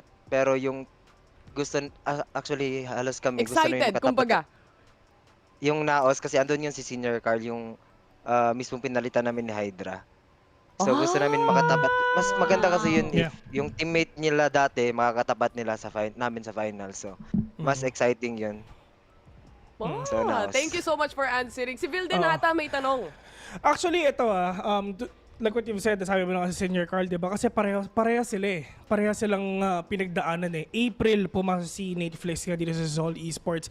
And the fact na yung group stage nga, hindi medyo naging okay yung mga scores nila. Ano yung ginawa nyo na parang thinking, yung inspiration nyo to be here sa playoffs? Kasi some of us, yun nga, may problema personal. So, para yun ma-cope up namin, talagang need namin magpatunayan na dapat pag nanalo tayo, pinatunay natin sa iba, pinatunay namin sa iba na karapat dapat kami sa playoffs, karapat dapat kami pumunta ng CONQuest. Kasi yun, lahat naman kami nag-strive hard para makuha yung slot para sa CONQuest. So, ayun. Ito, last na to. Ano yung gusto mong sabihin sa mga makakatapat niyo sa CONQuest? Yung tipong, pag narinig nila yung mga sinabi mo, kakabahan sila. Sa lahat ng makakatapat namin sa CONQuest, ready na ba kayo? Yeah. Ready na! Yun ang sagot nila, Netflix. Game na! Kinabahan sila, muntik silang kabahan, Netflix eh. Alam mo, ang bait eh. Nag-aantay ako. Nag-aantay ako tipong, huwag kayong lalabas kasi aabangan namin kayo. Ready na ba kayo? Ayun ang tanong ni Netflix sa inyo, guys. Ready Ang na bait ba pa kayo? eh. Ang bait pa. Ready na ba kayo? Hindi na? Okay, sige. Let's go. Nakasapatos na. Salamat, Netflix. Salamat. Mika. Thank you, Netflix. Ito na, Netflix, last na. What are you looking forward to the most sa CONQuest? Ikaw mismo, personally. Again ba? What are you looking forward to the most sa CONQuest? Ikaw mismo, yung parang outside ng, siguro ng VCT Si James ng Reid tournaments. ba? Ano ba yun? Nandun si James Reid, man! Si Pokemon. Yung nilook forward ko po is hindi lang sukusok ako ang tatanungin si Pokemon. Pag yung team ang tatanungin, yung team ang tatanungin is yung talaga yung crowd, yung si Pokemon din at saka yung syempre yung accommodation ng VCT. Maganda yun, sarap yun. Netflix, question. Kunyari si Taylor si Pokemon, paano ka magpapakilala sa kanya? Ano ba? Kunyari si Taylor si Pokemon, paano ka magpapakilala sa kanya? Hi, I'm Pokemon. Si Taylor si Pokemon. Kunwari, paano ka magpapakilala sa kanya? Hi Pokemon. Hotdog ka ba? Ay, sorry. Nagtatanggalan si Pokemon eh. Na-patch na kasi siya, Netflix. Sorry. Sorry ko. Why? Why am I a hot dog? Basta lang po, wag na lang po. Wag na lang, umayos ka ha. Tingin mo yan. Dito, grabe, kinilig si Pokemon. Ano ba? Okay na, wag na, tigil na. Okay na, Ikakat na natin Salamat. dito yung interview. Titigil na tayo sa congratulations sa ZOL Sige ba? Esports. Sige ba? At sa CONQuest. Bye! Bye-bye po, thank you. Kinabahan ako. Ang dami Ang mong pwede itanong, hotdog ka ba? Hotdog ka ba? Ay, no? Sige. Diba yung parang si Chef, pero si Pokemon nandyan, diba? Okay, alam natin kung sino yung magiging inspiration ni Netflix sa CONQuest, hindi ba? Pero for now, guys, mukhang kailangan muna namin mag-recover ng onte. We're gonna throw it to a break. Pero pagbalik, syempre, may second series pa tayo. So don't go anywhere. VCTPH will be right back.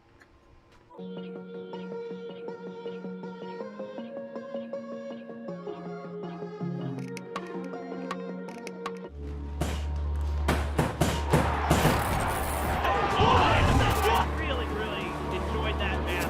And talent, you can see tons of talent on this team. You can see that when they're jealous, when they're so very low. The door is open for these new teams coming into the league to really make an impact.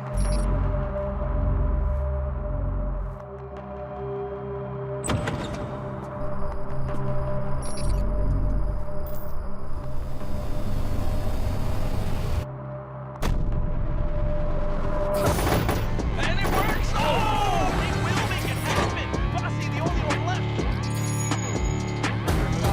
Back. They've got five. Springing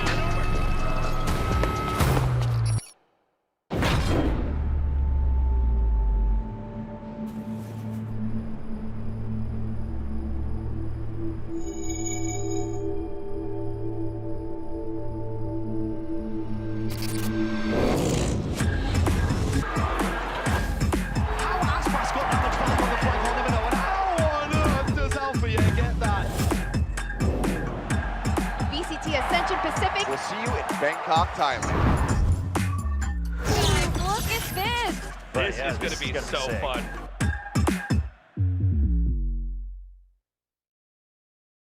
Kaya ka iniwan ng boyfriend mo eh.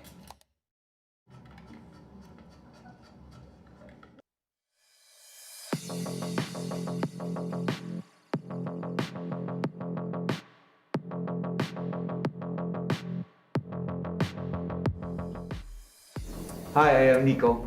Hi, I'm Exotic. Hi, I'm V Black. Hi, I'm Slaytom999. Hi, I'm Kel, and we are MVP Esports.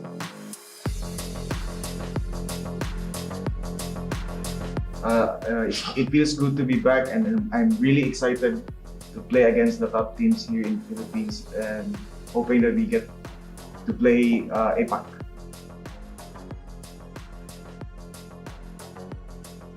Bali, inaayos na namin yung mga butas namin, like yung comms and like whatnot, yung pag-overheat. Mismo ako yun, syempre. Kasi ako yung duelist. Tapos yung pag-enter ng regular season, inad namin yung dalawang bagong players, si Kel at si Jito. So, yun nga, for me and Nico, parang nag-adjust pa kami sa kanila kasi nga yung playstyle nila is medyo aggressive. Then sa amin, mga MVP dati, we're like very safe. Dahil sa safe namin, di kami nag-qualify dati. And then, we're bago, and we're doing our best, and we're not scared sa mga ibang team kahit tagal na sila. And yun nga, we're very confident na makapasok sa playoff.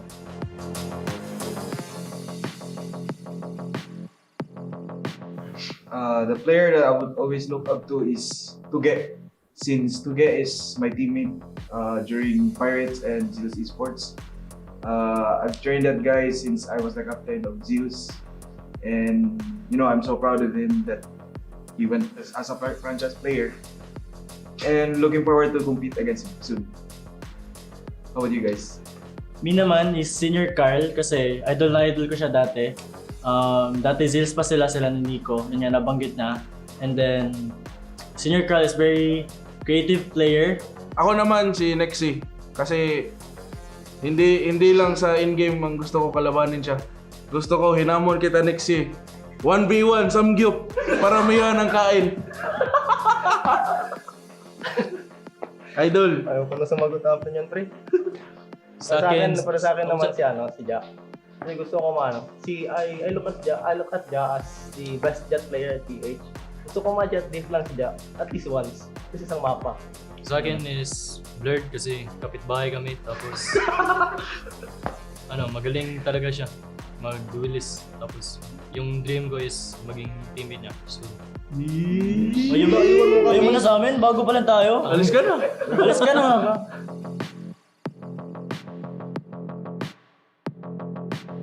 I go with True Reapers kasi nandun si Rabbit. Sa akin is Arf. Saan hindi nyo ba nakita yung run ng MITH? Wala. Pwede in Thailand. Gago last split 1 ata yun na 0 loss sila. 2-0 lahat maps. Series. Flawless run nila. Hindi nakita yun? Hindi ko nakita yan. Ang gusto ko talaga kalabanin yung rambutan ni Tatay. Pero tapos na yung laban namin, pero gusto ko sana makalaban sila Chig and si Josh S na yung original roster ng RNT.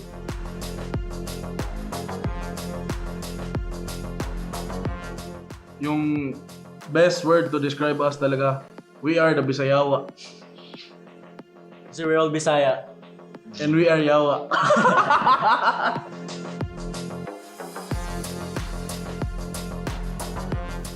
Yung one word sa akin, overheater. Kasi lagi talaga ako mag-swing. Bahala kayo dyan. Pag hit for V3 pa yan, bahala kayo dyan. Kaya lagi pinapagalitan to kasi imbes na man advantage, bigyan pa ng 3v3. Gusto ko kasi TikTok clip boy. Kahit KDA player to. Ako naman, I go with discipline. Kasi yun nga sinasabi palagi ng coach namin na we have to discipline ourselves nga. Kagaya ni Exotic, lagi nag-overheat. Kaya palaging pinapagalitan na IGL namin. Tsaka ito din, kami dalawa IGL. Pero, magdagdag ako ng word, mga kami, tulunggis. Kasi, minsan team kami, minsan para kaming nasa merkado ba. Ganun yung goals namin. Maingay. Masyadong maingay.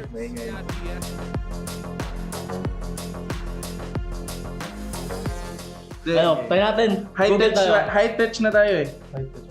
Hey Siri, what is the meaning of the word? Tama nga! What is the meaning of the word relentless? Showing or promising no... Paano po ibasahin yan? Bagsak ako sa English eh. Parang maging Kaya nga ako nag-pro kasi ayoko na mag-aral. Siguro relentless. Malakas. No fear. Parang hindi kayo mapigilan. Tumabol ba? Unstoppable. Unstoppable force. Yun na, nasagot nyo na eh. Natanong nyo pa kami. Oh, ba't kayo nagtanong sa akin eh? Huwag kayo iyak. Sige, okay na yan ay. Message to our fans, watch us guys. We need your support and we appreciate every time na mag-comment kayo ng hashtag MVP win, hashtag 2easy for MVP.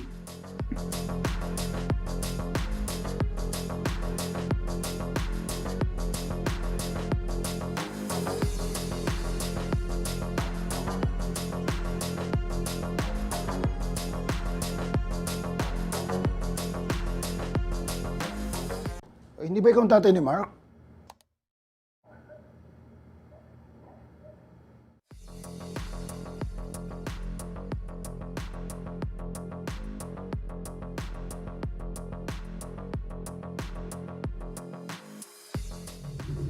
Hi, I'm Papi Chulo. Hi, I'm Ja. Hi, I'm Mojer. Hi, I am NDG.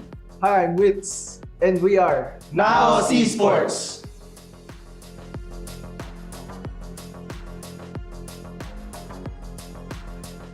Yung big adjustment po sa team namin is yung nag-roll swap po kami ni Ja from Duelist to Sentinel.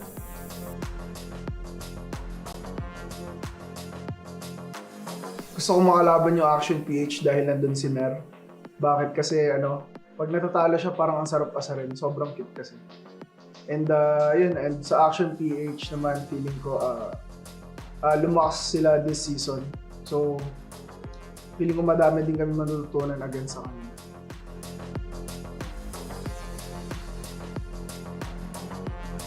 So yun, first is Naos syempre. And yung pangalawa naman is yung lead from MYSG. And pangatlo is yung meet from Thailand.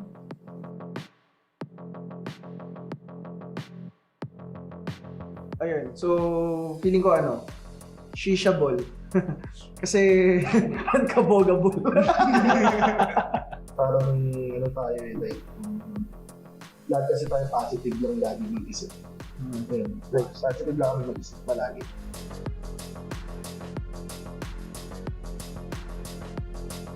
Unpredictable, structured, and discipline. Discipline? Ano tayo? Discipline. Disiplinado kaya tayo. Kasi, di ba, minsan tayo? Wait, parang di na genuine na. Hindi, kasi, di ba, pag, di naman tayo discipline minsan, aasim natin. Parang naghahanap pa tayo ng kills. Siguro, yan? 4 na words yan. Aggressive. Ayun. Aggressive. Maasim nga, maasim. Ayun, aggressive. Sour. Sour.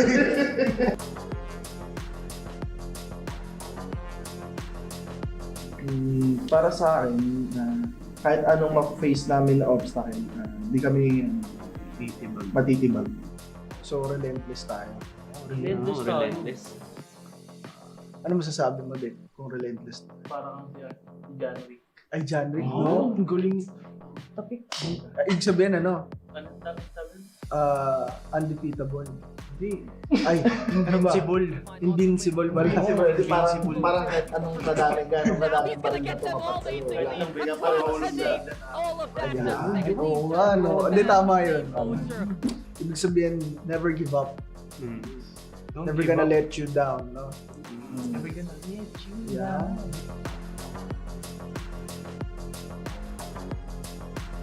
So yun guys, kita-kits sa VCT playoffs and keep supporting us sa mga upcoming matches namin. Pag nanalo daw kami, pag nakapasok kami sa top 4, mag-8-8 daw si MD. Uy, yun! Pwede, no? Okay lang.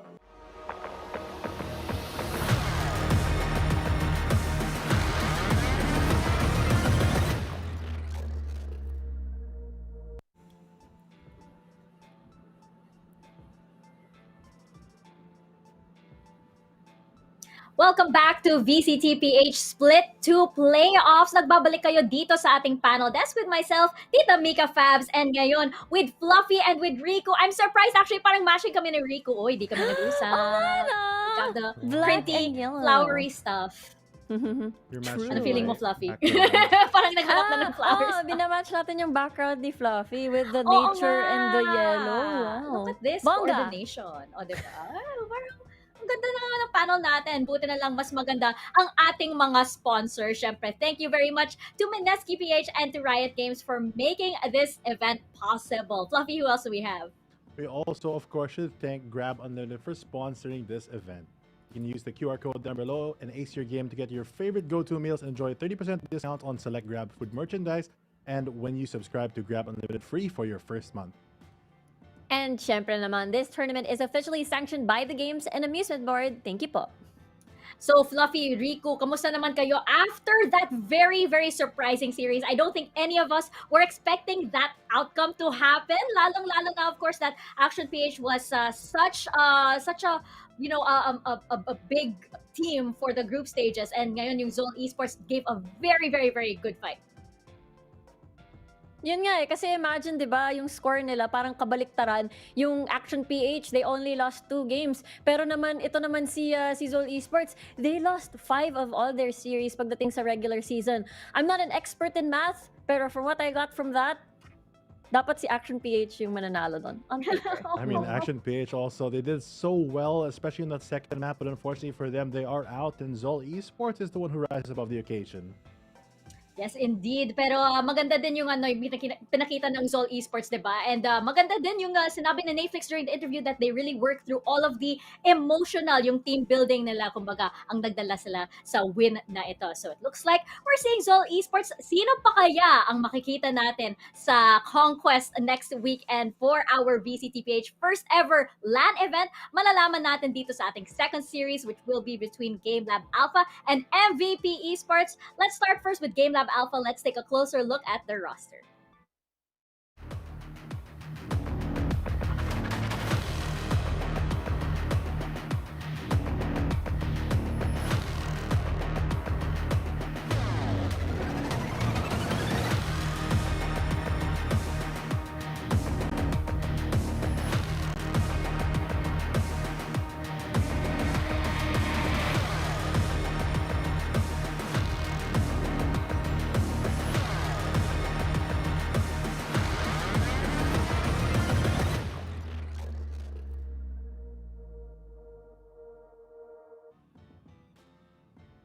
Ang titulo ng GameLab Alpha sa VCTPH, tinatawag silang Mad Scientists. Pero isa sa mga tinatawag ko sila ay mga, kung may award na Most Improved Team, ito yon ay ang GameLab Alpha. Imagine, mga ranked demons lang sila during Split 1. Tapos pagdating ng playoffs, last split, sila ay nagland ng 3rd place. They're just the 3rd team next to Naos, next to Oasis. So, napakaraming improvement ng team nito, napakaraming configuration. They used to play, yung stilong W gaming, pero ngayon, iba-iba na yung kanilang approach sa game na ito. There's a lot of things changing with GameLab Alpha all the time, and like Rico mentioned, against Oasis Gaming and Naos, they always strike a blow against these top teams, really being the dark horse of this tournament. Overall, they are coming off that loss from Oasis Gaming, which is why they're in this lower bracket, but they still have that fire that has helped them really reign supreme against all the other competition. And I think one thing that has really impressed me about GameLab Alpha, di ba? Yung flexibility kasi nila eh. You have players like, for example, si Bogey, di ba? Parang naglalaro siya ng 3 different roles in one series, di ba? Mag-i-initiator siya, mag-sentinel din siya, magko-controller din siya in one whole series. You have a player like that, di ba? And it definitely gives you such a big advantage. Pero MVP ang makakalaban nila. This is another, parang ganun din sa first series na meron tayong team that looks like it's a favorite, pero medyo may pagka-surprise din kasi ang MVP Esports. So let's take a closer look at MVP Esports.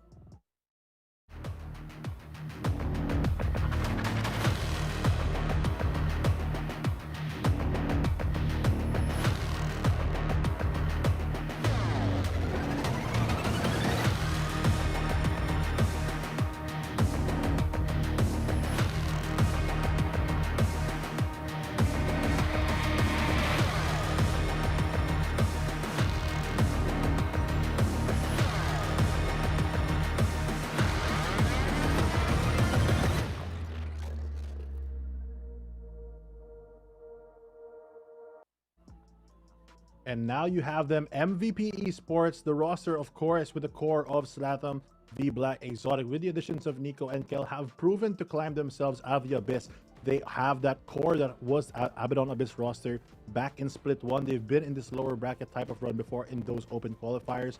But now, they've also proven their worth, making it all the way into our playoffs for this season. But for Split number 2, they've had some struggles for the past couple of games. But still, always, for at least the past 2, they've had the 3-map series. They always managed to make the distance and they always put up a good fight. Yun nga eh. I think yung maganda dito sa MVP is kung titingnan natin, kagaya ng sinabi ni Fluffy, yung experience nila, some of the players galing Abaddon Abyss, at nakita natin yung pinaka-common denominator or pinaka-common factor is the more na mas tumatagal ang isang series, the more silang lumalakas. Kaya kung ako ay si GameLab Alpha, syempre hindi dapat nila ito patagalin or else baka mangyari yung nangyari kay Action PH kanina.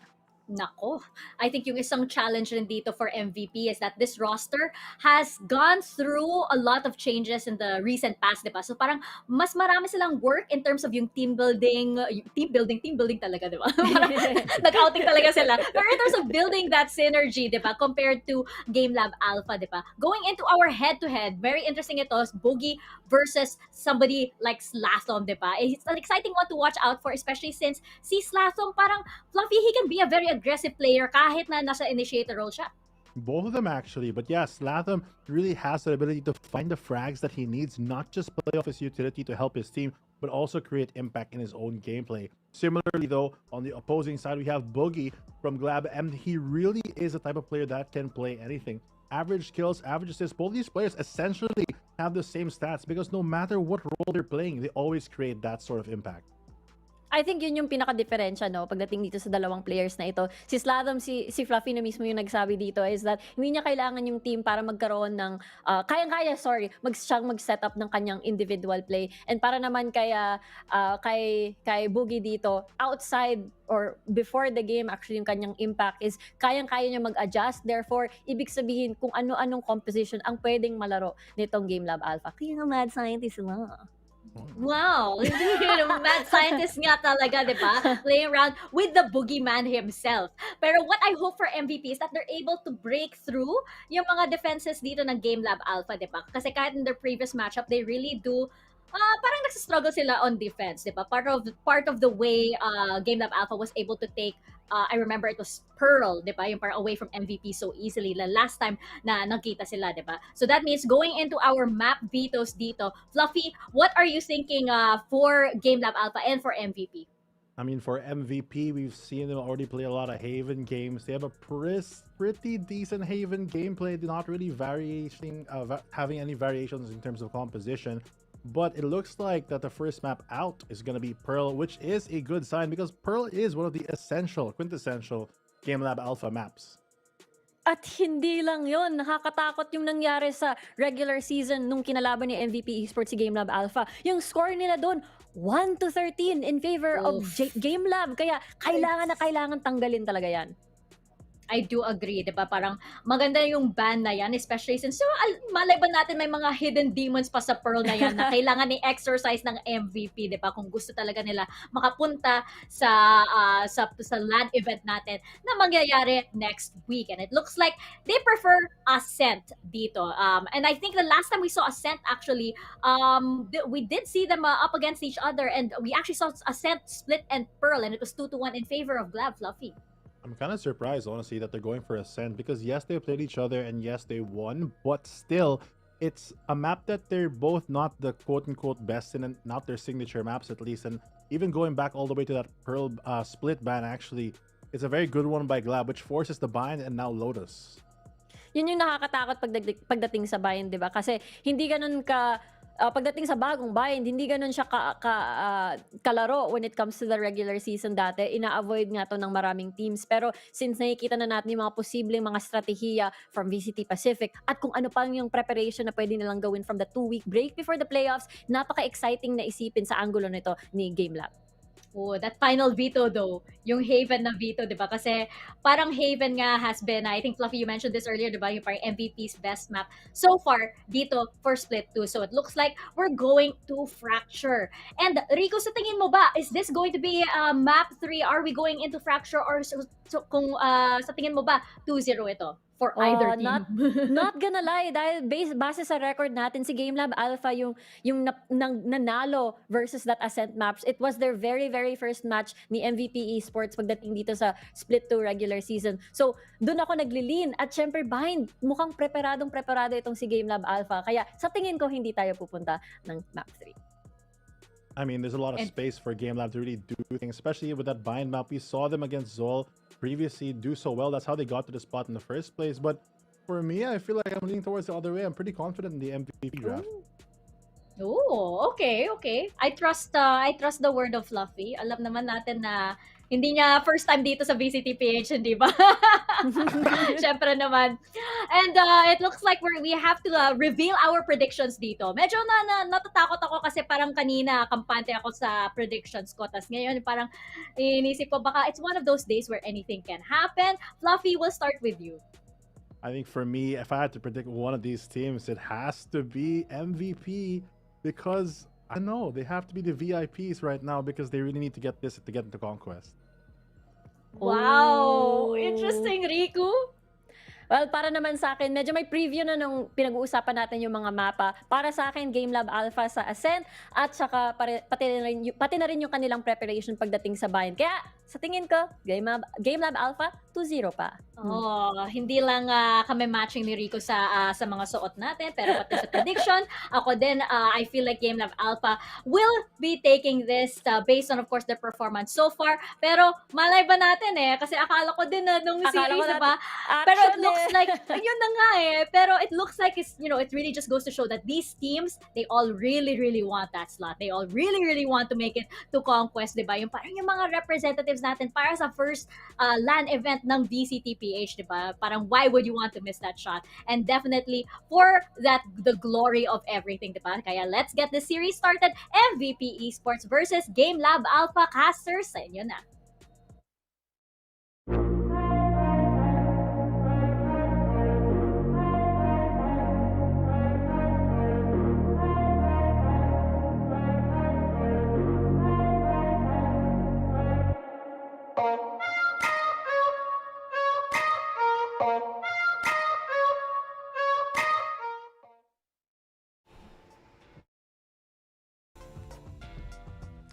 The sky is looking a little bit crowded and cloudy as of now, but at the same time, there's still space for one more to go to that road to CONQuest. Welcome back, ladies and gentlemen. Final matchup here in the lower bracket, and it's the final slot to get to the LAN. I'm Dax here with Black and Blue, and you guys are tuning on in to GameLab Alpha versus MVP Esports. But before anything else, my friend, why am I on the right?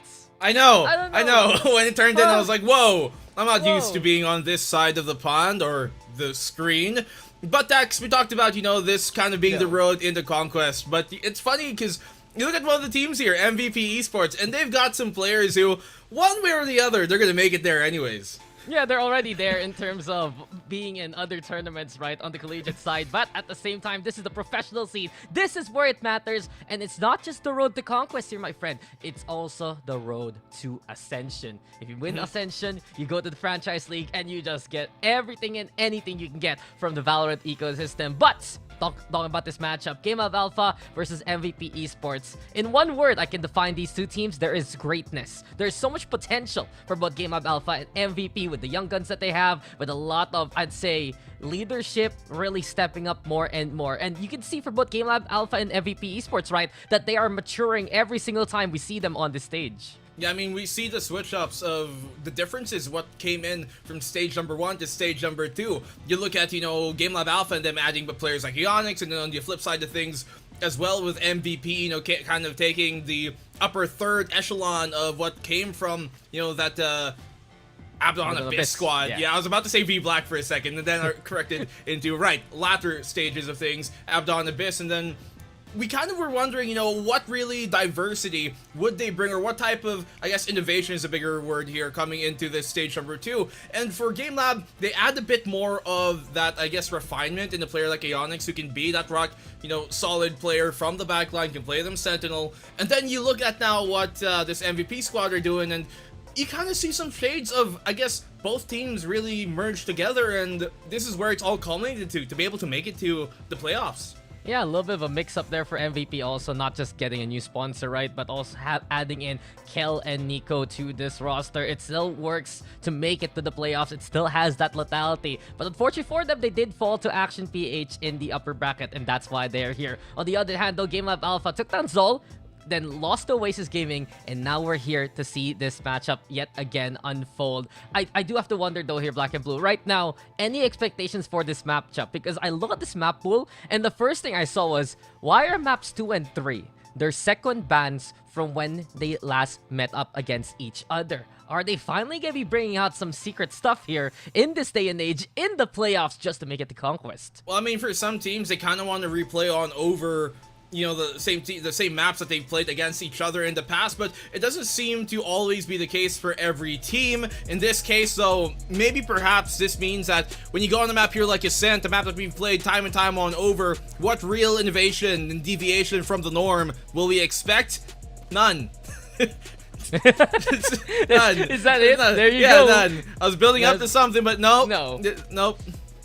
Look, Icebox used to be the super cookie cutter vanilla kind of map, right, in terms of the agent composition. And now, since that's gone, Ascent pretty much has its own standard. You can run that double initiator, you can flex on around with a double controller too. And as you can see right now, I see an Astra, I see an Omen.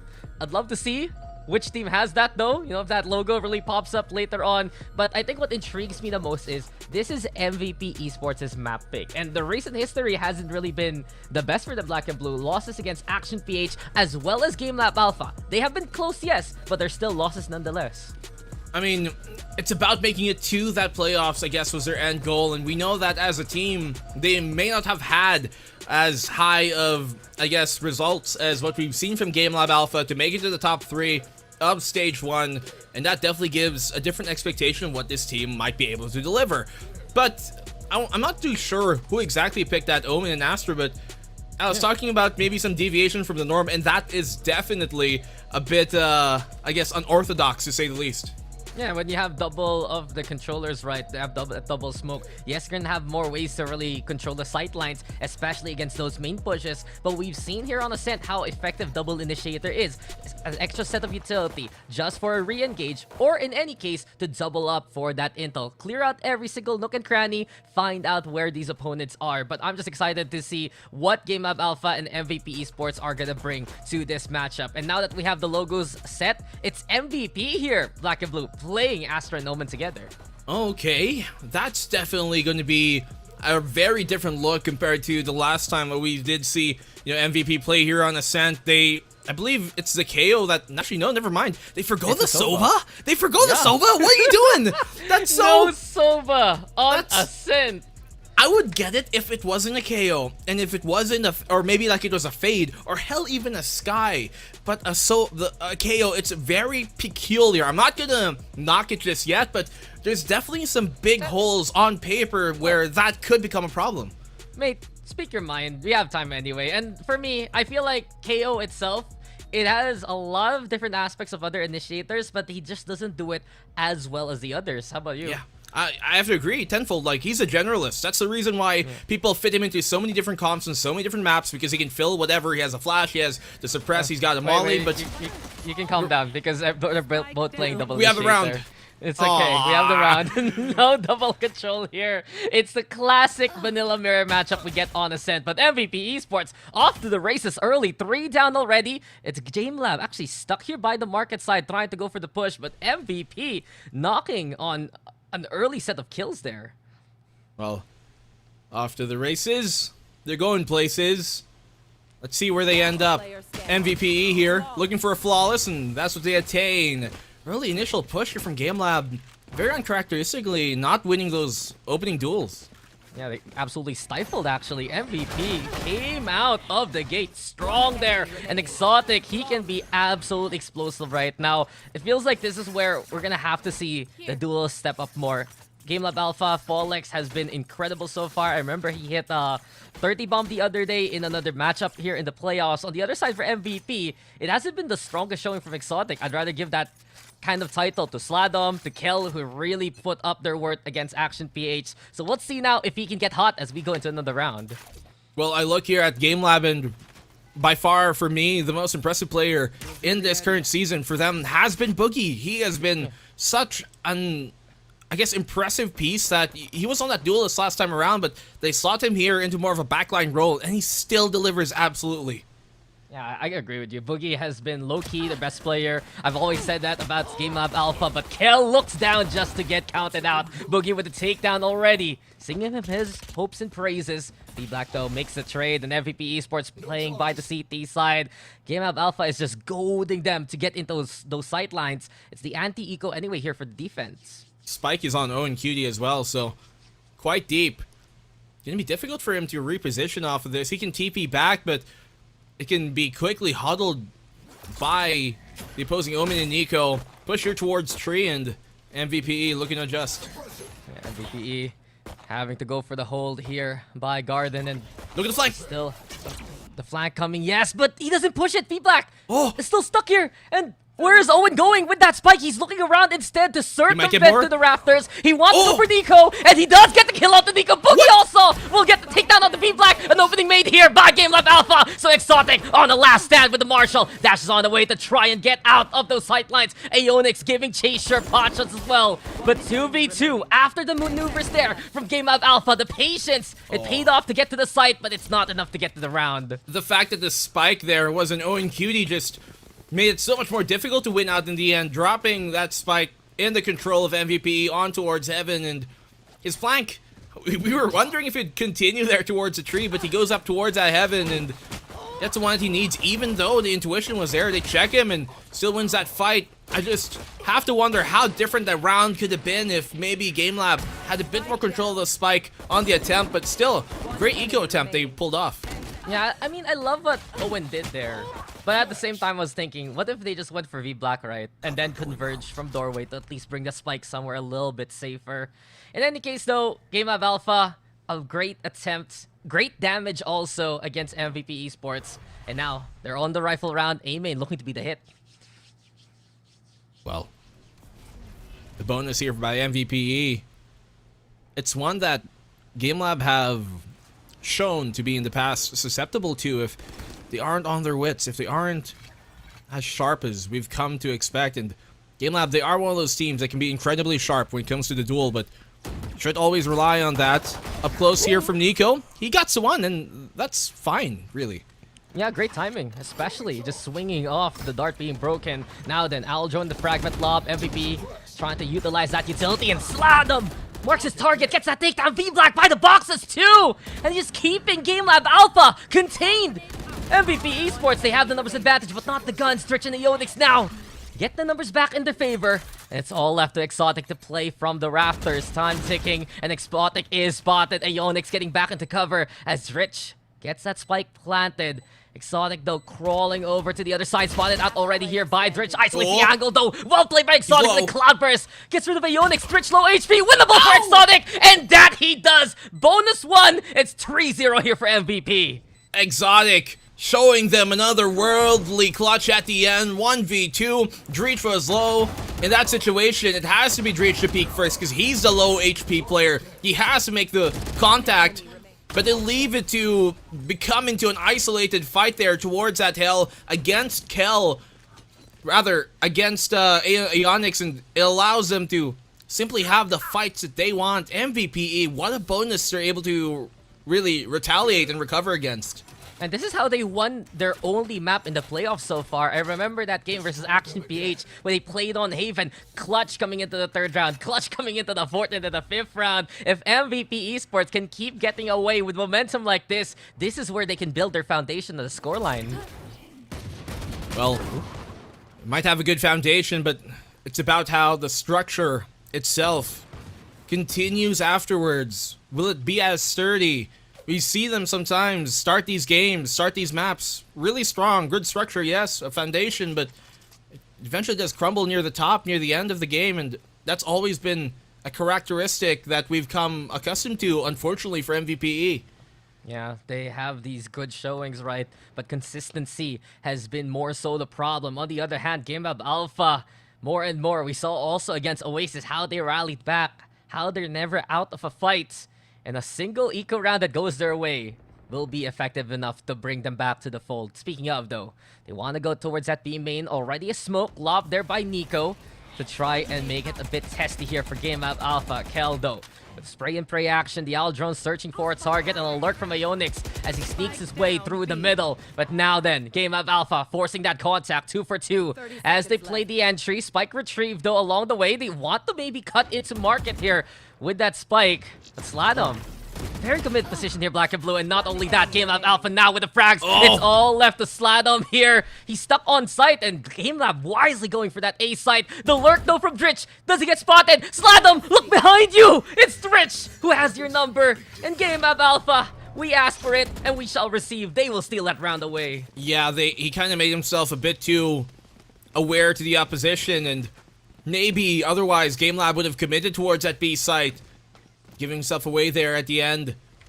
Also allowed GameLab to know, we can just run towards that A site, but nicely done by GameLab, I think. On that initial contact, you can really see them making sure that nobody has to take an isolated duel, where you'll probably lose to a rifle. And then they also have that lurk presence, which you really would want to cut off the rotation back into B. And it's beautiful also because the smoke came their way, but they aren't dissuaded by that. Instead, now, GameLab Alpha taking the speed to the next level. Null command utilized. Volex looking for the entry, but V Black steadfast on the boxes yet again. 2 down, make that 3! V Black is a machine unleashed. The Terminator has arrived, and MVP Esports will come to collect. Oh, to call that a quick round would be an understatement for sure. But the way that MVP are able to collect the round, as he said, and collect these kills, it's a big showing against a team like GameLab, who really have some of the most ferocious attacking sides we've seen here in the Philippine circuit, and yet MVP on their defense right now, completely stifling that. There wasn't even anything too fancy, just they're playing it right. They knew after one guy peeks, I can go peek my turn, then my teammate's turn, and this bait and switch has been keeping GameLab's focus just shaken.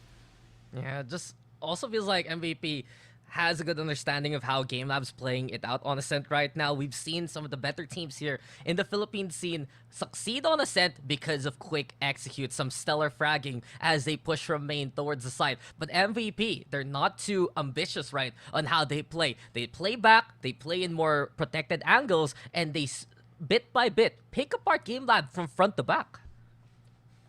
Front to back, side to side. You know how to do the wiggle? Glad you caught that. A while ago I was given the Demi Lovato reference. I didn't think you caught it. Dude. I was like, what did you say? At the first round, I forget. I sung something. Dude, the only Demi Lovato thing I remember is always Camp Rock. Camp Rock? Yeah, do you know, I actually know how to still do the thing with the hand where you go whatever major loser. I was doing Sonny with a chance. Sonny with a chance? I'm going places. You actually watched that? I am aware of the opening intro. Is all. I can't believe you remember that. Well, this is real. This is me, and this is the round now back here. As Exotic knows exactly where he's supposed to spray now. That's for free. Well, absolute damage done. Folex, 10 HP. The dream was to use the blades, but now it's pretty much dashed here with such a low HP count. That's one of those things where you just get nothing to say but like, Hassel.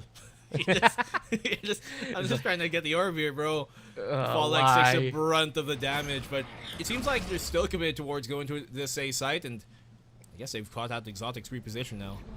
Yeah, sure. Exotic has to go for the last stand, but you can see the difference. GameLab Alpha not using the blades. Instead, Folex was supposed to be the bait. Aeonix, though, nice takedown. Now allows GameLab to get on site. Here we go again! Folex is just a sacrificial lamb, and MVP Esports tried to hold things down. Nice scan, though. Kel tried to collect, but it's not gonna be enough. It's GameLab who gets on site, looks for more of the frags. Ionix still poison pill position. No 1-for-1, and now it's 2v1. Well, risky position for him to be in there.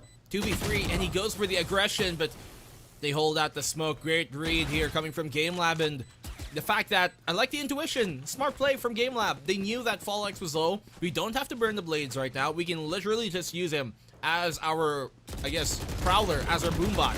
And that he does. Goes for the swing, right clicks off a distance, pulls the aggro. The rest of the team follows up, and that's all they needed from him. He got the 1 kill too as well, I think, or assist from it, and that's all they really needed to do. So GameLab, I mean, they're on the attacking side, the less favored side here, and if they can start to string a few rounds and maybe get this to 4, then we're talking. Fallex was just probably like, guys, I'm 10 HP. Look at me. I am the utility now. Witness me! Dude, twice! You saw it twice, right? He was begging to be killed, but GameLab Alpha were able to get those takedowns before he fell, so it's a bit of a moot point. In the end, though, GameLab Alpha is back on the board. They do have to deal with the Odin in the hands of Kel, actually, towards that B site. Usually, it's the Sova who runs that, but instead, MVP putting a bit more of that mid-pressure. GameLab just waiting for timing to actually get towards the site here. It makes it so they have 2 turrets. The Killjoy turret and himself. Now they got an auto defense system on the B site. One has more bullets, one has auto aim. In the end, though, GameLab Alpha. Yeah, you know, it's your pick, and it seems like GameLab Alpha picking to go to at 8 site. Nico, though, yet again, liking to be a bit ambitious, playing towards the exit of main.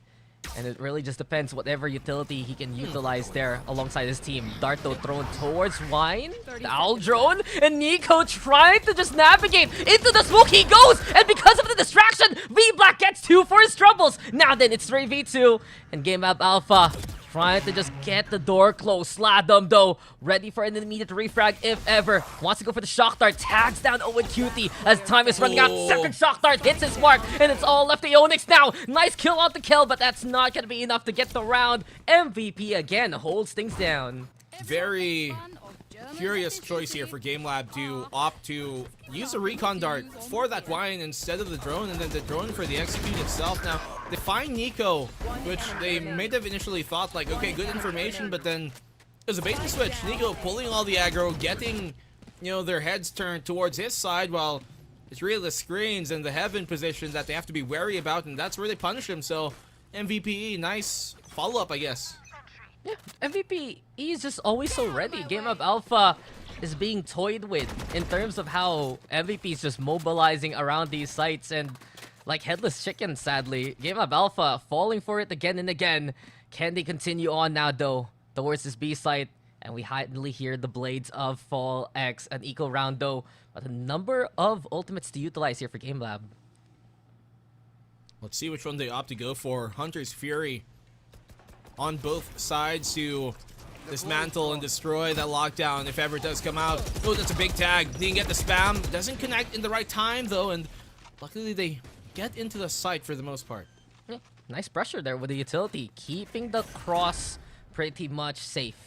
And GameLab Alpha, Owen actually has a rifle in hand, so a hero vandal in the clutches of Owen. Hunter's Fury, though, gonna get lobbed as we have Sladum the target. Well done here by GameLab Alpha, protecting the lockdown from its own demise. And now MVP has to utilize a little bit more than they expected. Odin, though, trying to find the target, and Kel will get that takedown. 4v3, GameLab Alpha still trying to play away from the site. And Exotic and the Ionix finding blows and finding takedowns. V-Black, though, clearing out the objective, and it leads to a 1v1 situation. Time ticking. Ionix on site, but through the wall, V-Black knows exactly where to shoot.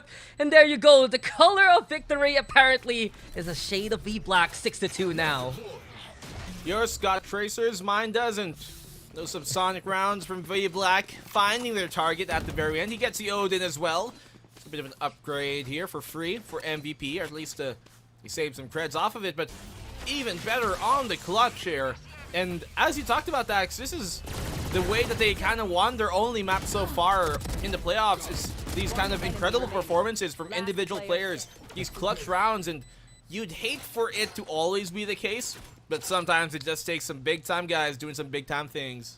Yeah, it's some outsmarting coming in from a micro scale, right? Just really incredible on the duels themselves. But Kel doesn't care if he's spotted. Still has the Odin. Scan comes on in from his teammate as well. But Sladom, he's been felled. And Fallex now looking to heat on up. Struggling so far in this game. Maybe we'll see more here for Fallex as GameLab gets the site. Well, they find that information, and because of that, allows possible aggression from GameLab. Doesn't come, though. They want to play this. They know they have to secure a round like this in a 3v5, and by all means they should. It's a great post-plant hold, and the fact that they still have B-main control is going to make it absolutely impossible for MVP to win right now. Yeah, Exotic, sure, he gets one, but now he's completely contained. Two at least to do some damage, but Fallex has awoken. He only had 1 kill a while ago. Now I believe he should have 4, and from this point on, maybe GameLab Alpha can have better entries moving forward. Well, the way that they've been playing too here, GameLab, if they can keep up that same consistency in terms of winning these opening duels, which they really do rely on a lot. They love taking an early fight in the round. They're not the type of team that, cuts the noise early much. They do it every now and then, but not as much as some others might have come, more characteristically to. So, GameLab right now, if they are able to win this eco, especially favorably, it would really benefit them, but I jinxed it. You just jinxed it. And I was about to make that point, but GameLab relies on their raw skill to actually win these opening duels. It's not as utility assisted as other teams, and you can see how it can fall on apart. Dritch, the only one still standing. He only gets 2, but MVP will take those guns away. Yeah, it really is that point, Dax. Like, you see them there, walk in the mid, expect them to have the weapons advantage and win the fight because of it. Now, it's not a bad assumption, but it's never a totalitarian stance you can take on it.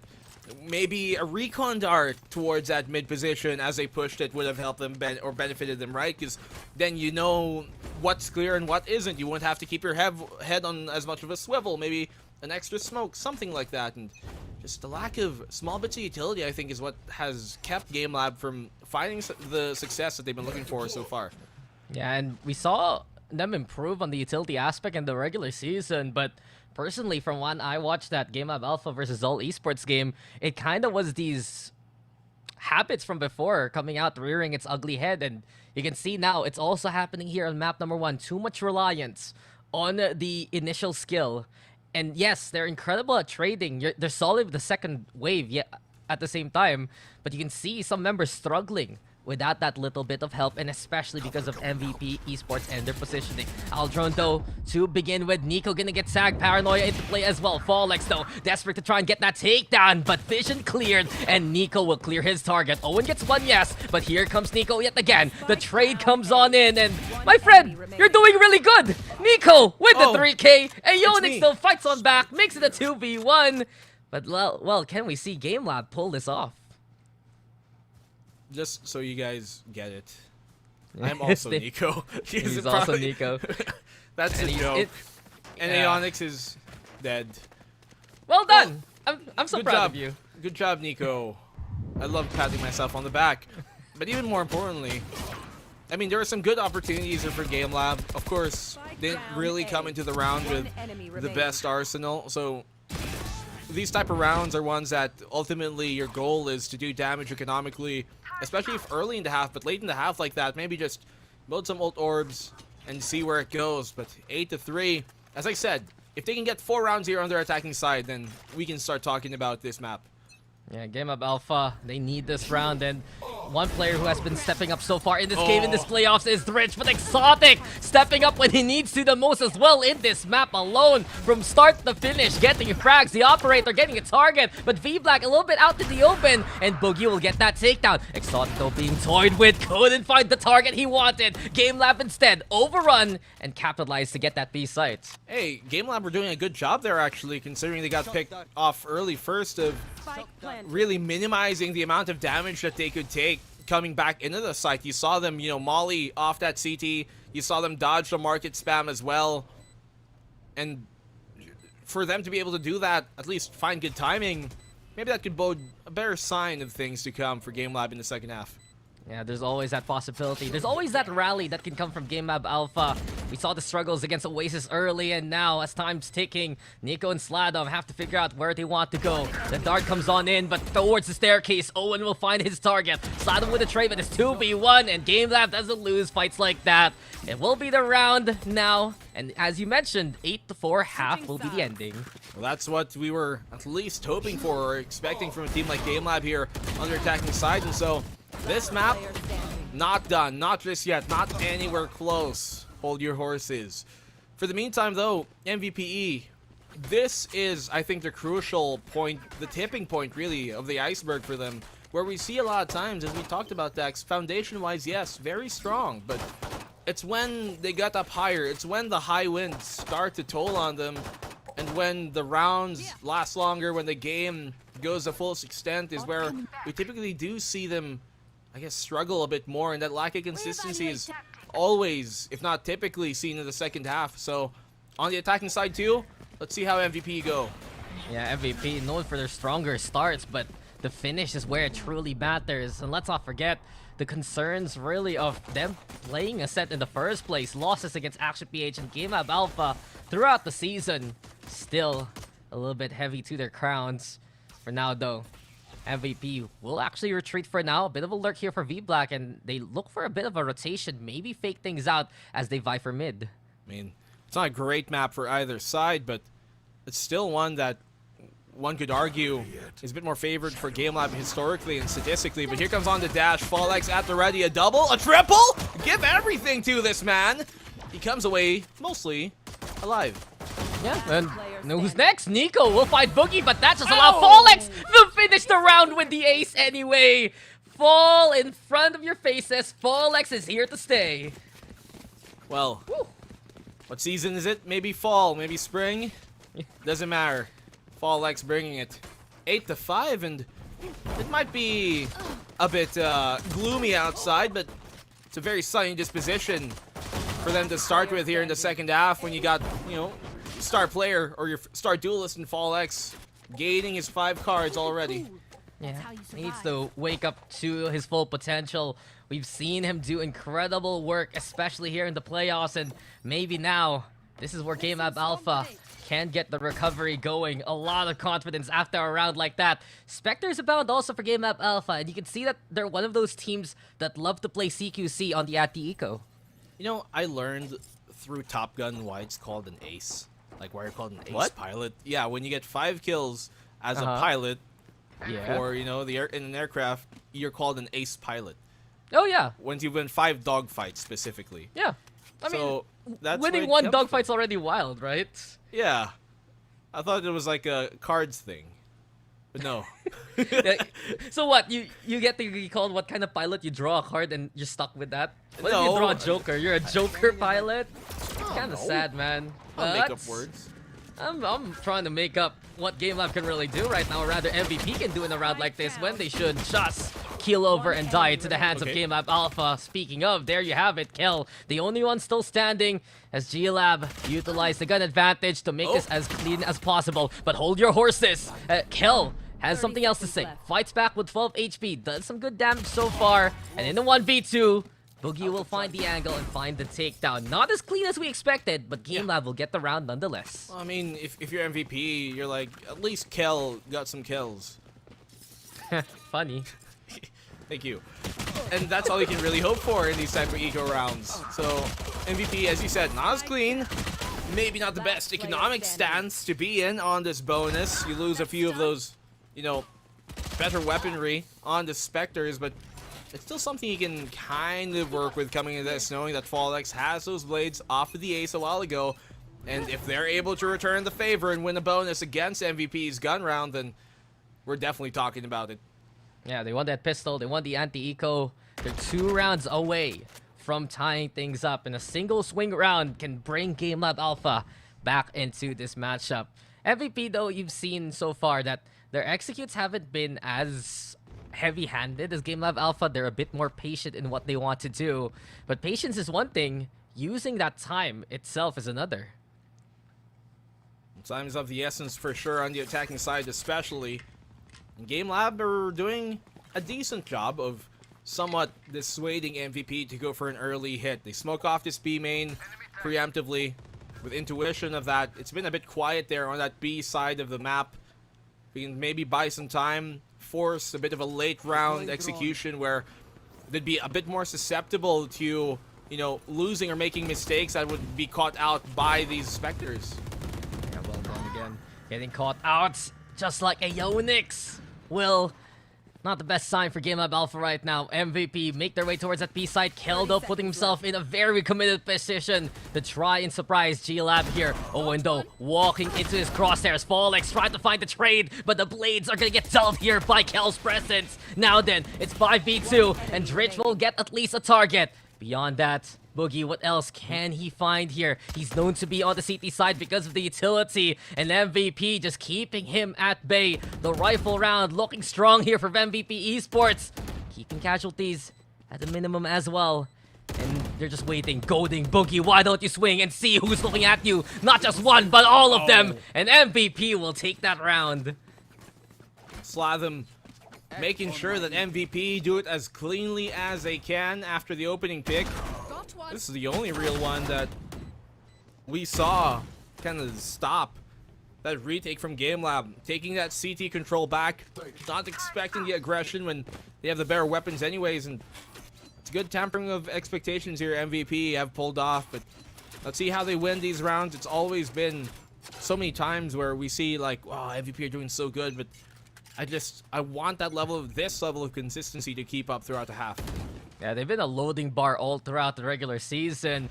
We just want to see a stellar conclusion here for MVP Esports, and especially if they can get this map away from GameLab Alpha. For now, though, GameLab, their aggression still showing as per usual. They not only just get mid control, but they're pushing the limits even further. Dritch, does he see them coming towards top mid? It's also Slatham crouching all around, finds the head of Exotic already to get that takedown. Fallex also for covering fire, and GameLab Alpha happy to just go for the fights right here, right now, and they will take center stage in a round like that. Wow, GameLab. I mean, that's the type of fight they want, right? They want to take it to you. They crawl up towards mid. MVPE serve themselves on the basket. And GameLab, they're ready to take. I mean, they have to win the fight anyways, but that's exactly the type of engagement that you love to see from a team like GameLab, who just love to, I guess, express their firepower's prowess here. And Dritch at the forefront of it. The 3 kills, that KO is going to be such a menace when he's up close. And GameLab are slowly crawling back from that 8-4 opening half. I like how you're trying to make it sound even smart. For me, it just boils down to 2 words. Fight me. And maybe a 3rd word. Now. Just GameLab Alpha. Okay. You think it would have... Okay, where you want to do this, man? CONQuest. You want to do a show match in between maps? I mean, they could. We could. But, I would love to see Valorant boxing. Oh yeah, dude. That I think I'd pay to see that. But you saw how that round worked, right? I honestly thought more so GameLab would have gotten punished early, but Dritch gets 1 as he's fading on away, and immediately, right, Fallex is there to help out in the pinch. That kind of speed is unparalleled right now on the PH scene when you full commit, just like GameLab. Well, that's their brand. That's what we've come accustomed to this entire past year, right? From stage 1 and stage 2, and the GameLab, to be fair, have taken their foot off the pedal of playing like that a bit more compared to what we saw from stage 1, but you can see shades of it, and when it does, it looks pretty bright. Yeah. MVP Esports, though. Half by situation as of now in GameLab Alpha. Yet again, it worked once a while ago. Maybe they can do so right here, right now, towards main. As we're watching MVP still trying to hold things down. Dritch, though, yet again. Dritch really has stepped up so much in the past few days here for GameLab Alpha. Can he find another, though? That's the question. Exotic instead would get that takedown, but suddenly the rest of GameLab Alpha right behind him to get those kills anyway. 3v1 in the blink of an eye. GameLab Alpha always in position to not just double up, triple up. Keldo fights back, but it's not enough against Fallex. And the rest will be a 1-round gap here. Well, as you say, only a single round separating the two, and GameLab, when they're able to gain these streaks, they're one of the best teams at keeping that momentum up all the way to the finish line. And unfortunately, the same could not be said for MVPE.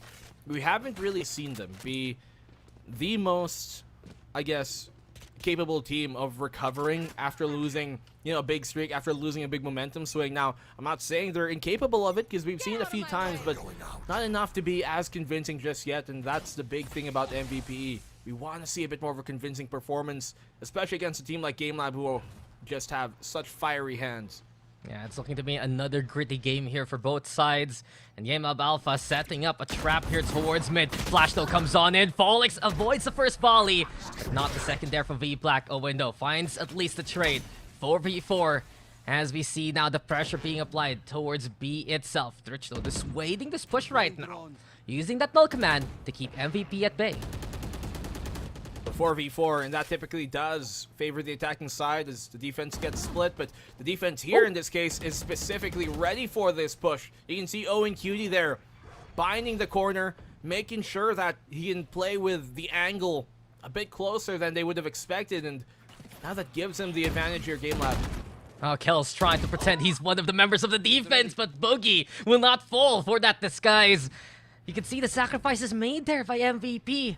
Giving up the staircase towards Market just to try and get value for Kel, but to no avail. Instead, though, we get the movement towards A. Dart comes on in, scans out the Rafters position, but the Nano Swarm keeping MVP away. Window on the board yet again. 3 already for Owen QT. And here comes Owen QT with a 4K to be deadly. 9-9. GameLab has tied it up. He popped him with the pop and swing there at the end. Is going as long as he could for ultimately ending the round. And my goodness, dude, GameLab one after the other. Non-stop MVPE. Only a single round here in this attacking side. And it's GameLab who have just not been able to... Rather, it's MVP who have just barely been able to find some footing in this half. And what GameLab have been doing, really, is that they would let MVP attempt their initial ideas, and then GameLab would react so that they don't preemptively put themselves in a bad spot.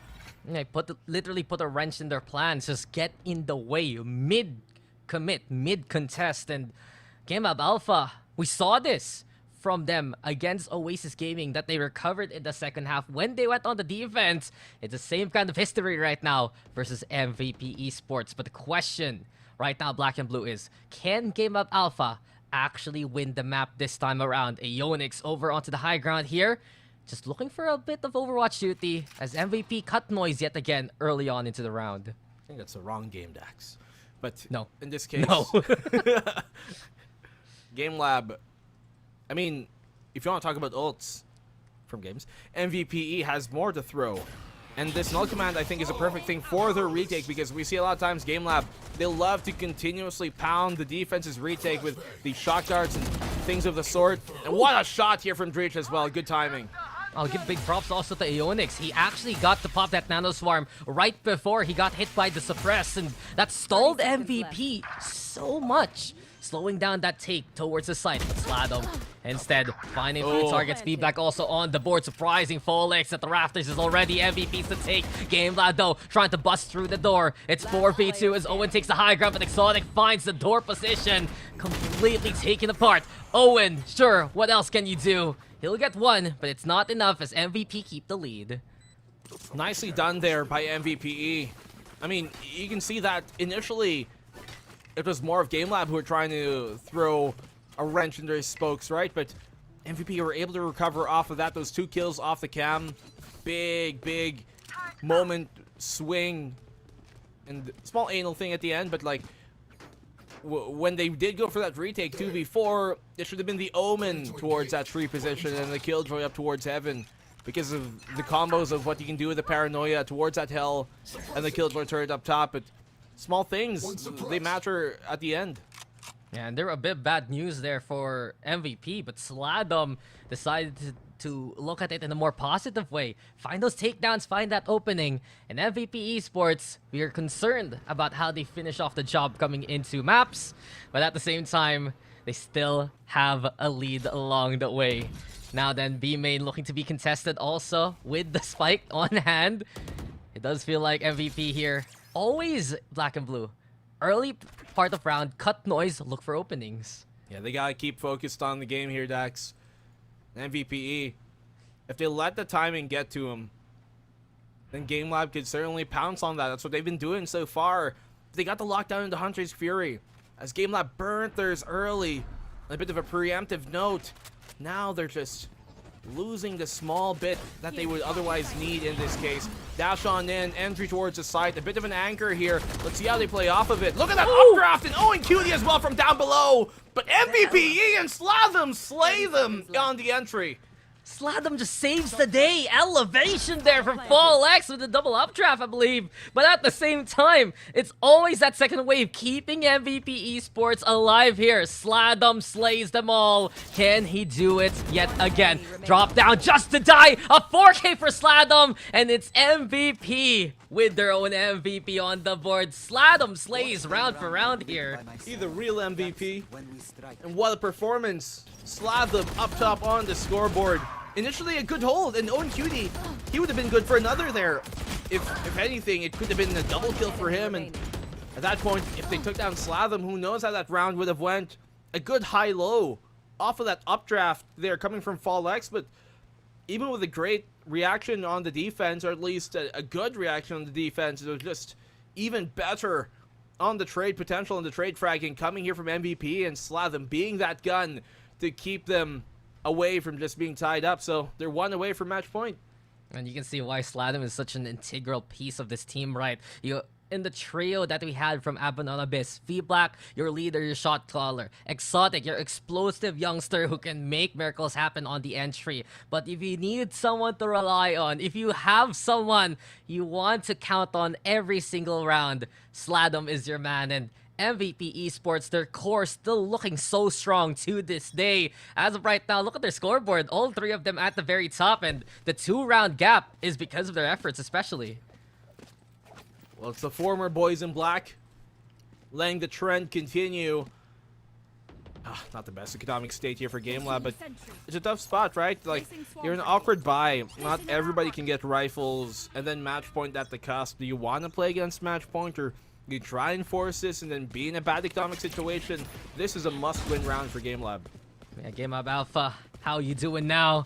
Yet again, the aggression, though, coming in from GLab. Kel putting himself by the edge of the map, and surprise, surprise! Kel will get that takedown. Fallex at least with the trade, but because of this opening made towards that A-site, MVP will capitalize on how the rotation is going. Aeonix tries to find the fadeaway from the doorway, but it's not enough. GameLab will have to cede the site away. Yeah, not completely bad here for GameLab. They needed a kill, they wanted an extra rifle, and they found that, so I think that's good value they were able to still find, and it took down Kel, which would have been a nightmare on their post-plant retake. Here comes that Hunter's Fury, flushing out the hell position, and now they have a good chance if they can connect. Yeah, MVP Esports still on site, and GameLab busting through the door yet again to try and find a two-prong approach here. Dart comes on in, but the health position looks strong here for MVP Esports. Exotic holding things down alongside Slatham, and it works out well for them. Map point now for MVP. Quick and clean, easy as well. Most of the focus here from GameLab going towards that B side of the map, and the A side that MVP had a bit more intent on. So the fact that Kel was able to get the one here as well, that's big, because typically, since he did get the KO in that case, the KO, if he's playing here from under hell, he would suppress that heaven position, or that hell position rather, and that would have made it a lot more difficult for that Hunter's Fury to be pulled out by Slatham there to try and mess up the retake push from GameLab. So really nicely done. Yeah, and sometimes it feels like GameLab, they're one of the quicker teams, yes, but they act a little bit more so compared to assessing the situation. They are very surprising, and they're very immediate at what they want to do.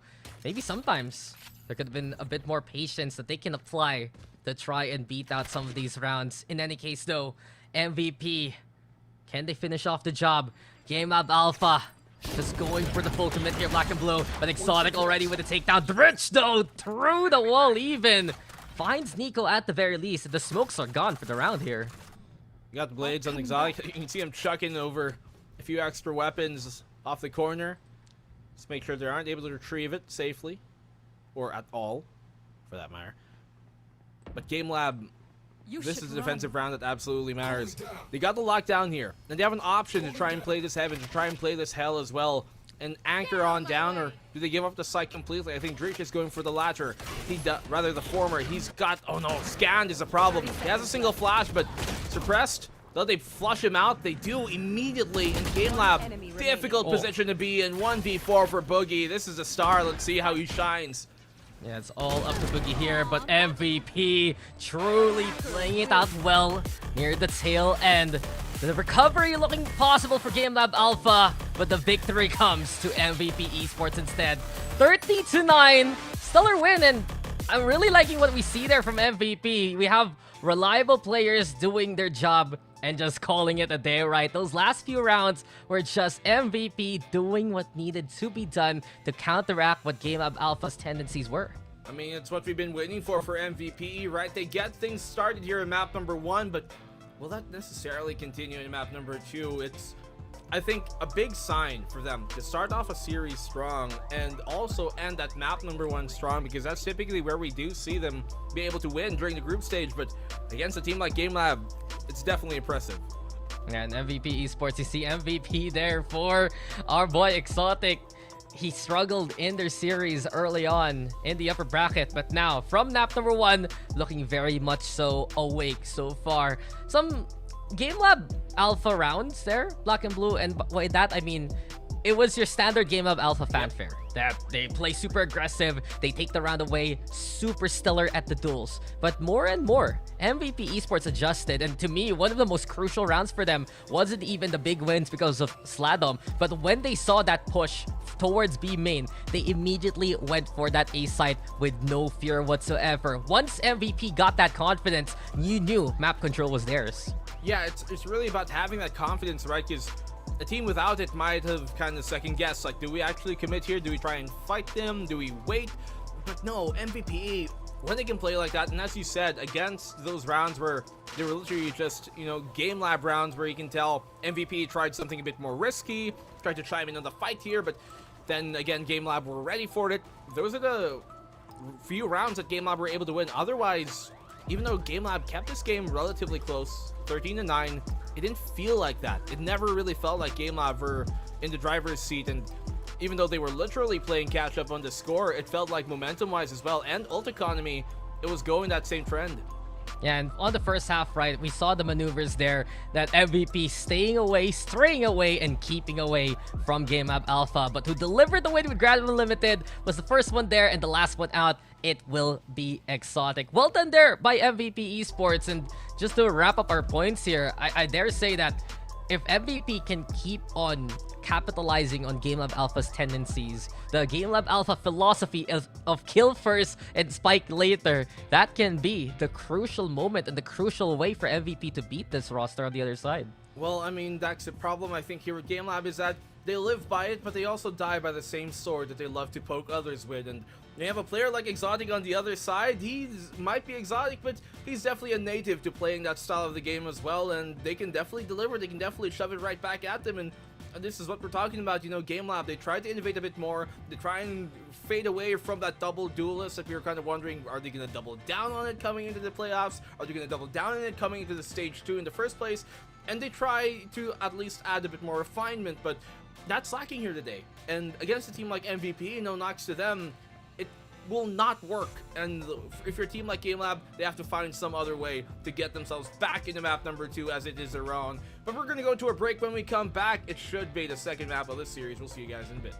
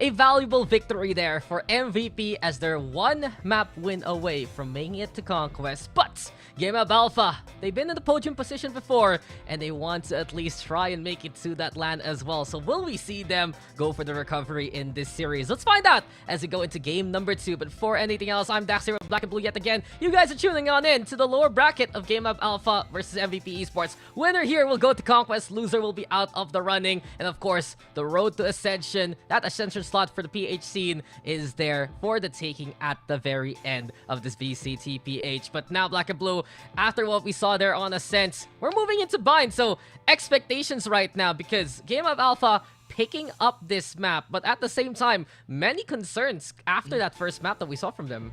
You know, first of all, I like how we're kind of poising this as making it to CONQuest instead of like making it to the semis in the lower bracket. I like how that's a selling point because, I mean, it's the first land, so why not? But second of all, Bind is a map that we haven't seen anything from MVPE, and that could work with, or rather, for and against them. For because, well, now GameLab don't have any information on them, but then against them because they also don't have tournament experience on it, and we don't really have any real world, I guess, value and statistics on how they could play. So now we're wondering, does this go map number 3?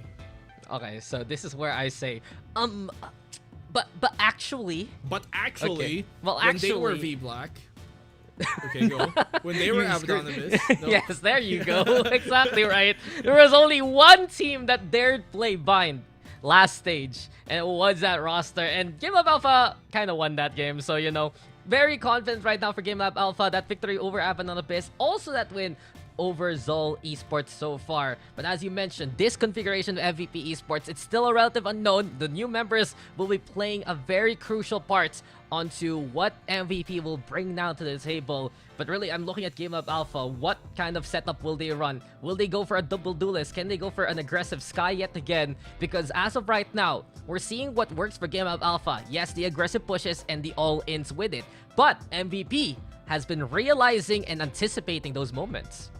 I mean, you look at that former configuration here coming in from, well, Abaddon Abyss at the time, and according to my calculation stack set, statistically, you know, it should still be in the favor of GameLab, because you look at the way that they played that game and the composition they brought on out, it seemed a bit more, I guess, cohesive. And that's funny considering that it was, I guess, you know, Abaddon Abyss, now MVPE, who brought it out, and yet I was looking at the composition and I felt like it looks a bit better on the GameLab side. Now, they had a Sky. Yes, we saw, you know, back then, Abaddon Abyss, now MVPE. We always have to phrase it that way. Pull out that Sky when GameLab weren't, but it doesn't matter that much if they weren't able to play just the map right in general, and it wasn't even the closest map. It wasn't the stomp by any means, 13-10, but it definitely felt a bit more one-sided than that. Yeah, sometimes we see here when it's MVP versus GameLab Alpha, the score doesn't really reflect what's going on in the maps itself. Score-wise, it's always been close, but you know that when momentum swings onto one team's favor, it usually stays there. We see our agents still being selected, and as from what I notice, the difference really is that Breach versus Fade, and you got the Sage versus the Killjoy here. Yeah, they're swapping out, you know, that Fade plus Breach combo that we've seen from GameLab kind of play here when it does come on the Bind, and that's a very curious choice. We've only seen it once against that ZOL roster, but against MVPE before, it's a bit more of an unexpected turn. But what is unexpected is that MVPE are playing the exact same comp that what we saw from that Abaddon Abyss squad when they were, you know, 3 of them there, and now go against GameLab once more. So, will it be that big of a new look for MVP against GameLab? Yeah, exactly, right? That was just, what will change? Oh, nothing. They'll still run this kind of situation, run this kind of setup. And good for you, Black and Blue, opening the history books as well, same as I did. Now, I am concerned though, when you play that Sage, of course, on a map like Bind, it's really for that safe plant. But at the same time, the Barrier Orb, it's easily broken by a number of utility and number of aggressive positions here. For GameLab Alpha, we've seen other teams run like something like the Harbor instead, just to provide that extra bit of safety. And MVP, I think really the point right now is they can't get complacent. Yes, they won map number 1, and yes, they have ways to protect themselves, but we know GameLab Alpha will be trying to nibble on those toes, just go for those fights as soon as possible, and MVP might get caught napping in I'd say a more constricted space like Bind. I mean, yeah, you're playing on a map here like Bind that just really gives no favors to teams who can take aggressive space control real quick, and that's what GameLab, that's what they have in spades, and that's what we've come to know with the GameLab brand of Valorant. But we're going in map number 2, opening pistol. They've gotten early information off of that Skybird. They reconfirmed that suspicion.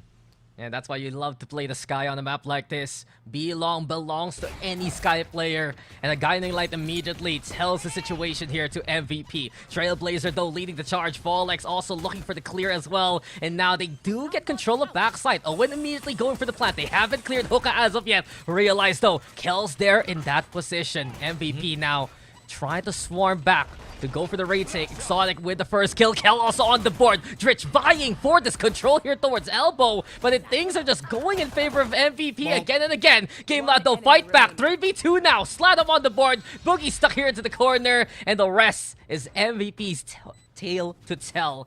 Pistol goes their way. You know, Kel wasn't necessarily the biggest part of that fight in terms of what might have came up in the kill feed, but his positioning absolutely was the reason why MVPE won that round. You see there that, okay, V-Black falls on back, but the fact that they weren't able to take out that hookah position, there was a barrier in their face, and then Kel gets a cheeky kill. The fact that he was there, and they knew they didn't have hookah control, meant that their post plant had to have a bit of a different axis for that control, and so they push towards Elbow, but MVP were ready for it, and because of that, the simple positioning here by MVPE, by Kel specifically, forcing the hand of GameLab into an uncomfortable spot, and they turned them over. Yeah, the swarm itself stopped in its tracks, and perhaps GameLab Alpha could have noticed that someone's committed there onto the hook, cleared that out first, and went for the advantage instead. Nonetheless, though, well done here by MVP Esports, as now GameLab Alpha on the eco, trying to be a bit cheeky with the smoke. Look to explode towards the site itself. Nico Exotic, though, trying to hold things down. A nice shot from Dritch at least. Gets a casualty on the opposite end. Pulls the rotation now, though, from MVP Esports. Bogey fights, but Sladum still wins it with a better gun. And from this point on, the spike is in the hands of MVP, and they're just gonna look to control it. Okay, nicely done here. At least by GameLab to find 2 kills. Make that 3 for Dritch himself, but it's gonna be taken down. Sladum was ready finally for it, but still, it doesn't matter if Aeonix goes down here. They found the value they wanted and needed in a round like that on the eco, and MVP, that's a hefty price to pay against it. Yeah, ready to collect here, Dritch says, and he charges it towards MVP Esports. Stellar shooting with the Sheriff. And that's one thing GameLab Alpha loves to do, right? They just don't give up on their positions. They're willing to re-peek if ever, and if you're caught napping, you're gonna get hit by a shot. And a flurry there, courtesy of Dritch. Well done, at least, from the breach, but now GameLab need to prove that they can make these rifle work. Well, they may not have been sleeping, but he certainly sent them to bed in that round. Great shots all around, especially there from Dritch. And that gives the breach nearly a result. Fallex, though, opening pick. Yeah. Good start here for GameLab Alpha. This time around, though, they will try to force that utility out early. Brimstones on both sides. These smokes don't regenerate whatsoever. And if you can get clear sightlines here for GameLab Alpha, they'll look to take it that way. Shotgun up close from Exotic. He wants to make sure they retain control of Shower, and something I've noticed already early on here from MVP's defense is that they love to hold on to a power position on these site holds to make their post line retakes a lot more viable. Yeah, exactly that. And if the flank works here for GameLab Alpha, they might be able to catch MVP Esports in the pinch itself. The positions have been there for GameLab Alpha. Just the execution itself is the one they're looking for. Finally, though, Owen will ring the warning bell. Take down Exotic. Nico tries to hold the line, but it's just not enough for him. GameLab Alpha set that spike down. They know Lamsto is still taken here by MVP. V-Black trying to goad anyone actually to get in there. But beyond the forced CQC action, GameLab doing a very good job playing patient and waiting for MVP to come their way. See how they go now, though. On this, nice swing from V Black, but they know his position now in the lamps. It's going to be his last light off the swing here. GameLab should be a comfortable win at the end, unless V Black can take a few with him. The guiding light though, flash dash, you're dead. Boogie will get that takedown, and honestly, I love that round there from GameLab Alpha. Good to see them with a semblance of patience, wait for MVP to come their way and take the advantage back away from them. Especially with them, you know, finding that kill here, specifically towards that Showers position, making sure the Rays exotic here of MVP couldn't find the kill that he wanted, couldn't retain control of that Showers. Otherwise, the post-plant further push would have been a lot more difficult for GameLab to make work out, but they have the orbital now, a big one. And with MVP loving to hold on to this hookah, they can use that to flush him out. Now, they put the wall up, but it is destroyed pretty quickly here by GameLab Alpha. I'll scratch that, I just can't see the color there on the minimap, but you can see right what MVP is trying to do. They want to force GameLab Alpha into a single funnel. But GameLab Alpha itself looking for different opportunities, knowing there's a second opening available towards these sites. And if GameLab can keep doing that against MVP, keep them on their toes, they can find that opening here on the offense. The Seekers, though, all ready to lead the charge. Go for this A site to execute now. Once more, send a late lurk here of Owen Cutie into that Showers. Want to have control of it. The triple is their biggest problem, and they fend off V Black, who was trying to get a cheeky kill. Yeah, they find him immediately. The Nightfall, though, is the answer here from MVP. Looking to put the pressure towards Lamps. Nico knows there are targets here, but Tritch holds close. The judge will be the executioner inside the Lamps itself, and it's GameLab now with a man advantage. 3v2 situation. Exotic, though, looking to follow in those footsteps. Fallex finds kill, and it's left to Exotic now. Spotted out, known. The slow orb in the way, and even more so, the pain shells will bring in the pain, and Fallex will finish the job off. 2-2 as GameLab tie it up. Good recovery here from GameLab. And you know, now especially because of the changes on the TP from where the Showers TP is now, it makes that Showers position even more important to hold control off of. That's why you see both of these teams try and have a bit more, I guess, presence in it, because if you are there towards that B site, you can suddenly pivot and shift towards that Showers on A.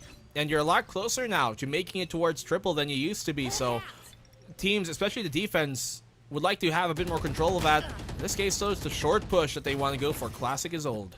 Yeah, power position's very important, more so on a map like Bind. MVP, though, haven't really contested on the inside of Showers itself. Maybe we'll see that later on the Eco, though. They go for the usual combo. Seas plus the pain shells. Doesn't really get much versus GameLab Alpha. And yet again, we're seeing a different side of GameLab here. If on map number 1, it was always about that full send, whether on the attack or the defense.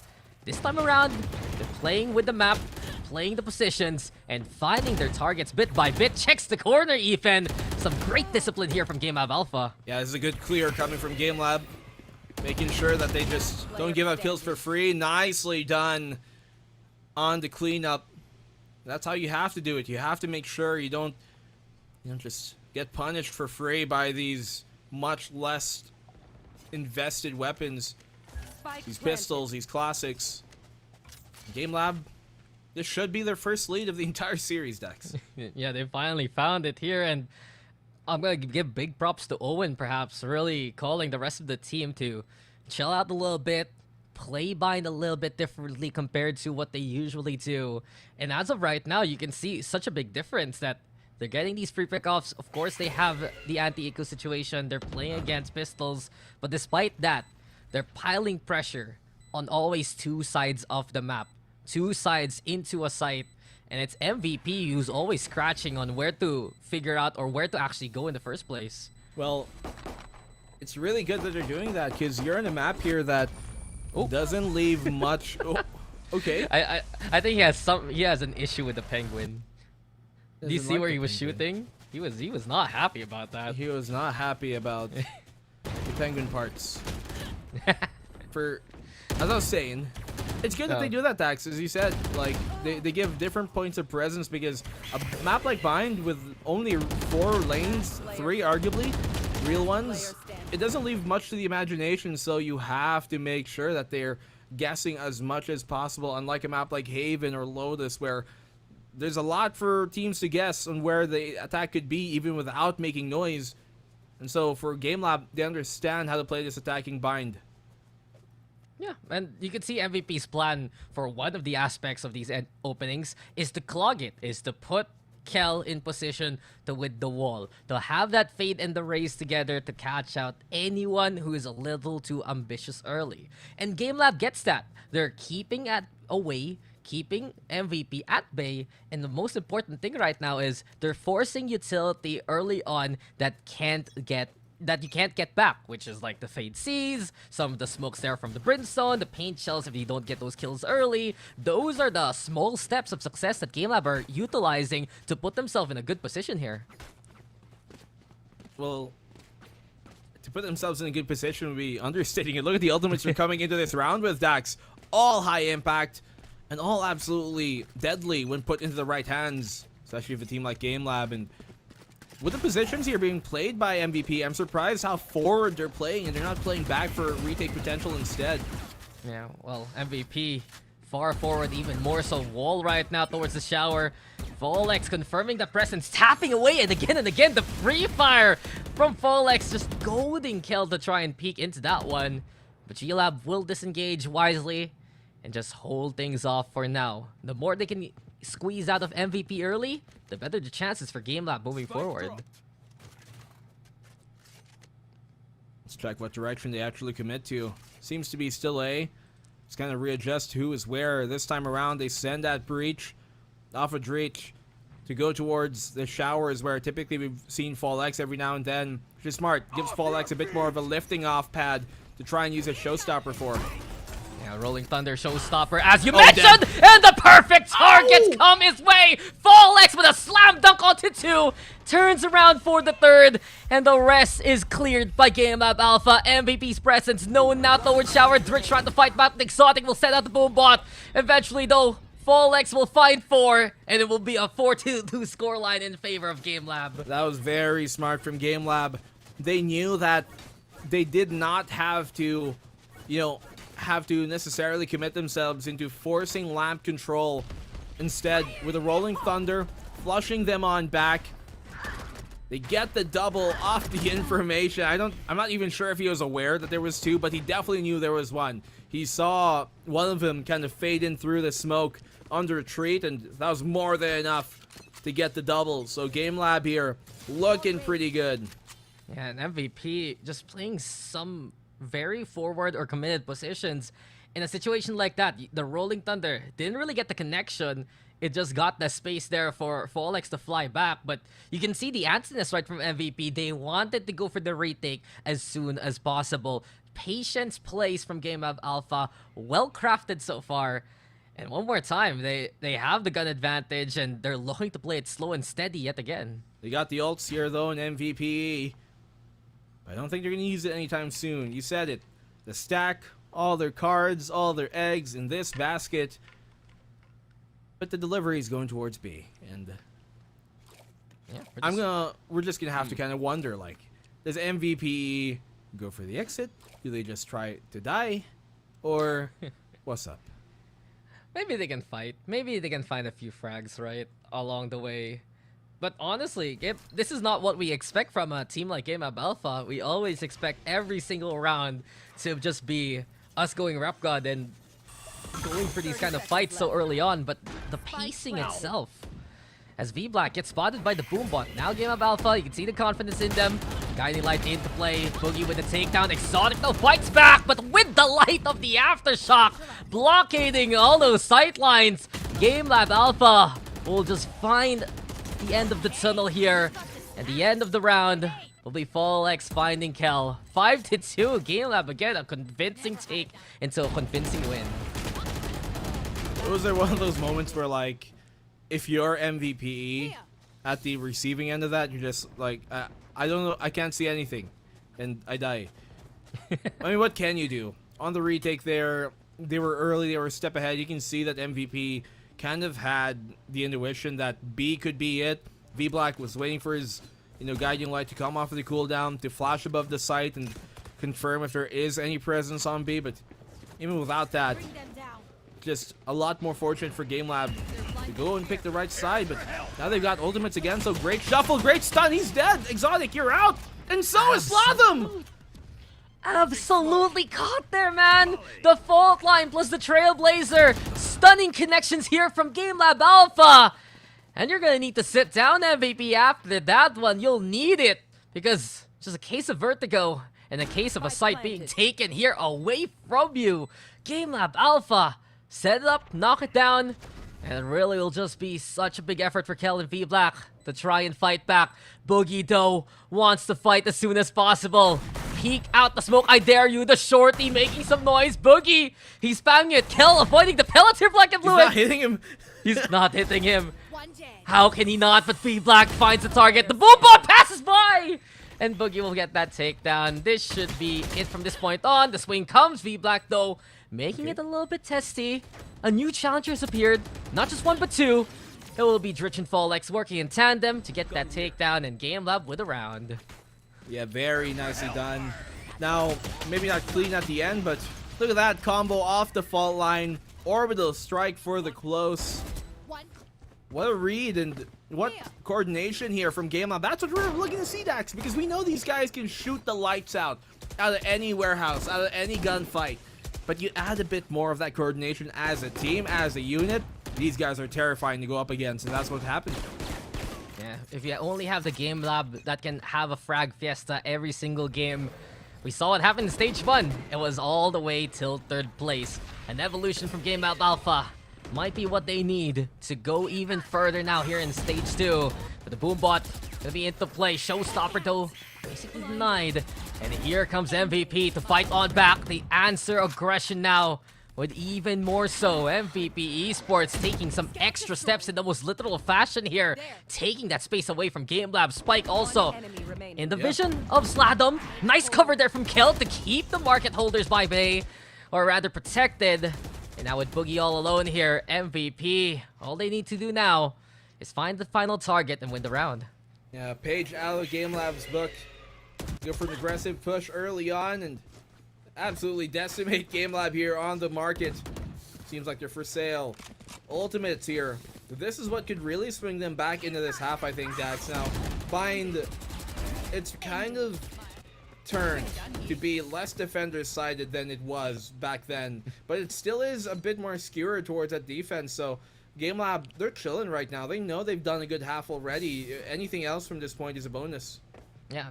It's a wake-up call, though, for GameLab Alpha. We saw them take their default positions as per usual, try to wait out what they can in the first place, but MVP found them sleeping. And from that point on, right, it now musters GameLab Alpha to action early on. So a bit of conditioning here versus GameLab Alpha. The showstopper, though, Primus Fall X searches for a target. Lockdown also committed here by GameLab. You can see, though, the teleporter taken here by MVP, but Bogey, a strong position to play away. And he finds two there in the first place. Resurrection, though, online makes it a 4v4 after everything is said and done. Nightfall is the answer, and it's Nico with a find on the Dritch. Boombot, though, with the target. Folex also pitching on in. Sladom, though, in position to get that takedown. And in the chaos, it's MVP with the frags and the defuse too. V-Black sets himself up for success as he gets towards the spike. And it will be the 4th round on the board here for MVP. Absolutely chaotic round here. The real big problem there from GameLab was that good initial space stake, yes, but they weren't anticipating necessarily this much to come out from that TP. Boogie, he got two. He did his job. But then the trade out on the 3rd still allowed that Sage on the res, allowed the pincer to happen. And if you're GameLab, you gotta fight on two sides, two fronts. And as we've learned from history, it never really is too favorable to be in that position. And here comes MVP. Yeah, you can see how MVP affects the mental of GameLab Alpha immensely, just because they played hyper aggressive in that round prior to the last one, right? It just forced GameLab Alpha to go back to their roots, go back to the Blitzkrieg, and then MVP Esports found the right angles instead with members like V-Black as well as Kel. Just well done there for MVP. forcing GameLab to play into their hands when GameLab has been doing a good job early on, keeping away from MVP's mechanisms. Well, Fallex is a machine right now, though. 15 on the man. He started the other half, last game with an ace. And he's certainly still proving to be a top-notch flyer here on the Rays. But 6-4. We talked about GameLab. They can chill right now, but that would be a mistake. You can't take your your foot off the gas pedal in this case. But look how patient they are. Holding it back, but MVP also realizing it's a little too clear for our liking. It's actually back on the way. And this is going to be an interesting position for Exotic, right? If he's caught here, he might have to take the teleporter all the way towards A site and leave Sladam all alone. Spotted already by the Trailblazer, and GameLab looking for a bit of a split towards B here. You know, pattern. Both teams have been taking turns on getting aggressive at early rounds. So MVP now, last round, GameLab, but the fight is still happening here towards the garden, and he gets a kill off the fadeaway there, off his paint shell. Oh, and not only that, I expected he had to go for teleporter, went over to Octagon instead, and still is here to fight on back. 3K from Exotic before he's felled. 2v2 duo as Nico and Kel, playing from that A site, have to go for the rotation instead. Spikes planted though, and this is actually still a good sign for GameLab Alpha. Orbital Strike ready here for Owen. Operator, a difficult weapon to retake here for Kel. And let's see what MVP can do as GameLab play away yet again. MVP retake situation, never the most favorable when you have an operator in your hands, especially against a hookah dropout like this. One way placed on the spike, gonna have to commit and trust for the defuse. Molly, great Molly. He can stick this. He wins. They get the round. That was too late from Owen. Way too late. No respect really for the noise made, and MVP just steal it away there, Black and Blue. They call the bluff. Yeah. But they were wrong on the bluff, on the call. The man had pocket aces as soon as the flop came. They thought it was a tap. Oh. The pros don't fake. Kel sacrifices life for the greater good. And the best thing you can get from that is a round on the board. 5-6. And when we see a Brimstone ready with the Orbital Strike right, that's an I win button. But just the timing so wrong, and the big red button doesn't get used to its full potential. GameLab Alpha licking their wounds. They decide to go for the aggress towards the garden early. Well, here it is. Rolling Thunder on the B side kill. He has to get the kill, and that he does. Slather on to help as well. Up close, he gets another. Kel, how's he getting away with this? Kel kills them all, and here comes V-Black also for the save. At the very least, MVP Esports. The last few rounds we have seen the psychoanalysis of GameLab Alpha as written by MVP Esports. What a chain of events, and what a way to really dictate the flow of the game from the last few rounds we've seen from MVP. Okay, when I said GameLab Alpha, they can chill right now, they're good for 6. I didn't mean just like, you know, lose everything else afterwards and then just let it play on. It's not advice, it's more an observation. But who would have thought?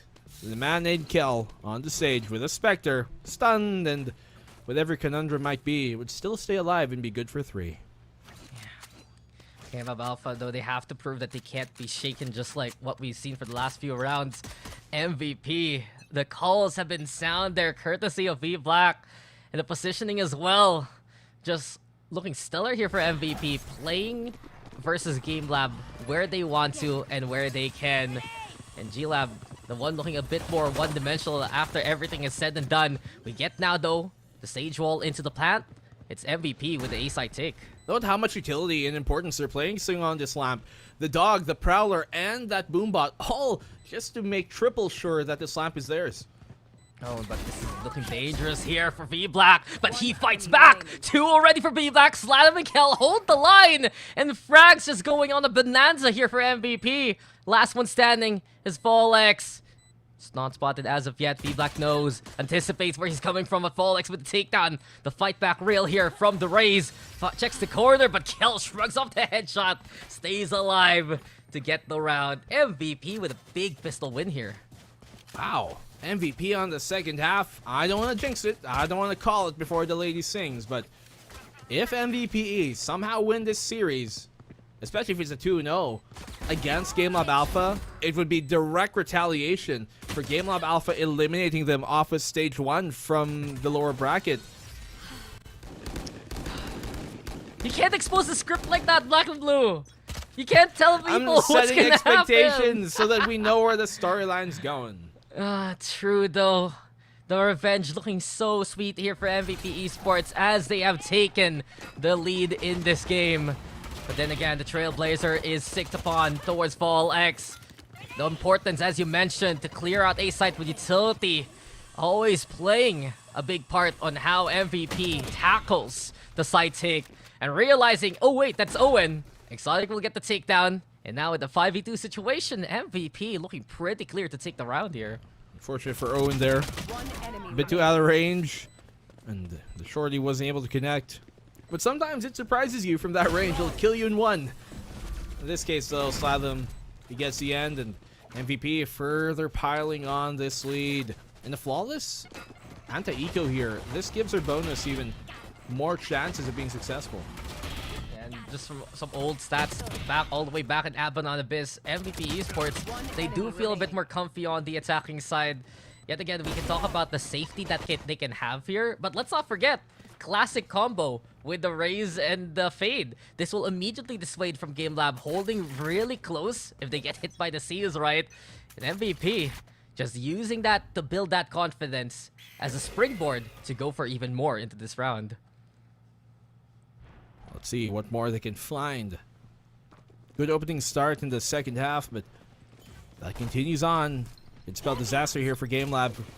Lots of plays positioning here towards that backside, and this is the benefit of that stage. You can cut off one of these potential entryways off cleanly and have a bit more focus on the other possible paths. GameLab, though, not breaking the wall early. Instead, relying on the Patials for the delay, lets the second plant fly. Look at them. And they're All just stacking healing. right now. They're all healing, I think. They're like, Boogie. Boogie, please. Give us all some band-aids. Maybe a lollipop too. But from the regrowth to the retake we go. GameLab Alpha trying to find their way to cross to the other side of the site. MVP though full committed here. Kellen Exotic on the board, holding down the lines. It's been drawn, and it is MVPs to claim a bonus win and a 5-finger distant on those rifles. 9-6 MVPs in command. Beautifully done by MVP. You saw there, like right before the hit came, where the positions were of every single player. It was a frontline Dax. It was like I was watching the Super Bowl Monday night.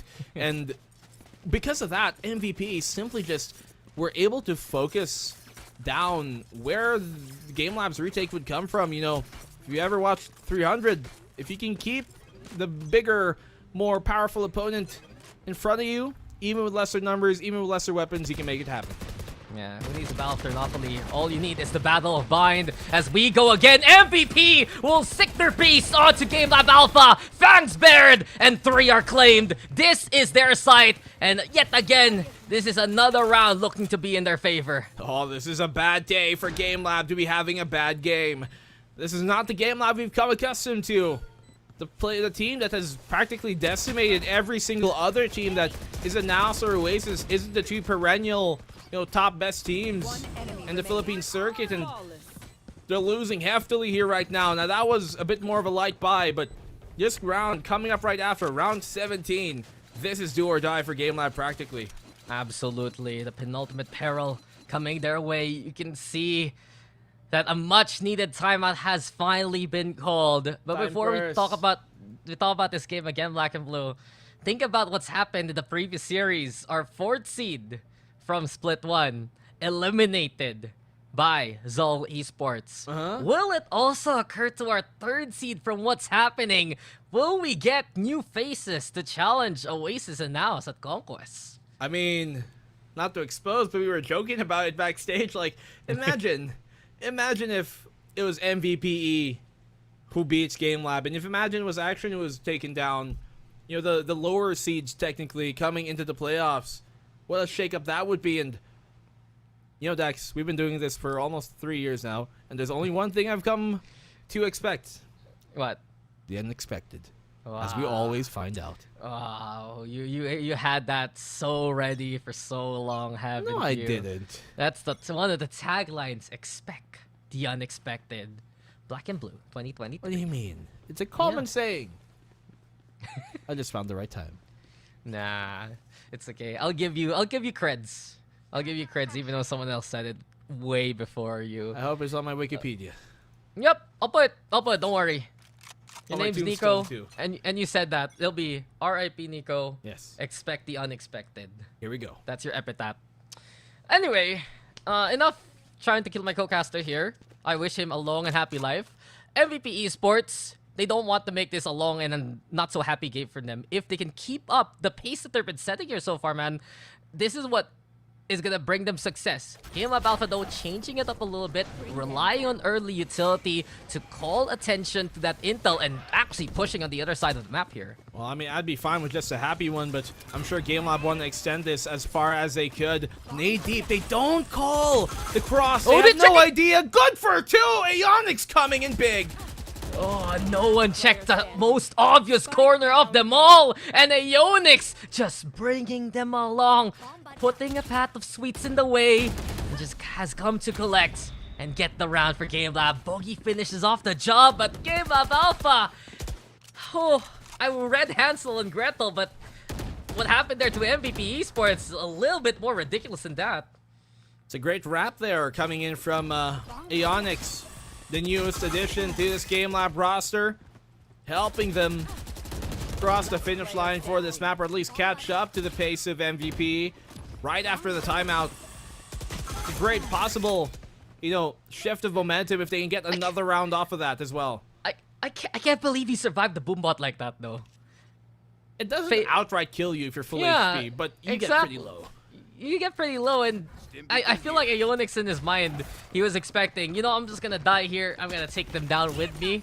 And as soon as he realized, there's still more to play for, but now Aeonix can't play at all! Kel with the takedown after the showstopper presence, but Rich though still holding things down towards Laps. Nico, in the meantime, cutting away from the action and stops the lurk in its tracks. From that point on, it leads from a 4v2. A lurk here from Sladom, trying to catch out Threach, who teleports on away. But look at the navigation here of MVP Esports. Magellan, who you? All I know is Nico and, well, the boys from Cebu. First contact from before, now land towards A site. Yeah, A site completely clear. That was the one position they weren't sure of, that Lamps, but now they know both have to be CT. And off the TP, able to play with it. I can't believe Nico got two off that flank watch as well. Mind you, they don't have a true sentinel, so nobody really has traps for it.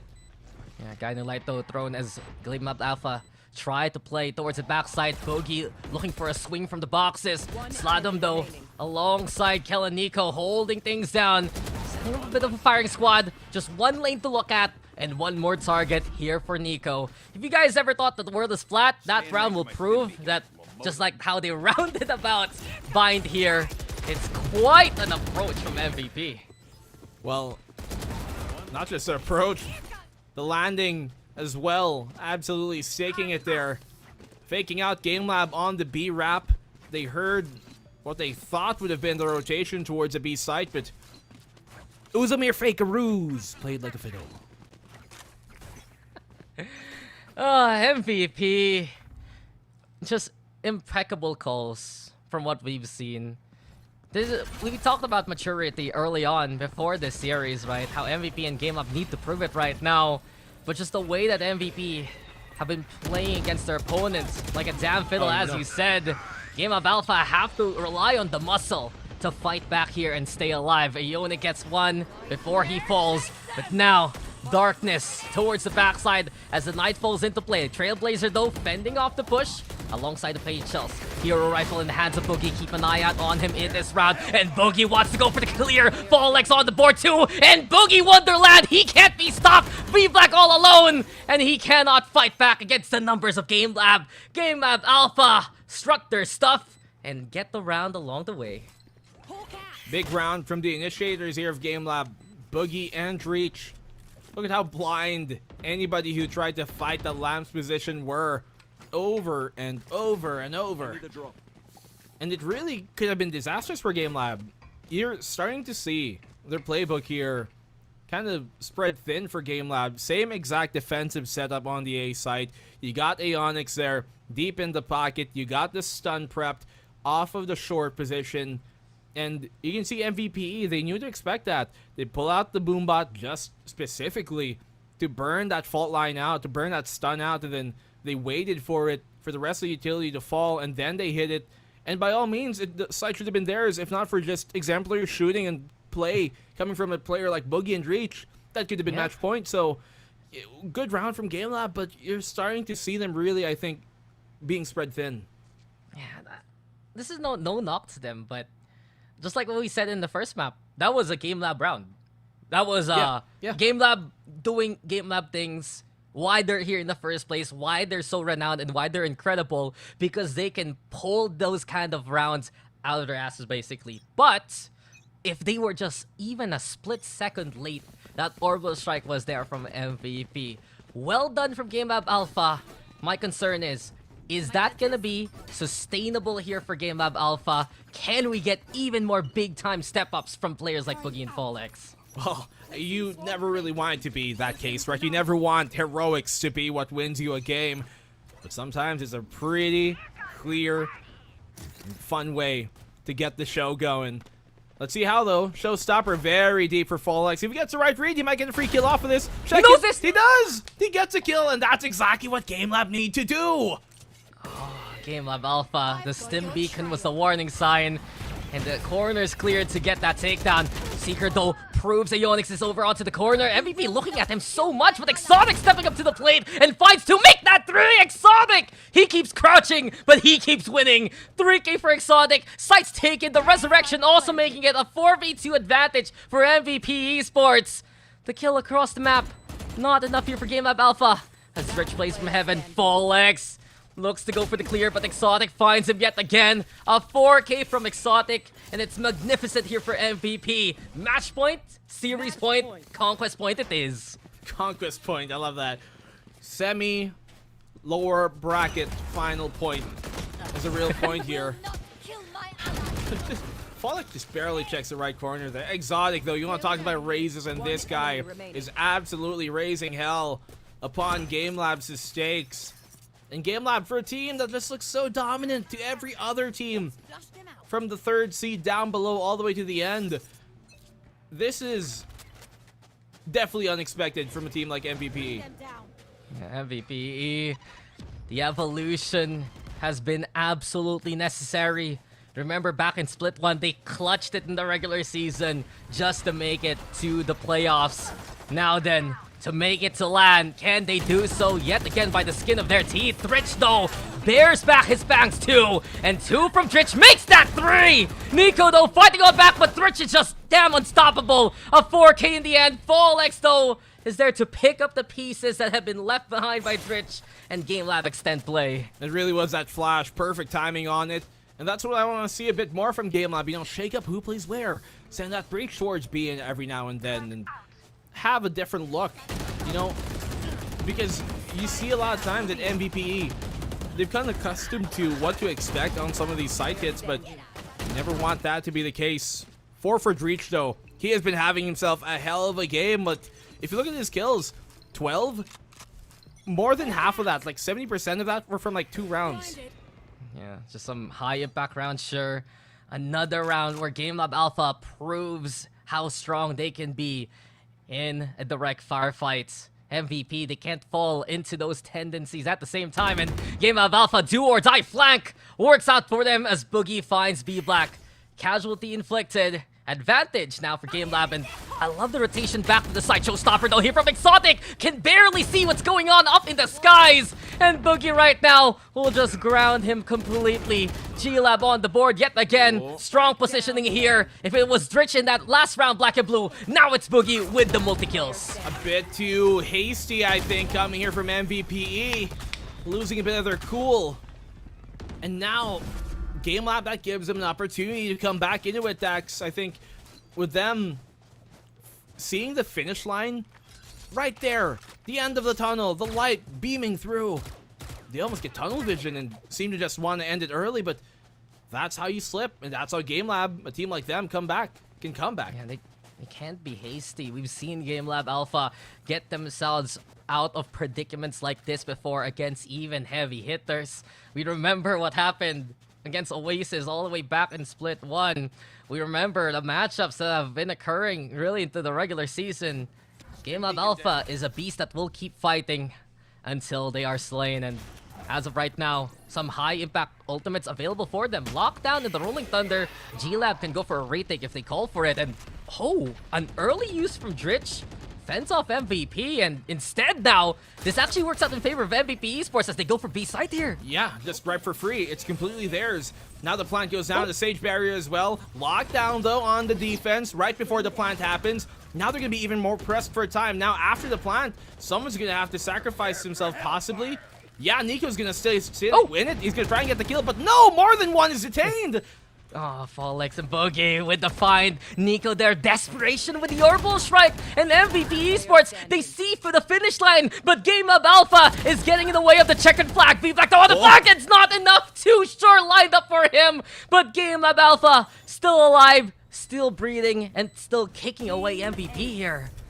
Dax, we're seeing here really GameLab kind of, rather MVP. I think it's not just them also being too hasty, but this time just undecisive, and that comes with the lack of experience.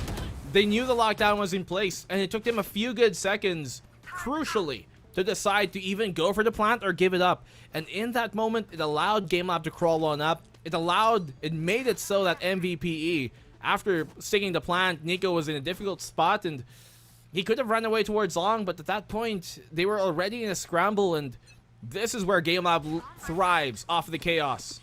Yeah, absolutely. Respect GameLab Alpha.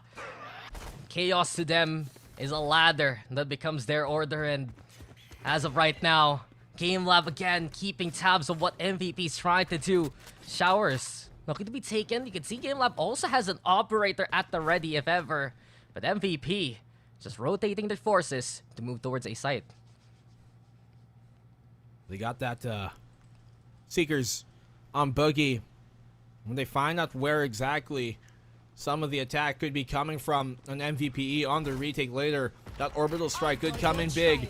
But here comes out the Seekers burst from V-Black, counteracted with boogies of his own. Dreech on the kill, and to take down Exotic is big. We saw them on the trade as well. A site is where it's going to be. Oh, Boogie, though, he's caught out by the utility. Found by the Seeker as well, but no one pushing. Instead, MVP holding it back. Nico cancels the plant. The orbital strike will actually find him instead. Too little, too late on the escape. GameLab Alpha now with the advantage. The kill also looked to stick it. Here we go now. Spikes planted, but Boogie's in position to get these kills. All left out to V-Black in a 1v2 scenario, or else we go to overtime. Boogie secures it. We go for more in the series. We are not done just yet. Another amazing combo here, Dax, from GameLab. They had that orbital. They had the fault line. You saw their Dreech from that back of the site, all the way from CT really. Throw the stun out on the default plant on the APC, and then the orbital strike follow up on it, taking Nico down. Has had some big rounds here and big moments. Just allows him to overflood the site with a man advantage. Overtime it is, and we're going forward. You just never can count out GameLab Alpha. That's the truth. That's the whole shindig of this roster, man. They are just so good at finding those fights and goading the opposition to actually commit into it. But we saw a lot of those rounds also heavily manipulated by GameLab Alpha in terms of that early presence that they were trying to exemplify, right? That MVP was trying to move away from that contact. They knew they didn't want to go for the straight firefights anymore. And by the very end, the conditioning there from GameLab Alpha affecting MVP, trying to play so safe behind the wall with the plant that someone like Boogie took advantage of it. Well, if you slip, GameLab are more than happy to take a sip of what's happening here. And this is what? It was 12-9.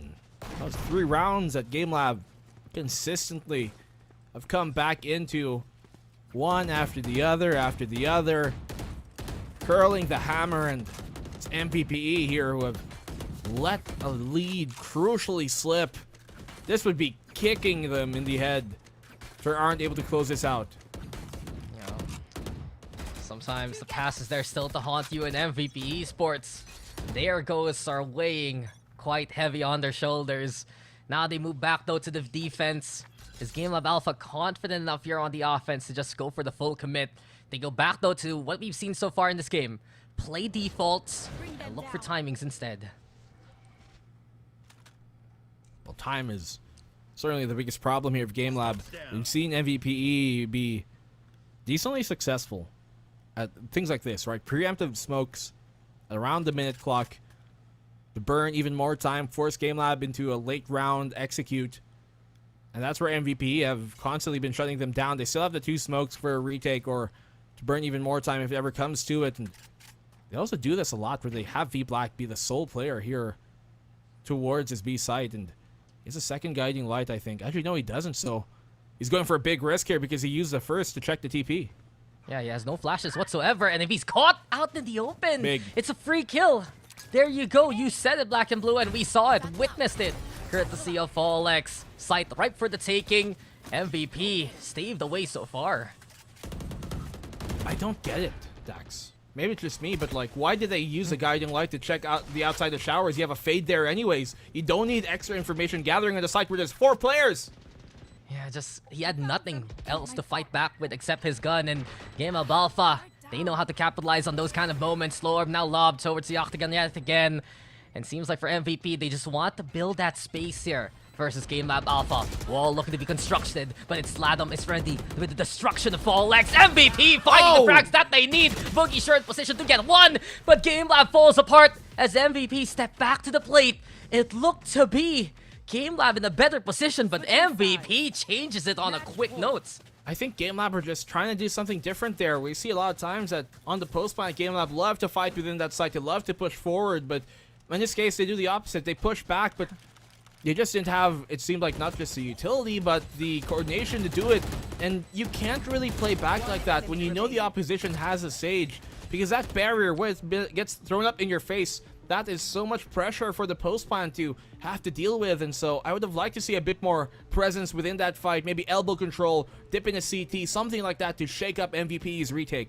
Yeah, they already had the site, they had the numbers advantage, but backing on the way against effectively what MVP can bring to the table. You can see the desync happen just because of the wall, as you mentioned. Sladom went for that hookah, won that duel, and if he didn't actually win that, then GameLab Alpha tried to swing from the garden position, right?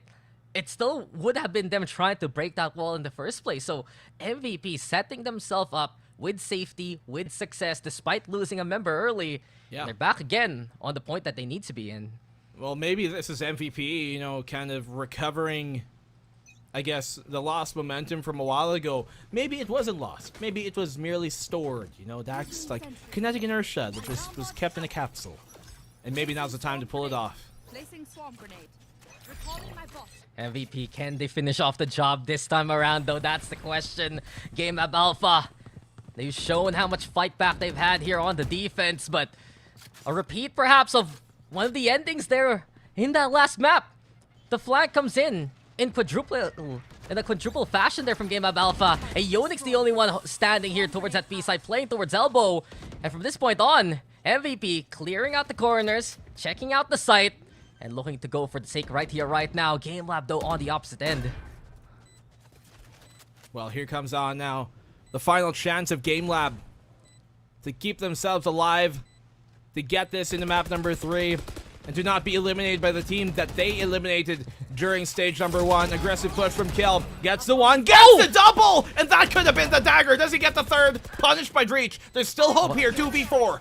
What a connection there from Kill, and there you go, the kills pile in their favor. MVP, the boys from Cebu are going to Manila. They take the series 2-0, eliminate GameLab Alpha. A day of upsets here, my friends, at VCTPH. And what a win for MVP. They wave adieu all the way from Cebu, from down south into the capital. We'll see them at CONQuest, and that ladies and gentlemen, friends far and wide, will conclude the 4 teams we will be seeing at the very first VCTPH LAN. Congrats to MVPE. I mean, it's about damn time, I'd like to say. A 3rd and 4th seed from last split eliminated right here, right now in our last day of the online playoffs. MVP Esports, though, they took the beating in stride there for the last few rounds. Yes, it went into overtime, but we saw during overtime that they just calmed back down. They got back on their footing, and they played the way that was as convincing as it can be for them. But kills pushed there. Unbelievable that he got both of the kills despite the alarm bot triggering on his feet. And really goes to show for MVP, there's always that explosive nature. Perhaps really just how they've adjusted, how they made these changes from looking for sponsor to MVP Esports, and the new members we saw in this roster have really come together to put them in this place. Well, we always knew there was a good foundation on this team, Dax. What always remained as a question here was how the rest of the structure held on up, and now we see how far they can go. We want to see even how higher they can build. MVPE, look at this. Even with the first picks going towards GameLab's way, I think this really tells the story of the game. Recovery in rounds that you would think they weren't supposed to win, yet they still do. That is what set MVP apart this time around. Yeah, MVP just had the motions in check. They could condition GameLab Alpha to be a bit more wary of the pace change we've seen from them as well, especially in their rally to make it to 12 rounds itself. How that they would be able to stop GameLab Alpha in their tracks, and that ending again, I saw shades of Ascent happen right before my eyes. GameLab Alpha went for the 50-50 push. It's a gamble. If it works, then you get some free frags early on. But what happens if they're not there? What happens if they're moving to the other site, right? It's a free take from MVP. And once we see them set things up, they're also able to knock things down so well there. Knocking it down one after the other, difficult shot after difficult shot connecting. Those are the type of things that MVP can deliver, but we never really saw it to this extent up until now, and Dax, vengeance is sweet, especially for those who can dish it out this way. Yeah, they eliminated the eliminators from before, and MVP Esports are moving to go into, well, better and brighter lands. See you in the skies there, Sladam, as he was delivering that win with Grab Unlimited. Just what an ending though for MVP. Everyone stepping up when they needed to the most. Everyone coming online as an absolute unit. And truth be told, yes, it was a step up from most of these players, but they were just doing the roles, doing their jobs, and they knew exactly what to do against GameLab Alpha. Well, we now know what exactly we're going to see coming to CONQuest, and that rounds it out. It's now us, Oasis, MVPE, and as we did see from a while ago, ZOL at the end of things. The two teams, especially those latter, we never really expected to make it into it, but I think we're delightfully surprised at what we've seen here today, and that just goes to show the scene is even more competitive than we might have initially thought. Yeah, big surprises and big wins here for both ZOL and MVP. What an effort all throughout the season for Action PH and GameLab Alpha, but this is where we have to say goodbye to them eliminated right before they could step on the main stage. So this confirms our rosters, right? We got Naus and Oasis on the upper bracket. It's ZOL versus MVP in the lower bracket. And from us, we're gonna be seeing you guys at CONQuest. Throw it back to the panel to break down that incredible series. See you guys there. Be, medyo shocking ang nangyayari ngayong araw, hindi ba? Kasi definitely, we did not expect this. At least kami ni Rico, hindi namin na-expect. Pero Fluffy, mukhang kampante talaga sa boto niya kanina, hindi ba? I was kind of scared, especially when I went to OT. We can see the highlights here of that series of how, from the Ascent game, moving on to the Bind one, how intense the series was, especially when we went to that OT. Yun nga eh, parang totoo talaga.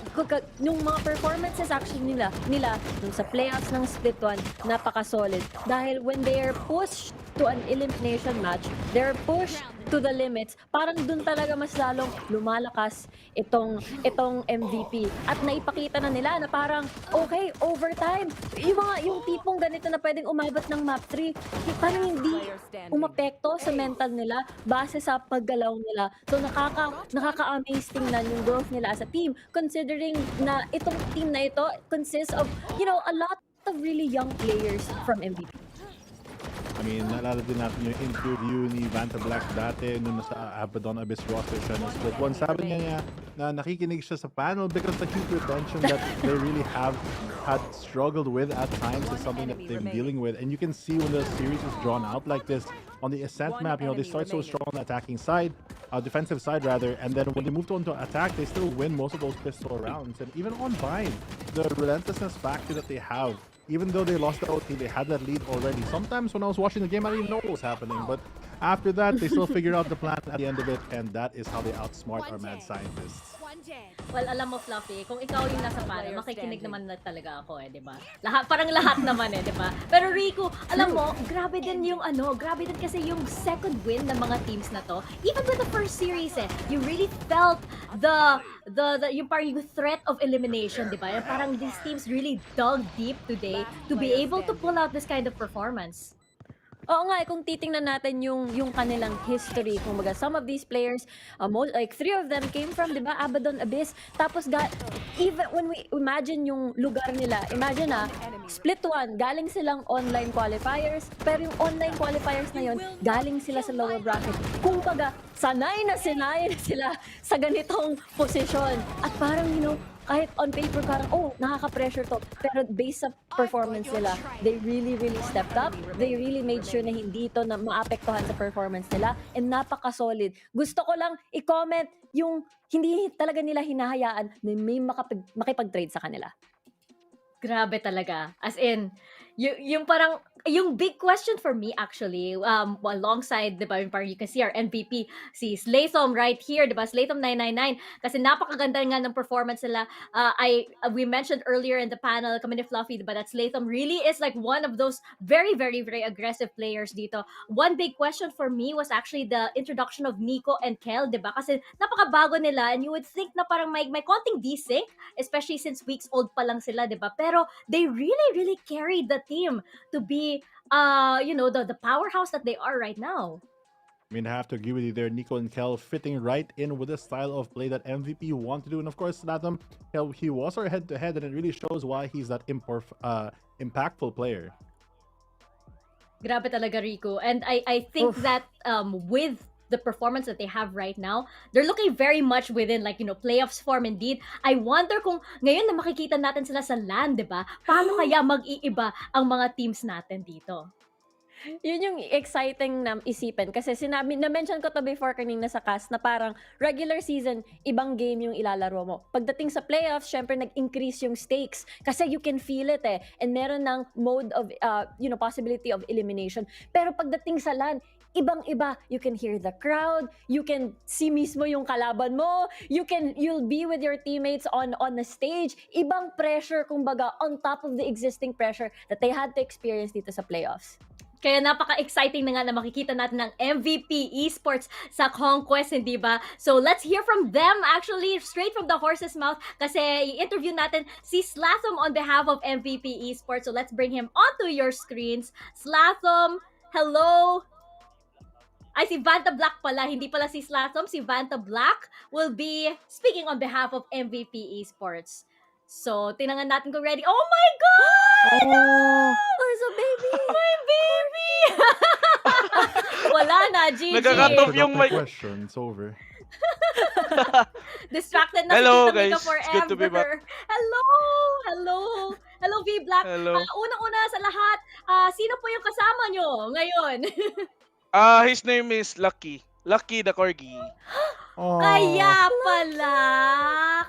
pala.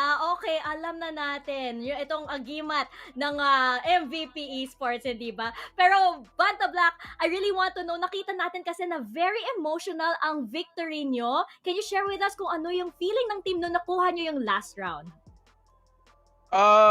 It's more of like, masaya kami hindi lang sa qualify. It's more of like parang nakabawi kami sa GameLab kasi I think 3 beses kami naglaban, then all of those games are talo. So yeah, so we're very shocked din kami actually kasi for the past few weeks wala kami practice.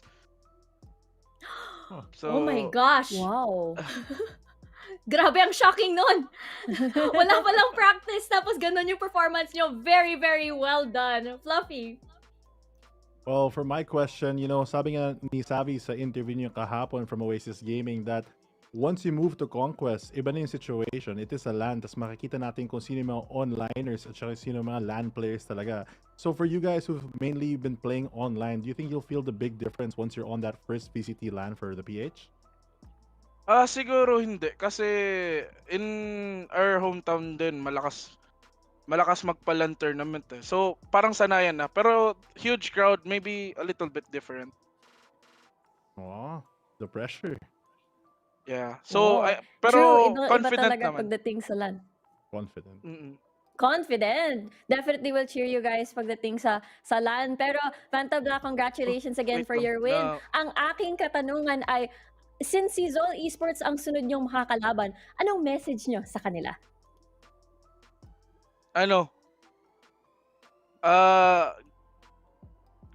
Good job, nag-qualify tayo. Makita natin si Pokemon. Joke. That's cute. May unifying theme talaga ang mga teams dito sa VCTPH, hindi ba? Pero 2 questions, Vanta Black. Una sa lahat, sasama ba si Lucky? Sasama ba si Lucky? Sadly, hindi eh. Okay Pero lang, in spirit. try ko kung pwede. Pwede ba sa CONQuest yung pets? Tingnan natin kung pwede. Nakatingin pa naman Gusto si ko Lucky din, sa camera. Ang cute. nag-search din bigla ako baka kasi gusto ko ma-meet si Lucky. Pero ikaw mismo, Vanta Black, what are you looking forward to the most sa CONQuest? Si Pokemon lang Bukod eh. kay Pokemon. Joke lang. Siguro playing in front sa big crowd, then first time din na big stage maglaro. Napaka-exciting nga at nasabi din ni Fluffy na makikita nga natin kung sino yung mga landbeasts na lalabas sa CONQuest where we will have our finals. Vanta Black, congratulations once again to you and MVP Esports at kita-kits next week. See you guys. Bye-bye. See you. Bye-bye. Bye. Ay nako, oh my gosh, napaka-exciting na nga kasi makikita natin finally yung mga teams that we've been seeing online for this whole time in person at makikita nga natin kung kamusta talaga yung teams once they perform on LAN. Nasabi nga ni Rico tsaka ni Fluffy, 'di ba? Parang online is it's a good format pero pagdating sa LAN, may mga ibang factors talaga na papasok for these teams. So, grabe talaga, napaka-exciting talaga ang mangyayari next week. Fluffy, as we check out our updated brackets dito, ano yung mga thoughts mo as we head into CONQuest? I mean, for the upper 2 teams, I think there's a lot of predictability between Naos and Oasis Gaming stepping up to the plate to match each other on CONQuest. That's going to be an exciting one, but also equally as exciting is ZOL versus MVPE because the pressure is on for them because again, they're still in that elimination spot. Yeah, they're playing on LAN. Yeah, they're doing these things, but how will they cope in that different environment? Well, para naman sa akin, sobrang plot twist yung nangyari today kasi kung titingnan natin yung dating record nitong Action PH at saka kay GameLab, napakataas ng kanilang standings pagdating sa regular season. Malapit kay Oasis, malapit kay Naos. Pero it just shows na parang you can grow over the 2 weeks time and things will definitely change pagdating dito sa VCTPH. Yun na nga, Rico kasi we had the same prediction, di ba? Parang, I'm very surprised as well kasi di ba, parang we saw the teams at the group stage at akala lang natin na parang yung standings, diba, on top yung GameLab, True. on top din yung Action PH, and then nagsustruggle din yung ZOL tsaka yung MVP, although we saw a lot of potential in them already, diba? So parang ngayon na, tsaka nalaman din natin na yung MVP Esports pala came from a very, very long break, diba? The wonders of rest and relaxation. Pero ayun nga, ito nga, ang sabi nga ng The Mods, diba? Ito nga ang final online broadcast for VCTPH so far. And next week, matutuloy ang ating playoffs where hindi na online. Napaka-exciting nga kasi this will be the first LAN event ng VCTPH. So kita-kits tayong lahat. One big giant VCT party finally for the PH scene, diba? Ay, exciting na nga. Ready na ang aking outfit. Sana ready din yung sa inyo. Pero of course, before we wrap things up, special thanks to all of our sponsors, lalong-lalo na sa Mineski PH and sa Riot Games for making this event possible. And of course, if you stayed with us and you're still hungry, you can enjoy free delivery every day and get exclusive discounts when you subscribe to that Grab Unlimited. Don't miss out for your first free month. And of course, this tournament is officially sanctioned by the Games and Amusement Board. Thank you po. And before we wrap up, Fluffy, any final thoughts on the split so far? Oasis win. Wow, Oasis win. I'm not surprised. Hindi na ako magugulat dito. Riku? For me, I'm very excited for the LAN that's coming up next week. Excited to party with the VALORANT Esports local community. Party, syempre, parang malaking in real life watch party yan eh, 'di ba? Manonood tayo ng LANs together, ano ba? Yun na nga magsasama-sama tayo lahat finally, diba? After all this time. So guys, finally, thank you so much for tuning in to VCTPH Split 2. And this has been Mika Fabs with Fluffy and Rico. And on behalf of lahat ng mga production and the casters, thank you so much for watching. We will see you guys next week. Kita-kits tayong lahat sa CONQuest.